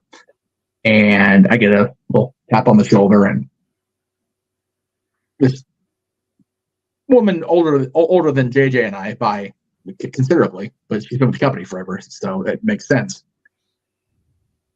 We just start talking. I'm kind of like, and then she adopts the voice of the evil queen from Snow White. How's Dylan? And I went. Turned out she was the queen, portraying the queen in Snow White, at a meet and greet we did during a villains-centric time in the park. 2011, I think that was. Yeah. And Dylan had just run up to this person like she was family. It's the evil queen. And he's like, this big. And she remembered that. I was just blown away by that. So, as much as I bitched this year, and I bitched a lot, I'm not even going to disown that. This year was really fucking cool. And I cannot wait until next year. I can't wait till next week, but we'll get to that in the shills because goodness sakes, we're gonna die is in full effect. Next week, you mean in a couple hours when day one kicks? It's already January 1st. What time is it? Okay, so in let's see, just under 16 hours. How about that? Oh boy. Jesus Christ. Who's math? Who's doing the math? Anyway. I want to do math. I like math. Math is fine. Math is fine. Just not in wrestling if it's Steiner math. That I agree with. We don't talk about that. We're gonna go ahead. We can talk about Bruno. It's not about Steiner math. That's it. Oh, all right. Guys, did you guys I was just checking. There was I don't know if you guys checked the DMs on We the did. We chat. did. We did see it. We were just trying to not get on it just yet. But Yeah, that's fun. That's rough. yeah. Shout out to everybody we know that's there. Like God, holy moly. Anyway. All right. Well, I am trying to get some pictures out of a zipped folder. Oh, okay. So I need to stall for a few minutes. So okay. If it meets with everybody's approval, specifically Noah's, I feel like we should lighten the mood one more time. Yeah, fucker. Just because James did such a good job on this one. Thank you. Oh my God. Jeff Meacham Network Records presents fucking voice, dude. A very special offer, only available for a limited time. No, Is that you talking, Jinx? yeah. Oh, you're such a sweet Featuring voice. such timeless classics as Well, thank you. Barbie Girl, I'm a Barbie girl in the Barbie world. Life in plastic. plastic. It's a It's I plastic. See the Light. And at last I see the light. And it's like the fog is lifted. Radio You Gaga. know, this works. I don't know this song at all. Invaded my Radio bars. Gaga. Fuck is this old school shit? You made them laugh. You made them One of my cry. favorite Queen songs, and he I insulted can't believe you don't know it, Noah. What makes you beautiful? At least I got to fuck One Direction over because fuck that band. I can't do that. DuckTales. Woo. Every day they're out there making DuckTales. That's me, my boy. Yeah. No, it's totally you. You're, You're almost the best part of this song. I send Yeah, you- bills Woo! up You in drowned the- everybody out. Fine, I'm just a sexy boy. Sexy boy. Hey, I'm not Just your a boy. simple man. I'm vital. He's feeling that hit the fan. Remember this commercial? Lights go up, I'm home. Whoa! My father said when I was younger. I won't that say I'm days in love. History, been there, done that. Who you think you're kidding? He's the earth in heaven. Do you try to keep it hidden? Honey, we can see right from no. Dusty Rhodes is the American dream. clink, clink, clink, clink, clink. He's just a common man. The I'm a cowman. There are despots and dictators, political manipulators. There are blue I've bloods seen with that the movie since intellect of friggin' beasts. when it was released. There are kings and I saw that Mickey McGill in the corner just sitting there randomly filing all kind of copyright and trademark laws, and nobody gave a fuck. It's beautiful. thing. Non-copyright, right? All the copyright, all the copyright. Hey, doesn't Steamboat Willie enter the free domain this year? It is official as of now, as of 26 minutes ago. Yeah. Stand back. Yep. Steamboat Willie's free. They never understood. Free Willie. I do my own Oh, big cheers. a lot of big plans. Stand back. We don't talk about We Bruno. don't talk about Bruno. No. Thanks, Walter. Talk about Bruno. You're welcome. But there's a wedding What can he say except you're welcome? Nice. Thank you. Appreciate that. As you did live, but he's busy up there. It's okay. I would jump in while he's doing the picture stuff. The enchanted tiki. Welcome to a tropical hideaway. You lucky people. The fucking accents, everything in this part. Especially Oh, since yeah, it's accurate. Better now. Oh, he's doing it in Danhausen, isn't he? In this. No, he's doing it in the tiki accent. You got some punch to Sam. Actually, you had me all do it in Danhausen, so whether or not it was the actual Danhausen or that thing, I have no damn clue because I never heard it in my life. And much, much more. One way or another. And then the freaking $100 nonsense when my computer crashed, but I fulfilled the commitment because people paid the damn money. God. I can only imagine Those are what nice ass moves, Noah. I can only imagine what madness awaits for me in 2024. God Well, help me. luckily, no Disney karaoke because we're saving that for Disney's Disneyland 70th anniversary. So Pre-order What is now that? and get July 17th, 2025. official theme song as a bonus. I'm putting that CM Punk's theme as a bonus. It's a bonus. It's a bonus track if you act now. I know your anger. Bonus headache. I know your dreams. CM Punk theme in the MJF scarf. That's the best part. Yeah. One of these things doesn't belong here. That's good shit, pal. Noah, that's what I call music. This is That was very awesome. local Retail stores. Please do not go looking for this in any retail stores near your area. The fucking disclaimer at the end, like, oh wait, no. That was awesome. Oh, Thank you. Oh, Awesome fudge. job. I did it. That took me an hour to do, by the way. I'm probably freaking gonna believe do it. an updated version of that, just because I know I can do better. But Right. for a rush job, it ain't half bad. No. Yeah, people really liked it. Oh my god, my stomach is just gonna hurt like such a sumbitch in the morning. Damn it. But it's worth it. I don't care. Uh, Let's get us back where we need to be here. There we go. are we all set, JJ? Yeah, I think so. Okay. Couldn't find one of the things I was looking for, but it's okay. Do you want to DM me? I think I can find it while you're going through your spiel. No, it's okay. Oh, okay, fine. Right. I need to find the still graphics anyway, so you can go and do your thing while I do my thing.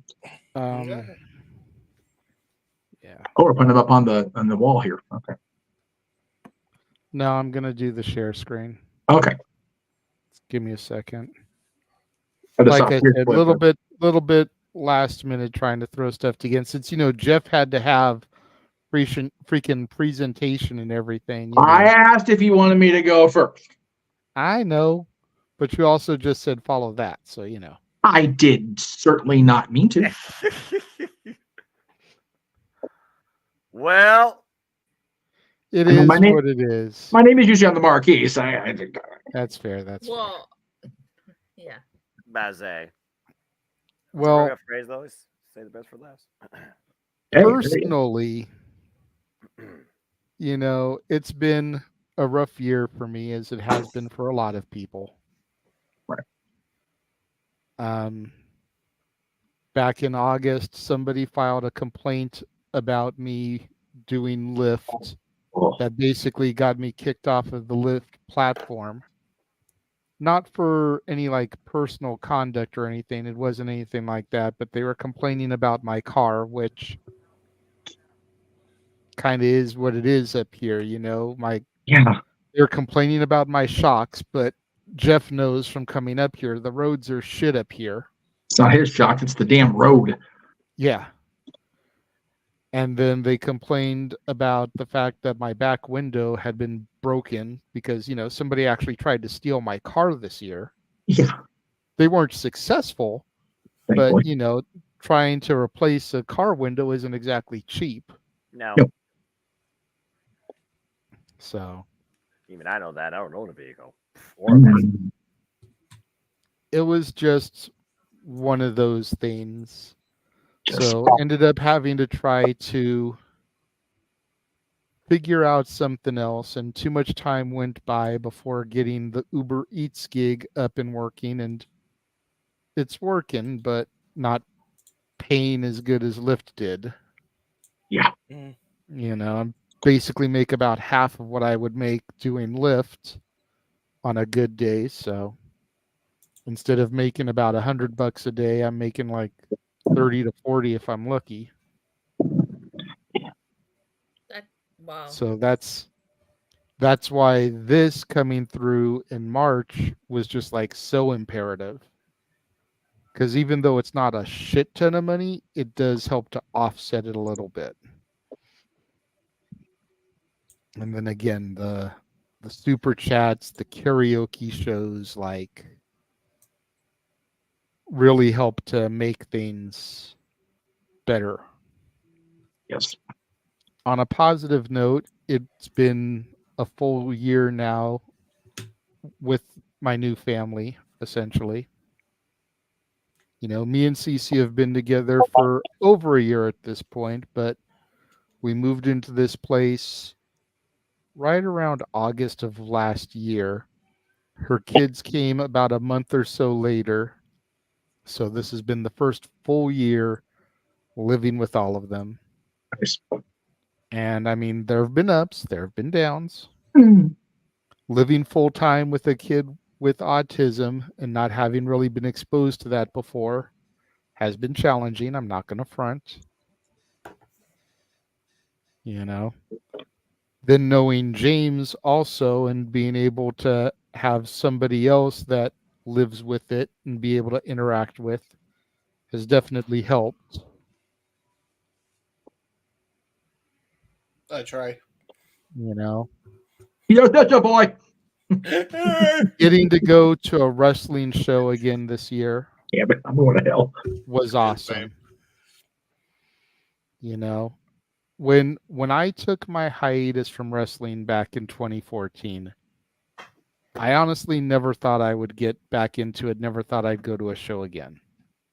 Yeah, it's true. And then I went to a show pre-pandemic. Granted, it was an indie show. Right. But it was Stat Boy's birthday. So I was going for him because he wanted to go. I was going because Mark Henry was going to be there. I was going because Billy Gunn was going to be there. I was going because Crime Time was going to be there. Got to see Shad before he passed away. Was going because my buddy Gino Rivera, who we had on earlier in December, because now it's officially January on the West Coast. Late last year. Yeah. But Really. we got to have for 3 hours on the show. Got to see him again for the first time in years. Damn near forever. You know, just getting to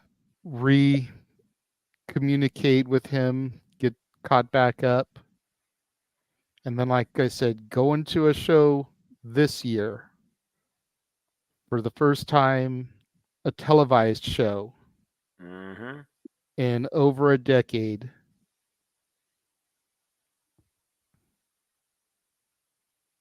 Just an awesome experience.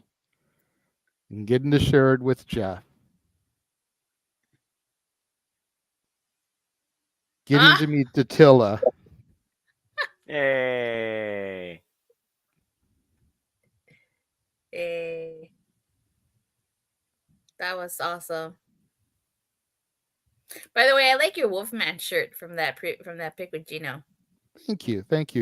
It was October 5th, so I decided I wasn't going to wear anything wrestling because I wasn't back into it yet. Wore something Halloween. Nice. That's cool. That's And a the cool shirt. Wolfman, that's my dude. Like, I love Wolfman. Yeah, I've read about the Wolfman. I haven't seen the movie, but I read of it. I read it. You should see the movie. You should see the original Lon Chaney Jr. 1941 one because I know I'm biased because that's the guy I connect to the most, but I just feel like he's the easiest one to relate to out of all those monsters because at the end of the day, all he wants to do is find a way to rid himself of this curse. He's very much like an Incredible Hulk. Like, he has this curse about him and he doesn't want to hurt people. What the It's fuck? just a part of his genetic makeup now, and he wants to do whatever he can to put himself out of his own misery so that he doesn't harm anybody anymore. And just watching the whole saga of his story unfold across like 5 movies. Oh wow, there was 5. I only know about the first one. Well, the first one's just him. Yeah. There's the Wolfman, then there's Frankenstein meets the Wolfman. Then there's House of Frankenstein, House of Dracula, and Abbott and Costello meet Frankenstein. Oh, I heard of Abbott and Costello meet Frankenstein. It's supposed to be a comedy, but it still very much stays true to the gimmick, if you will. Yeah. Yeah. Yeah. Anyway, back to our regularly scheduled programming.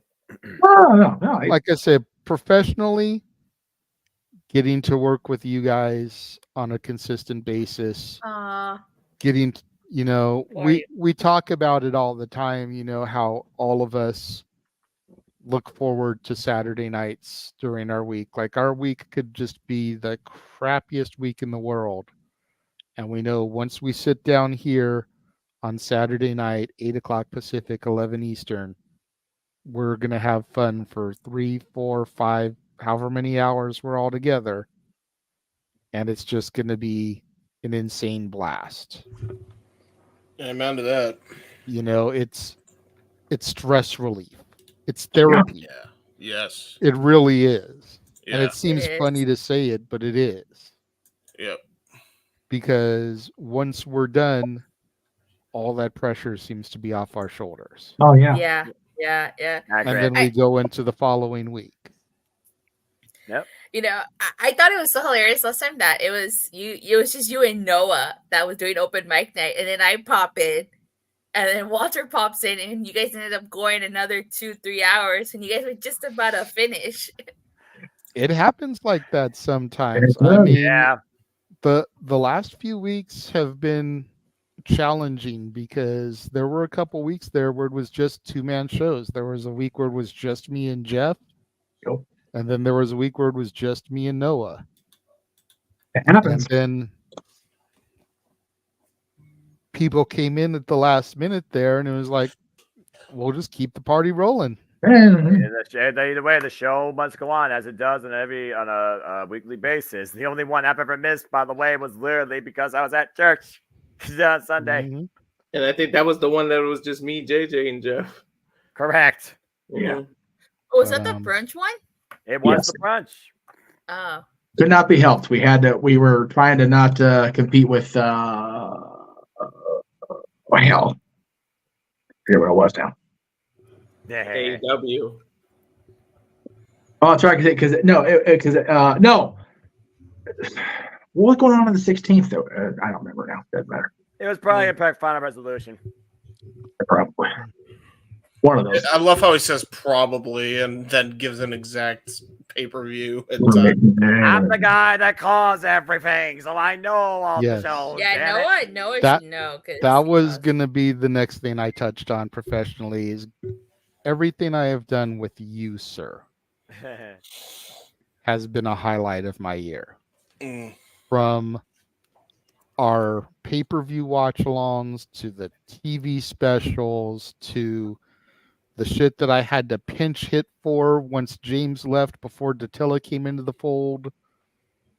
You know, having to sit there and call shit that I really wasn't knowledgeable about and just fumbling my way through it. The 12 pay-per-views that we've called for the road to WrestleMania already. Right. Technically 13, but as I told Jeff and you, and I'll go ahead and own my shit, I accidentally deleted it before downloading it. It happens to the best of us. Jeff has done it 100 times. At least. You know, and I've given him shit at least 95 of those times. Like the first Also, few like your- times I was willing to let it go, but when it became a consistent thing, it's like, grrr. Hey, first But, offense, you know- it's all good, brother. It happens. Like I told you guys, you only can start to 100 things in StreamYard. Yeah, and it wasn't even that. Like I had to clean my shit out. Right. And we had clicked straight over last night for the AEW watch along. Quite literally. So it's like I thought I had downloaded it, then cleared everything out, but I guess I hadn't. So we get to do figure it a out. recall tomorrow of Mania 13. It just is what it is. Exactly. But getting to do those with you and getting to call Flair and Steamboat with you watching those matches through virgin eyes. Yes. As big of a fan of pure technical wrestling as you are, and you had never seen those matches, that definitely was a highlight for me because, like, I knew what was coming in at least 2 of those matches, if not all 3. And to sit there and watch them with you. And the same thing with some of the old WrestleManias. He had never seen some of the old WrestleManias start to finish. Nope. Whereas for me, it's some of the later ones because they came during my hiatus. Right. So sitting there through like 1, 2, 3, 4, 5, 6, calling Savage Steamboat, calling the main event of the inaugural WrestleMania, knowing what was going to happen and seeing his genuine reaction because he hadn't seen some of this shit. In years. Educating him on who some of the people were and would become. Pointing out that Head Shrinker Fatu is Rikishi, is the father of Jimmy J and Solo.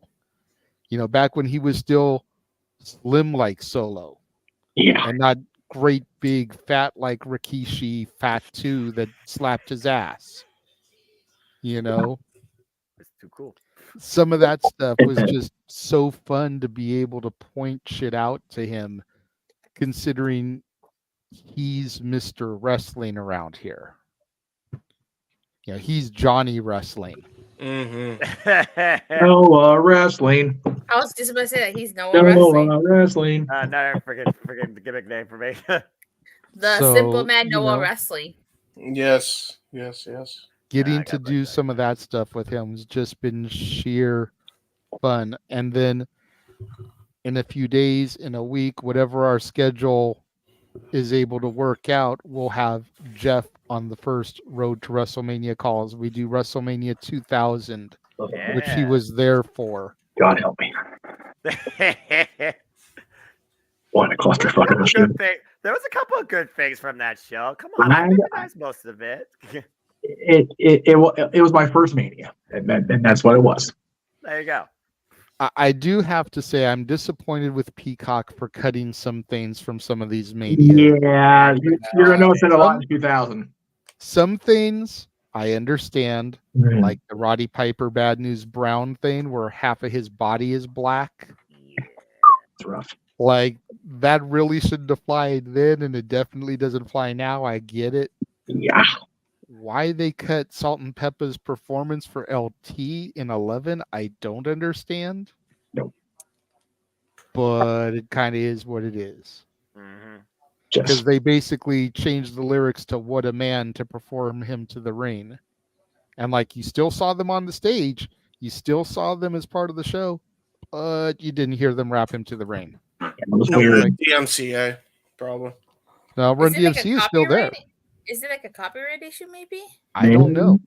Yeah, probably an audio copyright issue. Music licenses are always weird, and they follow the trends of time. And again, speaking of time, again, JJ, I've had an absolutely incredible time engaging in professional wrestling sports entertainment history with you across all the brands and across all different decades and eras as part of my professional and honestly personal joy of the last year too. So I greatly appreciate that, man. And then getting to have my daughter on the show for the last two karaoke things has just meant like so much to me. You even got to sing with her. You both got to share a Disney song together as a duet. I thought that was absolutely a precious, priceless moment for y'all. And I'm glad that you took that on yourself versus me in that super chat. Because in all contexts, again, Superman does comedy. Superman doesn't do singing. But you and Jeff and Natalie are the Disney heads here.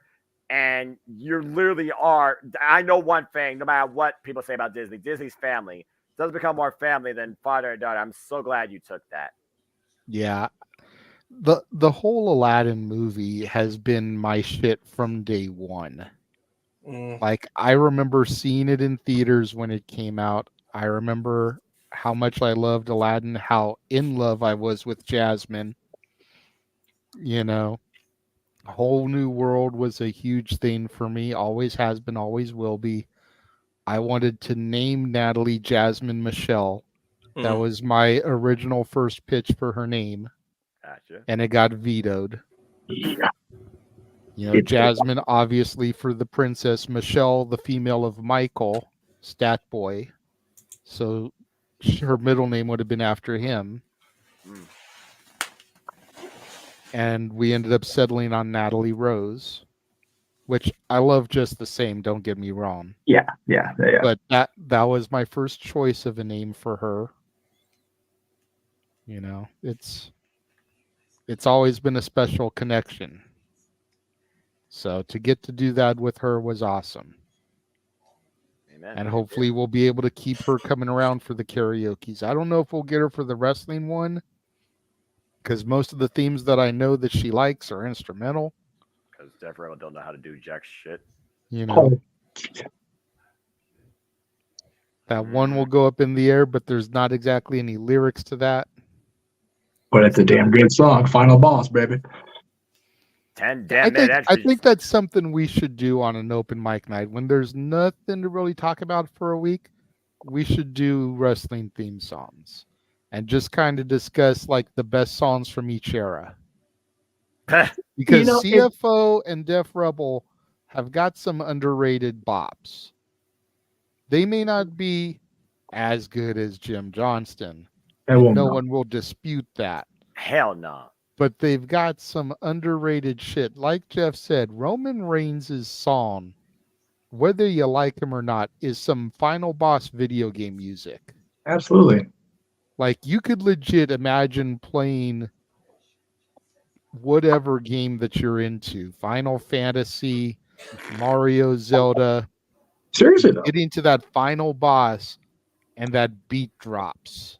And you know that shit's about to go down. Yup. And you can order a pizza while you're It's like waiting. the gong going off. It's like you hear that gong, it's like, oh shit. Here we go. Very much so, no. And you can also order pizza while you wait for shit to actually begin. Yep. That's only when the Iron Sheiks walk into the ring. By the way, we didn't do that this year, but there was a whole lot of passings in 2023. And I'd be remiss if we didn't briefly acknowledge everybody, and we're not going to because it's going to take too damn long. But just a lot. It's the nature of the business. It is what it is. I did talk about it briefly the other day, so I'm not going to get too far down the rabbit hole. But let us hope and pray we don't have near as many to report in 2024. Amen. Agreed. Anyway, continue, JJ. That's about it, really. That's about it I can think of. I know we're all tired. I know it's pushing 1 o'clock. Yes. To get the quotes Emmanuel right. and Arlene, I know I still owe you little wonders, but I am like beyond tired right now. I completely had figured to do it. I even told my girlfriend, I was like, look, if you hear me singing, it's because I owe Arlene a song. But I literally feel like I'm gonna pass out right now. So I would just save it for her. Just screenshot it and just save it for the next open mic night because we've ushered in the new year officially across the entire continent of Coast to 48 coast. states. So, yeah, we've gone coast to coast from the We got east Shane to O'Mac. the west. Wishing all the best. I ain't doing the Shane Shuffle. Fuck that shit. So that being said, again, let's just look towards a brighter tomorrow starting today. Yes. And at the end of the day, continue to enjoy life and make the best of whatever we deal with in any case. yes. So thank you, Emmanuel. I saw that. You know I'm good. I did also remember we completely ignored his super chat from earlier. Yeah, we did. Well, So again, let's go ahead and just really quickly do this before Jeff gets to the shills. all right. Is Edge winning and losing the TV title dumb? No. I say yes and no. Yeah. Yes, because the build to him defeating Christian and getting that semblance of revenge was such good storytelling. Just to have it go right back to Christian, you know. Well, I feel like if Christian or Luchasaurus had cashed it in and Edge had retained, that would have been better. And maybe if Luchasaurus had cashed it in and taken it, I wouldn't be as frustrated because the young guy was taking the ultimate opportunity. Just like Edge did. Yeah. Thank But- you. But there's also something to be said about Christian, like I said last night on commentary, and everything he has done for that TNT title since June. when Luchasaurus first won it, Christian has been the one to really elevate that championship. Not elevated since the inaugural champion Cody Rhodes and the one that Yeah. followed, Darby Allin. I would say as much as MVP as MJF has been working through the ungodly amount of injuries that man has had this year, Christian has been the MVP on the mic and in character development for this year. Fight me. No, And AEW lies winning. detected. AEW winning. I mean, shoot, you just talk about Collision. That's only half of the year. You look at the entire year. No lies detected. Let's not forget how this man started off. Freaking feuding with Jungle Boy Jack Perry, became Hollywood Jack Perry, tried to be his own Christian Cage, and got FTW fucked for it. Yeah. And then Jack Perry showed he really was and fucked everybody else. Anyway. Yeah, that's a different conversation for another day. In the bygone era. Yeah. It was last year. Last year's shit. Old news. Yeah, exactly. Yeah, I don't think it was dumb. It fits Christian's character. Yeah. So It does. And I agree. It furthers the program with him and Adam, which I'm totally okay with. Because they rushed into that way too fast for me. I agree. It's an underlying program also with Killswitch, again, who was the first person that Christian Cage brought into his patriarchy before the patriarchy was even a thing. Long-term storytelling. When will Luchasaurus finally show that master's degree and develop a brain? We still don't know. should happen soon. See, and that's the other part is like I feel like Luchasaurus took 10 steps backwards by going back with Christian. Oh, no, it's without like doubt. Sammy Guevara going back with Jericho. Mm-hmm. Yeah, I have to think Sammy had dropped Jericho on his head last night. It didn't happen. I was like, oh, all right. Yeah, they get seen the moment as I predicted in New York. His last match in New York. Imagine if they did it in reverse, where like Christian screwed Edge out of it. One, Edge beat up Luchasaurus, signed that contract, cashed in, and left with the title. That would have been something. Yeah, That would have been unique. Hindsight is, well, I don't say 2020 anymore because 2020 was such a shit year. Hindsight is what it is, folks. Yeah, hindsight is what it is, and we ain't saying hindsight is 2023 either. Yeah, I'm not gonna say numbers hindsight anymore because clearly that does not work. No perspective. So I have to call it because there have been moments in this seat where I have almost passed out. I've actually been up since like 6 a.m. trying to. Okay. Oh my word! We're going into shows right now, brother. So you're good. Yeah. Perfect. Get some sleep. Before you tap out, since you're not going to be around for post conversation, are you good to patch the feed through Discord tomorrow so we can do the live Raw? Yeah, that shouldn't be an issue. I'll make sure We're going to need it all week. We're going to need Raw, NXT, and SmackDown. So yeah, easy. If it is, let me know like now so I can try to find it. Trust me on that. We're good. We're good. Okay. All right. I have Noah Sling, and my Discord still works. You guys are the only ones that are on that one still. So okay. Yeah, we're good. Well, before he leaves. Okay. Before he leaves, let's do it and do that. Follow this man on social media. Follow me on the Twitter and the Facebook and the YouTube, and where I will be a lot less tired because I'm gonna go Mimi's, and when I can actually formulate a sentence to promote stuff that's upcoming, because I thought I would be able to tonight, and I am way too goddamn tired to do so. So yeah, that's fair. Gotta wait until that, and until next time, I'll see you on the Jay Hebert side. Jay Hebert side, solo shot me. I promote that I will be going in that bed to go Mimi's. Good night, everybody. Good night, everybody. Good night. Bang, get out of here. Camera, log off. Oh, Sorry, good down. Lord Almighty. Jesus Christ. Okay. All right. Well, kids, it's about that time. Yes. Let me go ahead. Bring forth the rhythm in the rhyme. No, God, no. We gotta go to bed. We gotta go Mimi's. Do you know what I was quoting right there? I know exactly what you were going. Yeah.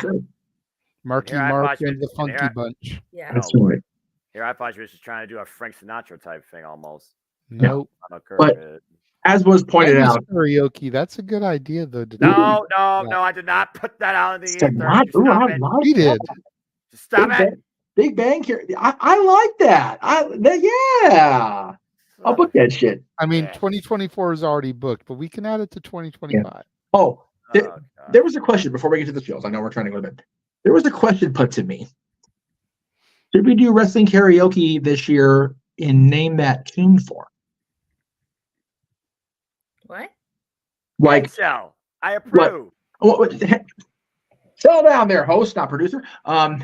I do. Right? I was like, damn. You had Noah like excited about wrestling karaoke. Like, No. why are we yelling at him? I'm here for it. It's just one of those. It would have to be completely a different layout because we can't spin the wheel because then everybody knows what it's going to be. That's and you can't copyright it. So it would be just something to percolate as we go memes tonight, just to think about. My PowerPoint creativity is winding. PowerPoint creates. What are you, Jukulek? You only allowed like five seconds of a loop without copywriting. That's the other reason why I think Name That Tune would be better. Yeah. Because and we can even acapella it and just like have one person with the knowledge of what the song is, and make it a karaoke game combination type night. I don't know. It was thrown out there to me. I'm like, it's not a bad idea, but it would have to be discussed and percolated and definitely fleshed out. Like guess the theme song type of thing. Like guess the theme song. Yeah, because exactly. The words that'll throw you off. It means I'm off screen and behind the computer. You know how I actually saw a React video where they kind of did something similar, but just with songs. And some of the things that they did is that they would show an image from a music video, and then they had to have them guess what music video that is. So maybe show like a picture from like their entrance and try to figure out. I was thinking about it anyway. It was brought up completely independent of the thought process because when Natalie was hanging out with her father, when Natalie was over at JJ's place last week, they were playing. There was a YouTube video about guess the theme, and there was discussion. So independently of that conversation with JJ, we were watching Name That Tune, Celebrity Name That Tune on whatever the hell channel that's on now, hosted by Jane Krakowski, who, by the way, damn, she's lost a ton of weight. She looks fucking great. We should do wrestling karaoke. Wrestling Name That Tune. I'm like, we got a wrestling themed karaoke as it is. We'll talk about it. Anyway, just wanted to throw the feeder out there, see what everybody thinks about it in the multiverse. All right, well, that's for later. Let's go ahead and wrap this party up. The multiverse. And Tatilla brought it up. We're gonna die next week alone. Seriously, like I can't wait to get to next Sunday. Yeah. Next Sunday there ain't a damn thing booked. But in the meantime, and I know that graphics on. That's why I'm going to go through it really quick here because it's actually tomorrow now, not next Monday. I haven't even watched the weekend shows yet. Like I still haven't watched Rampage, SmackDown.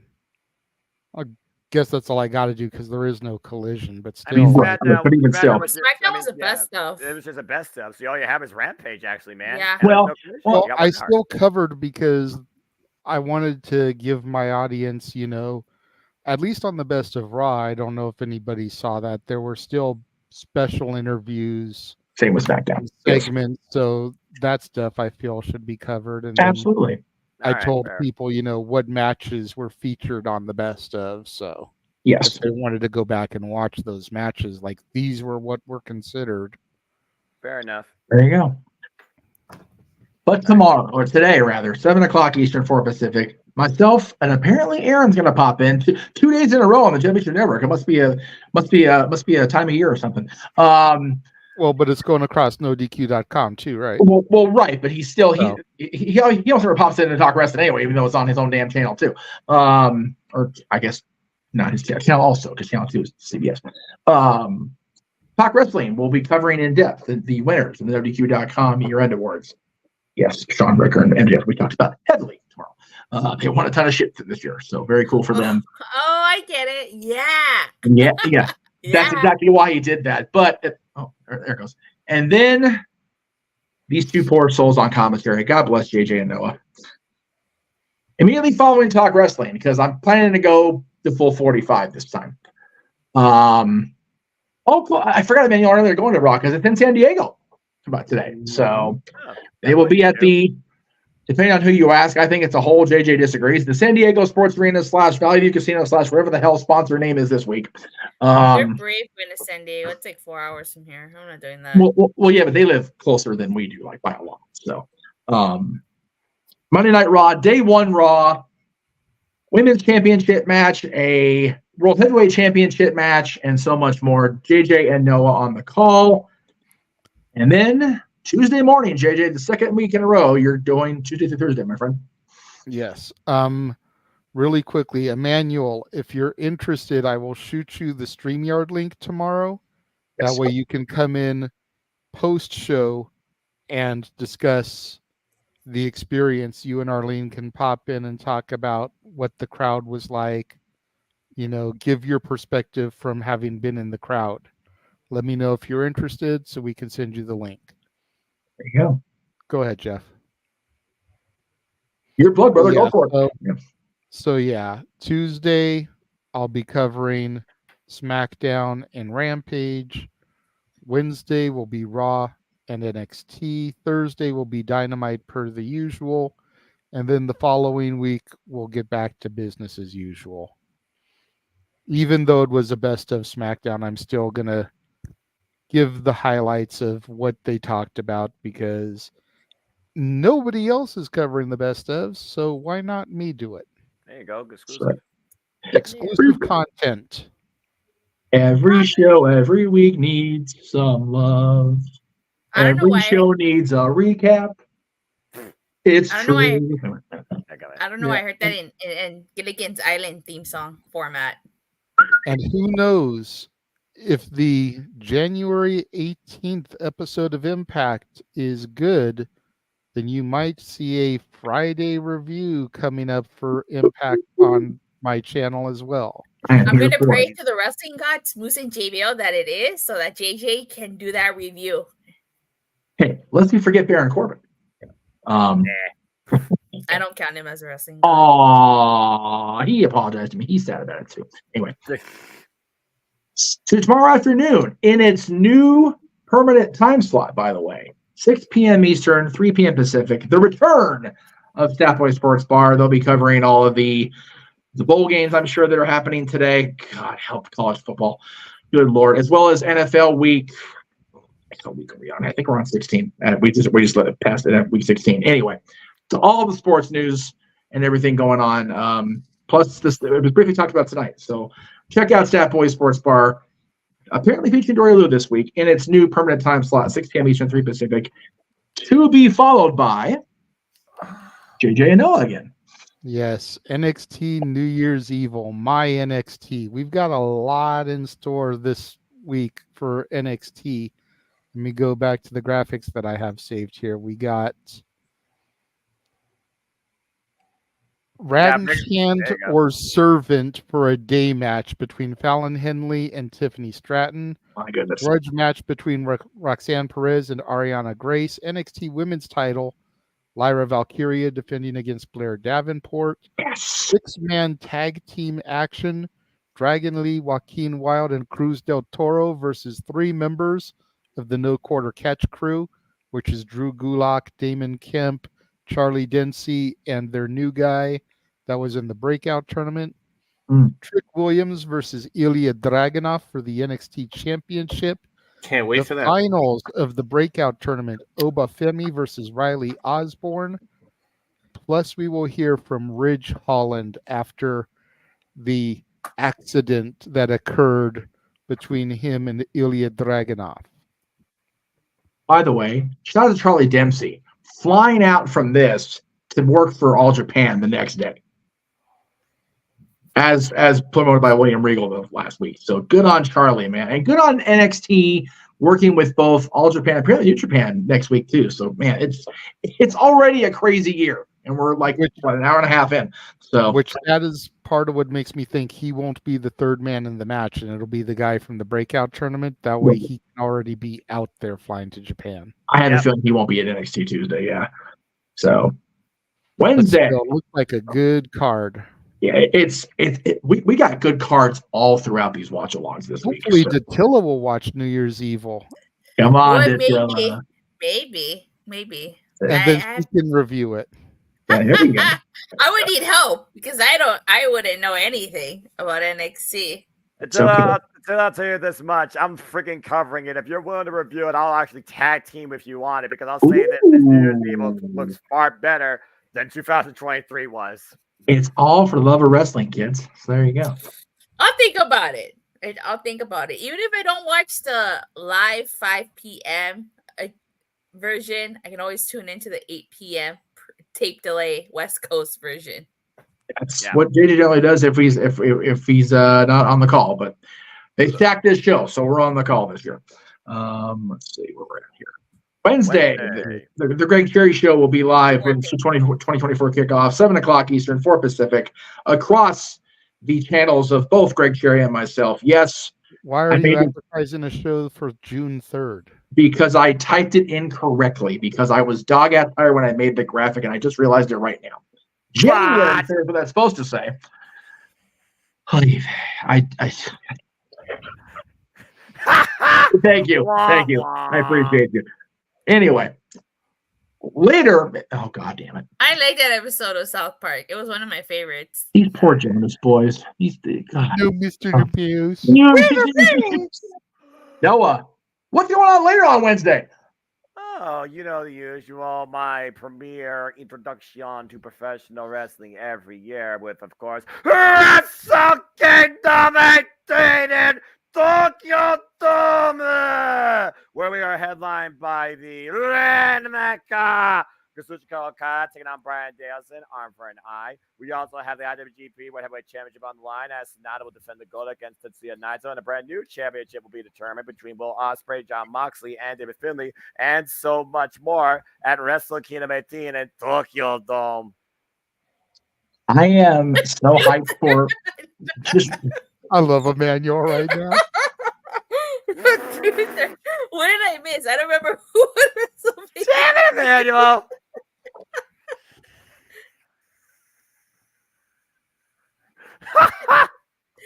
That's brilliant. June 30th is a Monday, by the way. It is a Monday. Thank you. Fuck's sake, I'm where I fucked up here. Jesus. Anyway, yes, Wrestle June 3rd is a bad Monday in wrestling history. What the fuck? 2000. Oh, now you got my niece on my case. All right, that's all right. All right, so anyway, yes, Wrestle Kingdom 18 in Tokyo Dome. I cannot wait for this fucking show. Yeah. And of course, I will have City Predicting exhibition special on my Super YouTube channel prior to this. Details to come. And for the first time since Kenny Omega and Chris Jericho faced off at this event, and what was that, 2016? 2017? 2017. It was 6 years ago, so 2018. 2018. I am once again, subscriber of my own self to New Japan World. I'm ready for this shit. Hey! And so we're not clogging up the timelines in case more people want to call up his issue at the end of the day. Right. But before Jeff moves on to his next show, I just got to say thank you to the 17 people that are still watching us at this ungodly hour, 5+ hours into this. We only have 3 channels that we are broadcasting on right now, including our socials, that don't have at least one person watching. I love it. So we're still being seen across multiple platforms. So thank you all. Yes, you guys are the troopers. We love you for that.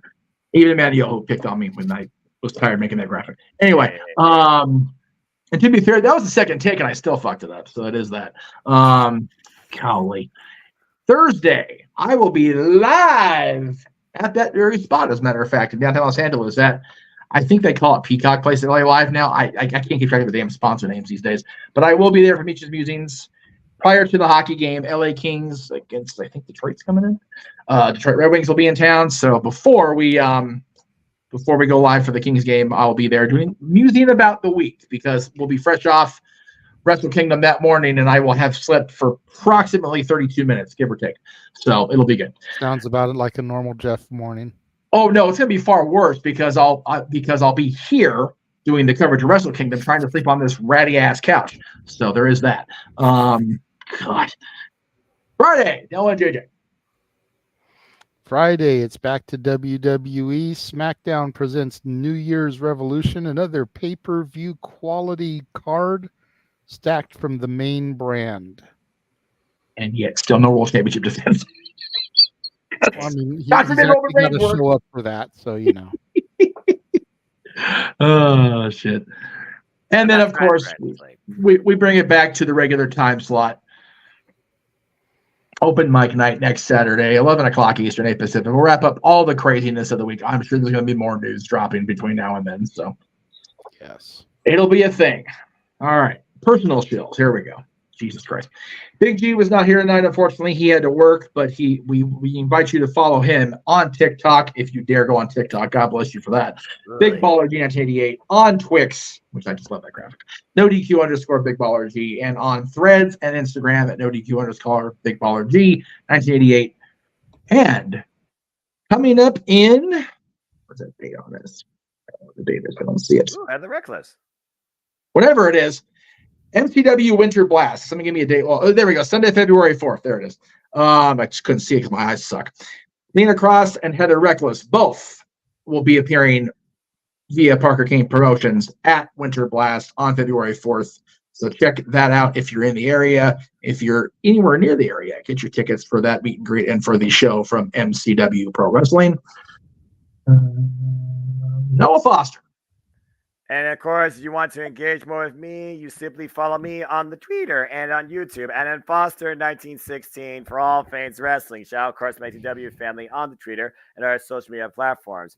I haven't done this in a long time, so let me go ahead and bring it back real quick as he talks about the community tab, because truly I am but a simple man and a lifelong fan of professional wrestling. Damn it! At the end of the day, we're all just fans with our opinions for this passion we all share. So respect one another, support each other, protect your mentality too, treasure your families, build a brighter tomorrow too, and just enjoy life and enjoy wrestling. You'll find forums, you'll find polls, you'll find updates across the community tab, my little YouTube channel. Me and Attila will be getting together at some point before TNA Hard to Kill with a best of look back on Impact as we look towards TNA's return. We might even do some sort of predictive special. Who knows? And me and Jada, of course, have Simple Tates coming up as well. Date to be determined. There's so much stuff coming up. City predicting. I already got City predictings tentatively lined up as far as when I plan on doing them. Now, who I'm doing them with, that remains to be seen. So stay tuned for more on that, courtesy of my Simple YouTube channel at @Foster1916. And it's always a pleasure, gentlemen and lady. And as you saw in the commercial tonight, make sure you get your hands on all of those beautiful albums coming up through Jeff Meacham Records. Don't have them queued up because my computer's just being fast. If they're still on the StreamYard thing, by all means, throw it out there. But I don't know if they are or not. So I was trying to do this all as a share screen that we can get reactions throughout the night, and it just busted up. So it's okay. Let me go ahead and do. Where was I at here?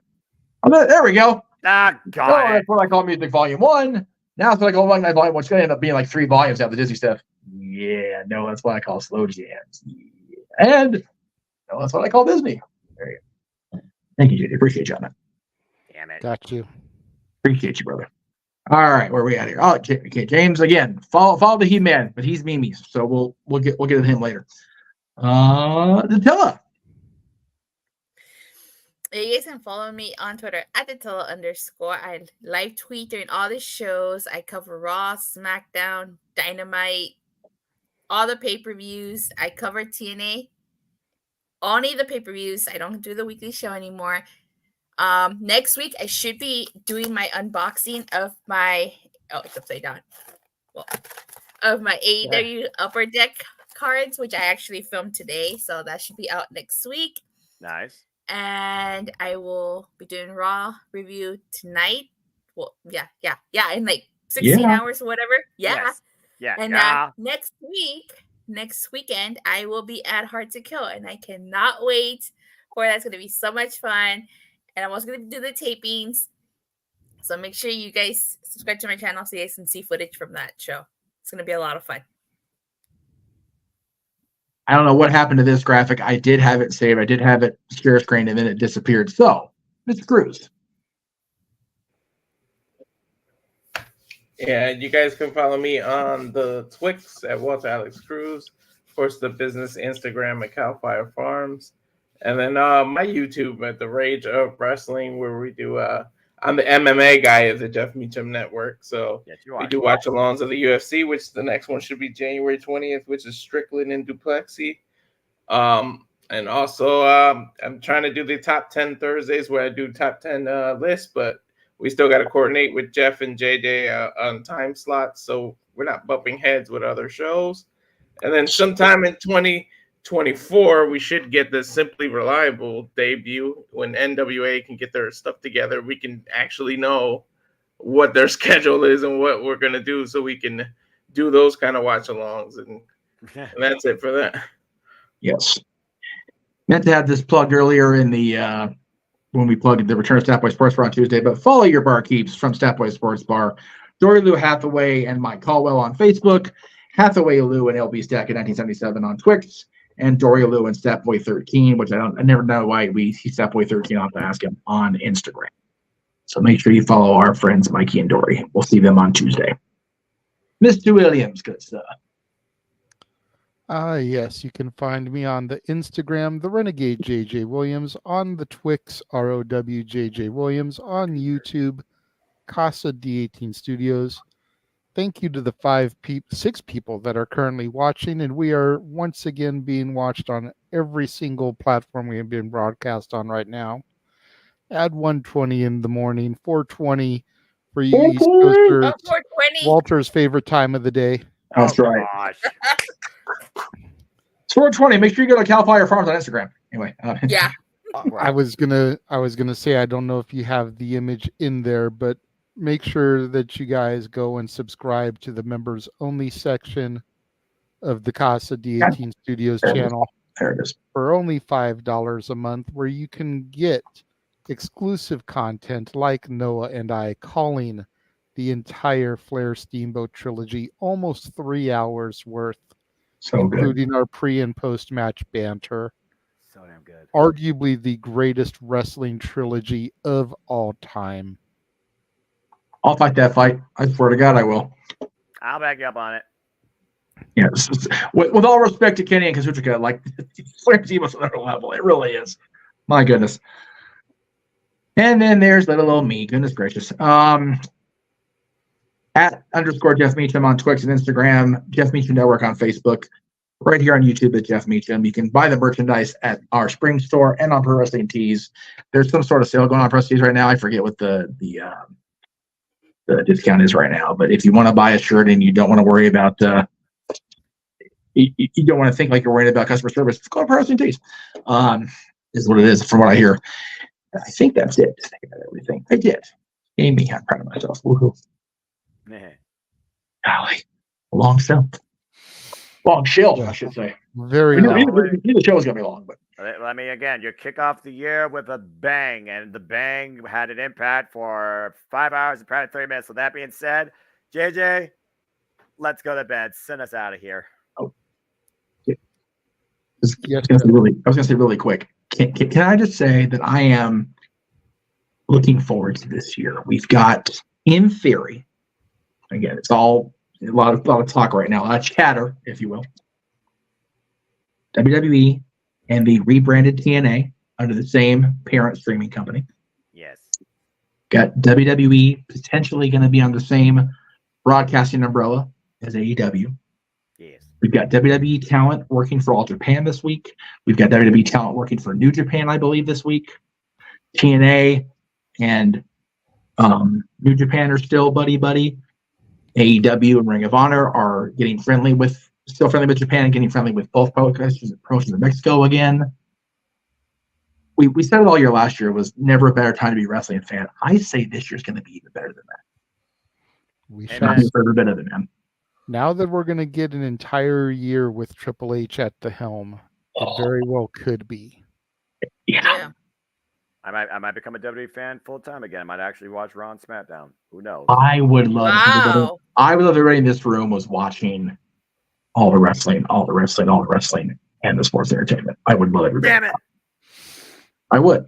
I don't know if I could find the time to watch everything. I already feel overwhelmed sometimes just watching WWE, NXT, and AEW. That's fair. I'm willing to give TNA a try, because of the rebranding and the fresh start, if you will.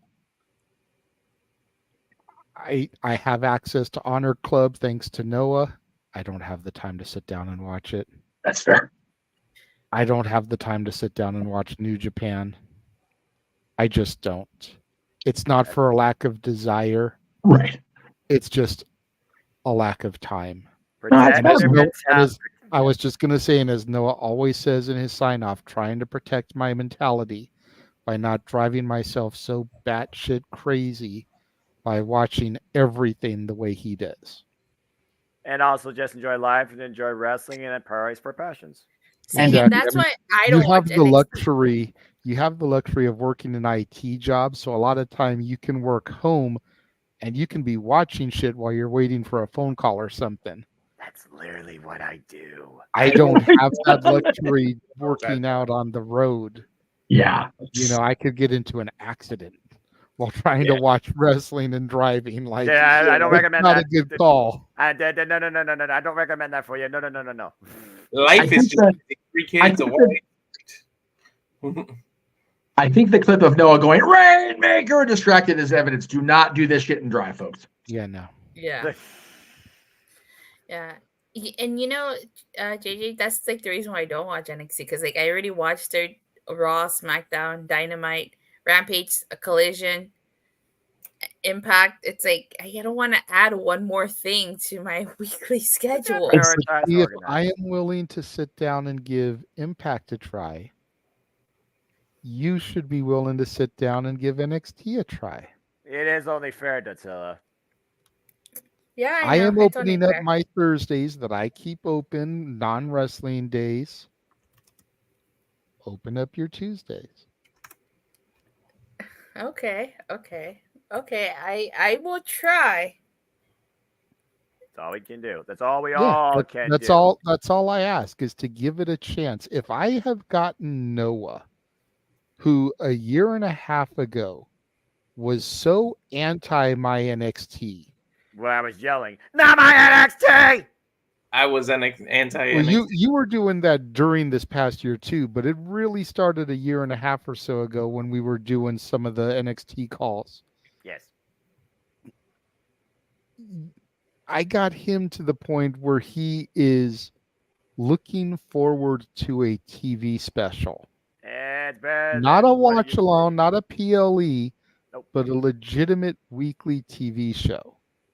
A year or so ago, him and James did an NXT TV call, and they were like, never again with this bullshit. This was hot fucking garbage. We were talking about burger. We were talking about burger shapes. Burger shapes? Yes. And now he's like, about half of this card I'm actually intrigued in. Quite literally. So that's a huge turnaround for someone who 4 months ago was still screaming, not my NXT. Haven't said since. It's taken time for the product to grow on him. Consistently doing the watch-alongs with me, being my play-by-play anchor, having to watch it even if he didn't want to do those. But slowly he's come around to it. I was on that same boat. All I ask is for you to give it a chance. Yeah, Walter hadn't watched it. He started watching when Becky Lynch was champion and watched it every week ever since. All right, if you're gonna give TNA a chance, I guess it's only fair I give NXT a chance. Thank you. That's all I ask. And if you want, you can even wait until the week that I start watching Impact again. Or you can start with New Year's Evil. It's up to you. Okay. Yes, Jeff, I see your hand. You're muted. You're muted. Botch. I have to hit mute up here instead of down here. Do you know why you should believe? You know why you should start watching NXT, Tatilla? So that JJ can finally believe in Joe Henry? No, not because JJ. I believe in Noah. I believe in Datula. And he said my name correctly. He did. That's why you should watch NXT, because Joe Henry believes in you. Yours right. Yeah. Botch my last name all this shit, but it's because that is too damn cool. I'm not gonna lie. That is really cool. If I see Joe Henry at Hard to Kill, I gotta tell him about that. I'm telling you. Wait, he's not on the card though, is he? No, Not yet. Not Not yet. on the card. He's not on the card. But he could be there unadvertised. So exactly. Yeah. Well, just look at this endorsement from Emmanuel. He wishes he had bought NXT WrestleMania weekend, especially probably considering that they bought Raw after Mania. Like they probably would have rather swapped Stand and Deliver for Raw after Mania. Right. Actually, I would have gone to 2023 the Supercard NXT of has Honor. been better than what it was, and HBK should be Booker of the Year. Did you Like see what he said about Noah? Yes. Oh hell. Yeah. That's a ringing endorsement. I mean, if he feels that Shawn Michaels should be the Booker of the Year, that speaks volumes with what he's done to the product, I think. He's definitely made the product. He's definitely made the product better, but I don't believe in that whole ranking, this of the year, greatest of all time, subjective nonsense. But more so, I just read that as a polite comment. And in a way, he's not wrong. Yeah. All right, that's all, folks. We are still on every fucking channel. On this shit. Y'all trying to keep us up. Jesus. Yeah, for real. I mean, literally, we're gonna go. Noah had thrown it to me to take us out of here. So, So we started talking about NXT. So. Oh no, it's yeah. To everybody that is tuned in for the last 5.5 hours, thank you so much. Crazy Canucks. To the super chatters, not just for tonight, but for the entirety of 2023, that have allowed Jeff and I to get paid out on a consistent basis. I think Jeff only missed 1 month during this year where he didn't get a payout. And then the following month I cleared 200, so it was like I didn't miss it at all. Yeah. And I've gotten paid out every month since getting monetized back in March. I love it. Let's keep So the train thank going. you to each and every one of you guys out there that contributes. To Arlene, I apologize for not getting to Little Wonders tonight. We will do it first thing next week. Promise. Hopefully you can be at a point in work or be home to where you get to watch it and hear it. For the Rifts, who were able to come on for a little bit this evening, we greatly appreciate them. Awesome. For Statboy, for Josh, for Big G, for Walter, for Noah, Datilla, James, Jeff, myself, and everybody else that is connected with the multiverse in some way, shape, or form. Greg Cherry, the rest of the No DQ crew, Colin, Virtue, all of us. Happy New Year's. Happy New Year. Hopefully your 2024 is better than your 2023. And we will see you guys next week for another brand new installment of Open Mic Night. Have a good night, folks, and a great first day of the new year.